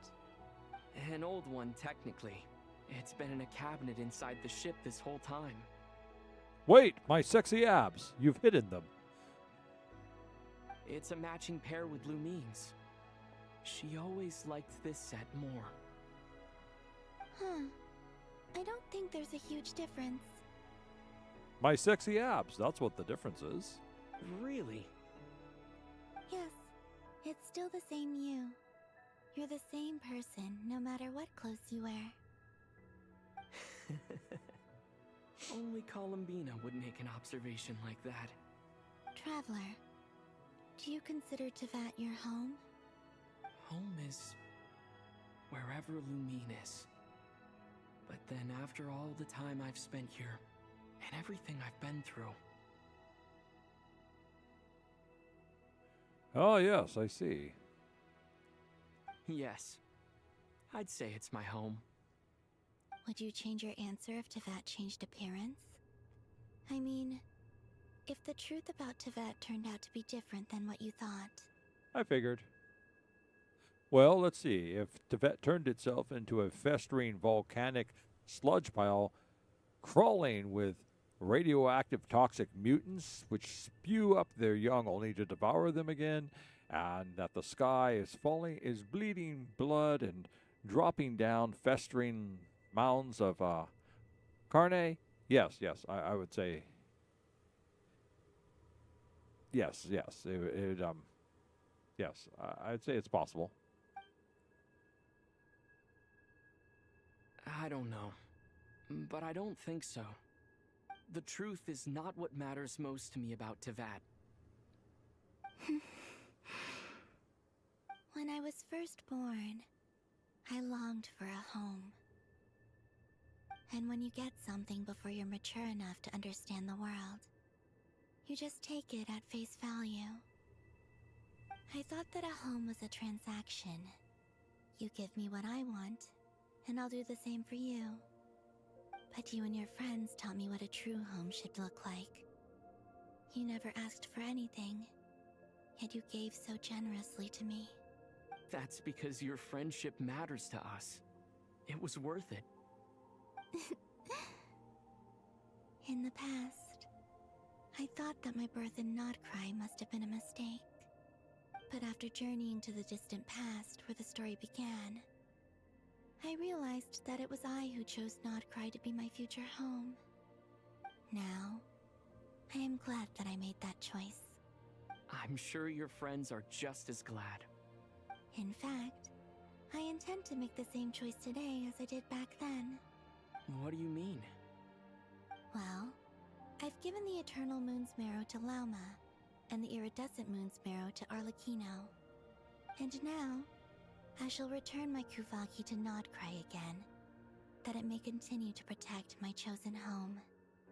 Wait, but what about your body? Hmm?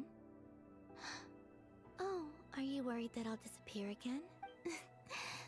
I won't. Not this time. The Frost Moon has now entered the Fall Sky, and I am the Tri-Lune Goddess. I am only returning to Nodcry the part of me that it needs. I am giving what I can, because my home is worth it. Oh, and I have something for you, too. For me? Yes. Come closer.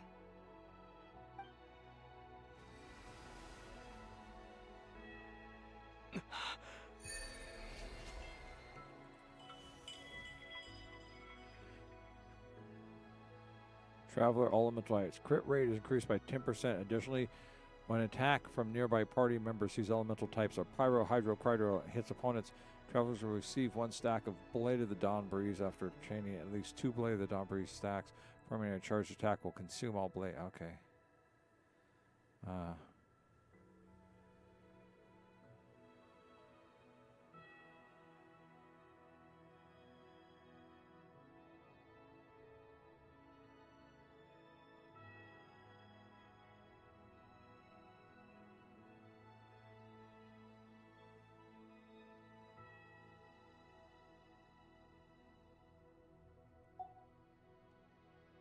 What was that? I lifted some of the restrictions this world placed on you. I trust this will help in your future adventures. My power. It feels like it's grown. I can use the elements more freely now. Thank you. This will be a great help. You're welcome. I see you as family, and after everything you've done for me, In fact, no. It's not because I owe you. It's because you're worth it. Here. This flower is for you.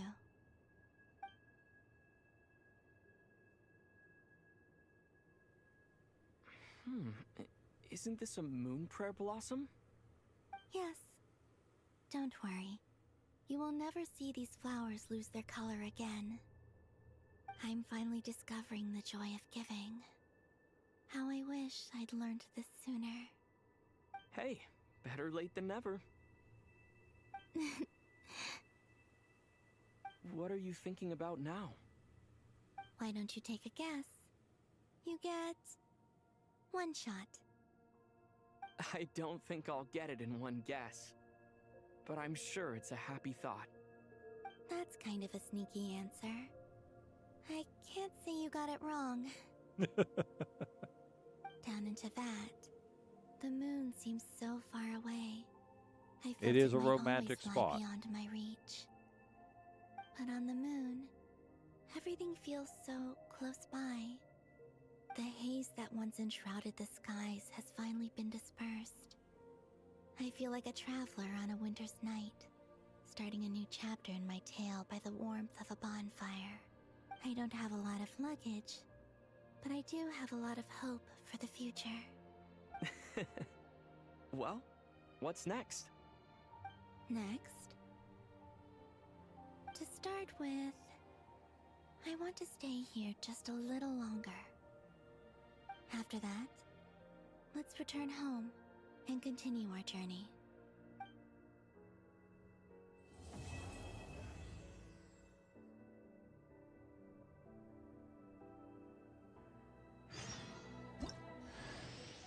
These clothes bring back so many memories.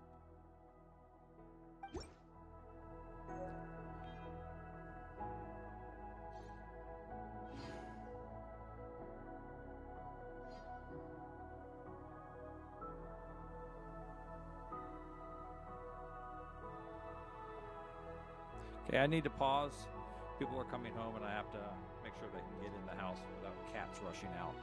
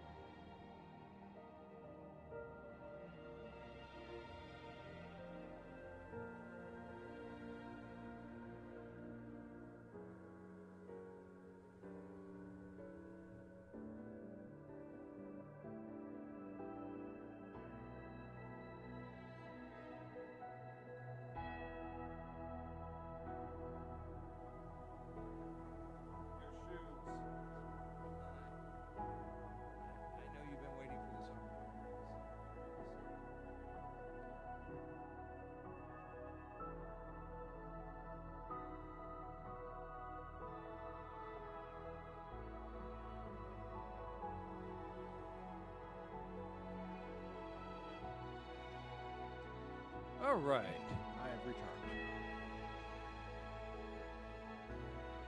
Unfortunately, I think the PG rating on this game prevents kissing.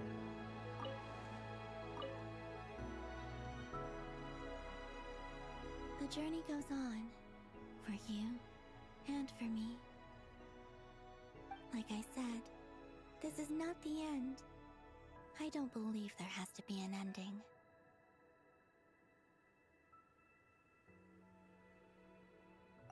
Oh, is that your next destination? Most people would probably tell you to pack some warm clothes. But I experience things differently than most people, so I can't know how cold it is. In fact, it is home to quite a wondrous heat source. I think they call it Kreshnik's torch. Every city in Snezhnaya is built around one of those. I sensed the energy it gave off as I was passing by on a railway train. It felt grand and distant. I also recommend the Korolievsky troupe in Snezhnograd. They give performances quite regularly, and entry was free for harbingers. I liked them a lot. Ice cold and sharp. Crystal clear in some ways, yet profoundly unfathomable in others. Like the thick layer of ice on top of a frozen lake. That's just the impression that Tsaritsa gives me. I was never able to glimpse what truly lies beneath that icy exterior. Oh, they do. Well, I guess that answers the train question now, doesn't it? In fact, I don't think the people of Snezhnaya even know what kind of power their god wields. Maybe that's because the Tsaritsa herself has never acknowledged, nor accepted that power. There's Regrator, the Rooster, and the Jester. Between them, they control a lot of what happens in Snezhnaya, but I can never wrap my head around how exactly power is split between them. I just know they are each responsible for many specific domains. I noticed that the Rooster and Regrator often appear to get along on the surface, while working against each other in secret. And theirs is not a friendly rivalry. The Doctor was a god. A god. I don't think the Jester would be more powerful than a god. A god who has experiments. But yeah, as not a god, I'm sure there's lots of people more powerful than him. But I wasn't particularly interested, so I tended to keep my distance. Now that I think about it, the term Mistelton often seemed to come up in connection with Project Stuja. Once things settle down in Notcry, I'd like to explore the world beyond Snezhnaya. You've told me so many stories about the other places you've been to, and all the friends you've made there. I'm curious to visit those nations and see them for myself.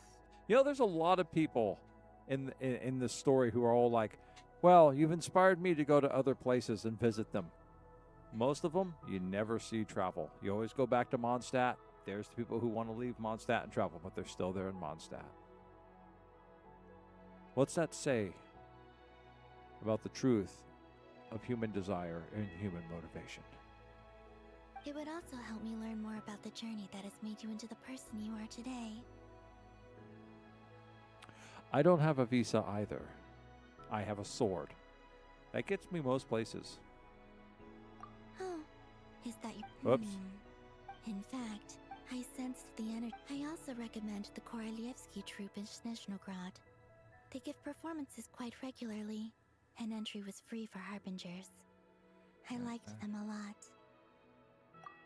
Okay. As you continue on your journey, don't forget to gaze up at the moon once in a while. It is, after all, no longer an illusion. It shall cast down its true moonlight, connecting us in truth.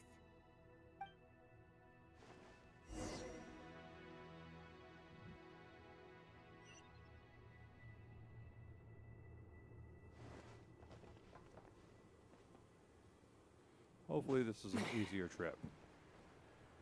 I'm kind of disappointed we didn't actually get to go inside the spaceship and explore it. I'm having a much harder time descending. That must be the moon's lower gravity.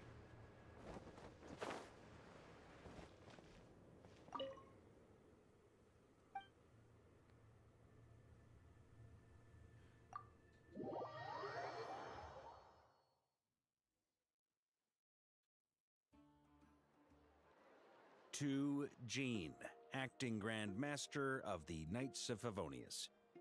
Ugh, this preamble is such a pain to write. It's probably high time we got rid of this acting business. I trust that Dern has updated you all on recent events. Hope we didn't worry you too much. The good news is, we managed to come together and put a stop to the Doctor's evil schemes. With that, I think it's safe to say that Notcry is finally out of the woods. As for the Fatui, not counting the Damselette, aka the Moon Goddess, who has left their organization, we found ourselves allied in this instance with both the Knave and Marionette. May she rest in peace. As ever, we find ourselves better off for making friends rather than enemies.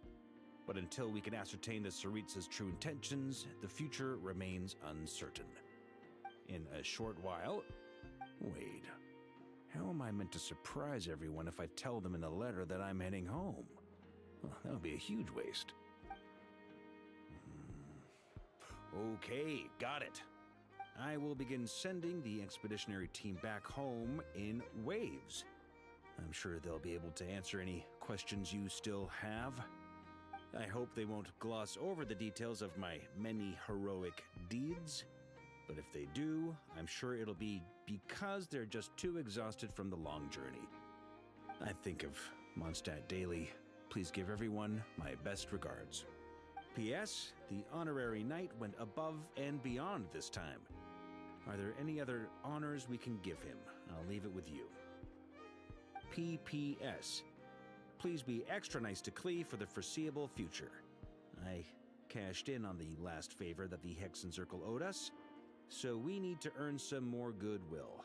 If there's any serious problems, feel free to stick me in solitary confinement when I get back. I'll do the time for her. Whew. And that, as they say, is all she wrote. Huh. End of an era. And with the moon shining down brighter than ever, I think everyone is going to sleep well tonight.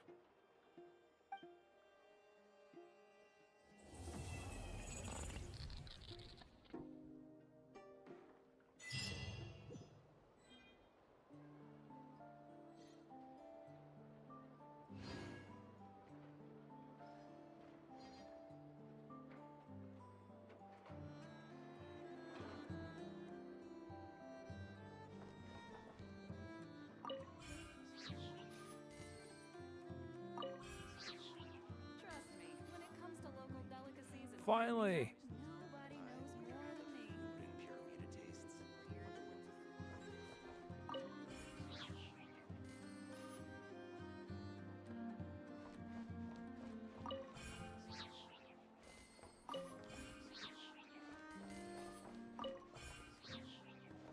I have a feeling I'm being led into something.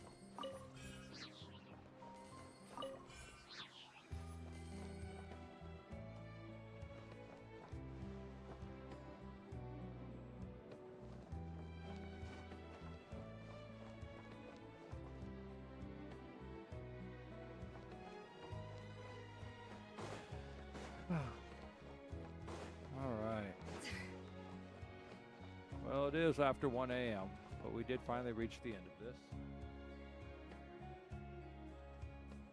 Oh, maybe they'll be selling some recipes over here.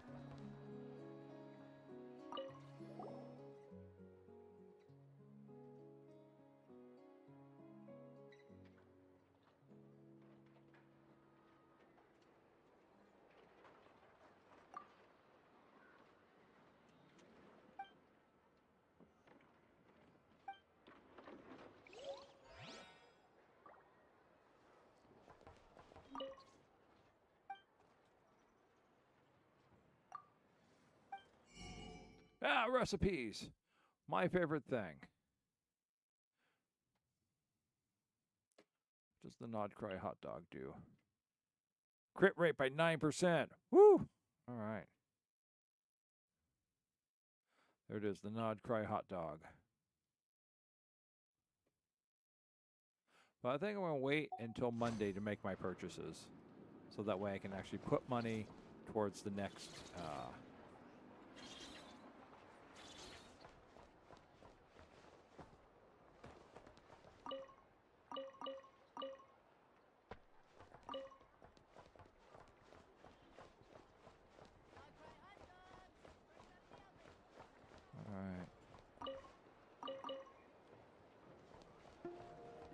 Okay, let's take a look at some things here.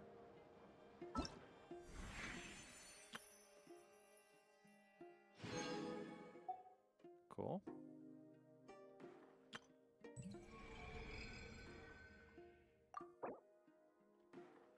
Nice. What's that?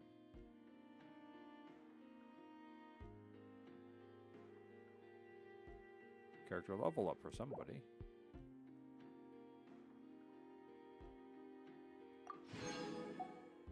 Nice, okay. So we'll probably start looking at the Shutterflash memory hunt. We're working on. We've completed this. It's now a Trounce domain. We got 79 days left to finish this up. So we'll be working on that. We still have the test run to do.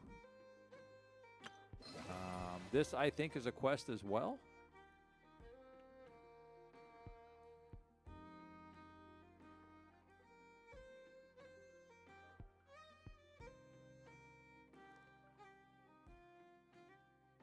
I think so. We've got some things to do Tuesday night that we're going to work on. Let me see the Shutterfly memory hunt.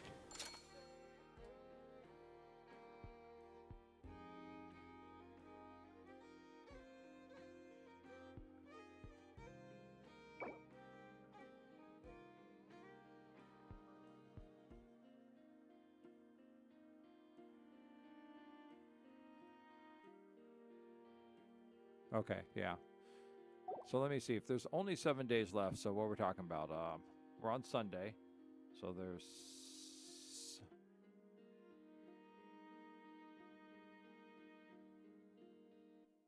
Okay. We'll do that too. So let me see. We got 7 days left. Do we have enough time to make it through to Tuesday? Sunday to Monday, Monday to Tuesday. Tuesday to Wednesday. Yeah, 3 days. Okay. So we'll have enough time to do this on Sunday.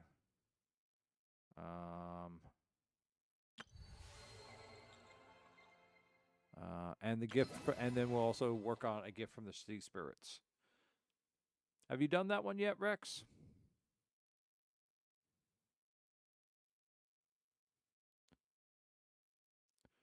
Nope. Okay, I have no idea how long it will be.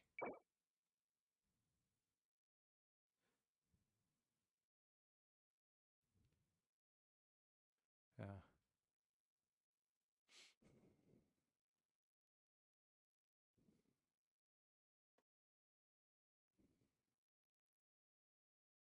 All right. So pretty much we're looking at the 30 Primogen.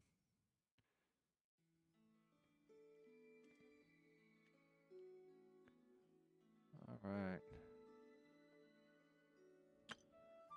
As you can see, we're already up here. We're working on the last week, right? This is just finished. This is finishing this up right here. And then next week, Daya. Okay. An important part of cooking is making sure the ingredient...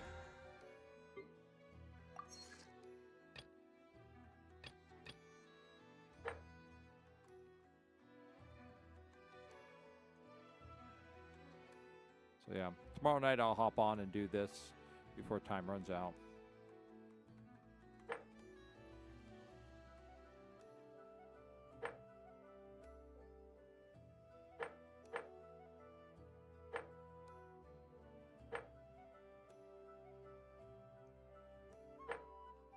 there something else? Oh yeah, well we're going to do this. Do this and do that, yeah. So that'll get me up to close to the top of the 10,000, so all that combined. So yeah, there we go. So that'll be Tuesday. Well, like I said, a chef must be able to wield a knife with the same level of precision as a surgeon. Practice. All right, good night, Rex. Take care. Thanks for hanging out, watching the stream with me. Greatly appreciate it. Oh, there we go. Intertwined fate. So I will see you probably on Tuesday. This is Saturday night, so this wraps up the streaming for the week. I'll be back on Tuesday night with, well, Genshin Impact. So everyone have a good night and take care and have fun. I will see you, any and all of you, on Tuesday. If you've been watching the stream on YouTube and you like the video, please hit a like. If you would like to follow me and my streaming, you can hit subscribe. We do have a Discord server. I check it occasionally. Sneezy watches it too. It's just I check it occasionally because not a lot.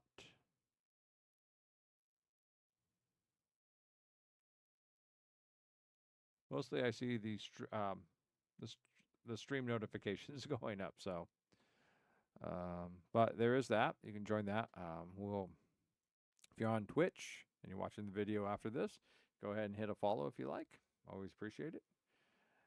Thank you very much for dropping in and watching the video afterwards or following along with it while we play. Oh, look, we have some achievements too. Oh, look at all this. More primogens.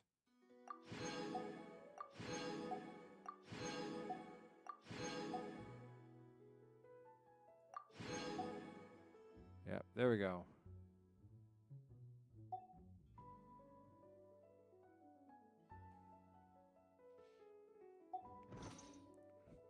Know of any new orchestral pieces? The last thing we're going to I do like is to we're swap going to out look the background at... music in the kitchen once in a while. It's a great way to find new inspiration.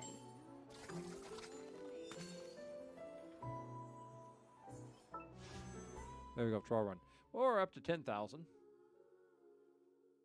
Got a little bit more ways to go. I don't know if we're going to make 16,000 by the time we reach the next banner.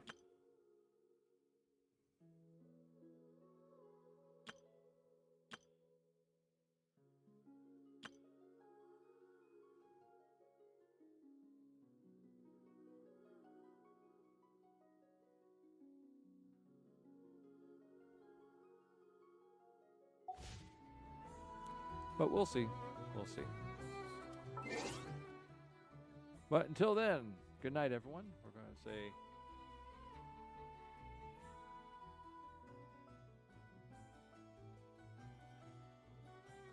We're going to go ahead and say good night to YouTube, as we always close up YouTube first.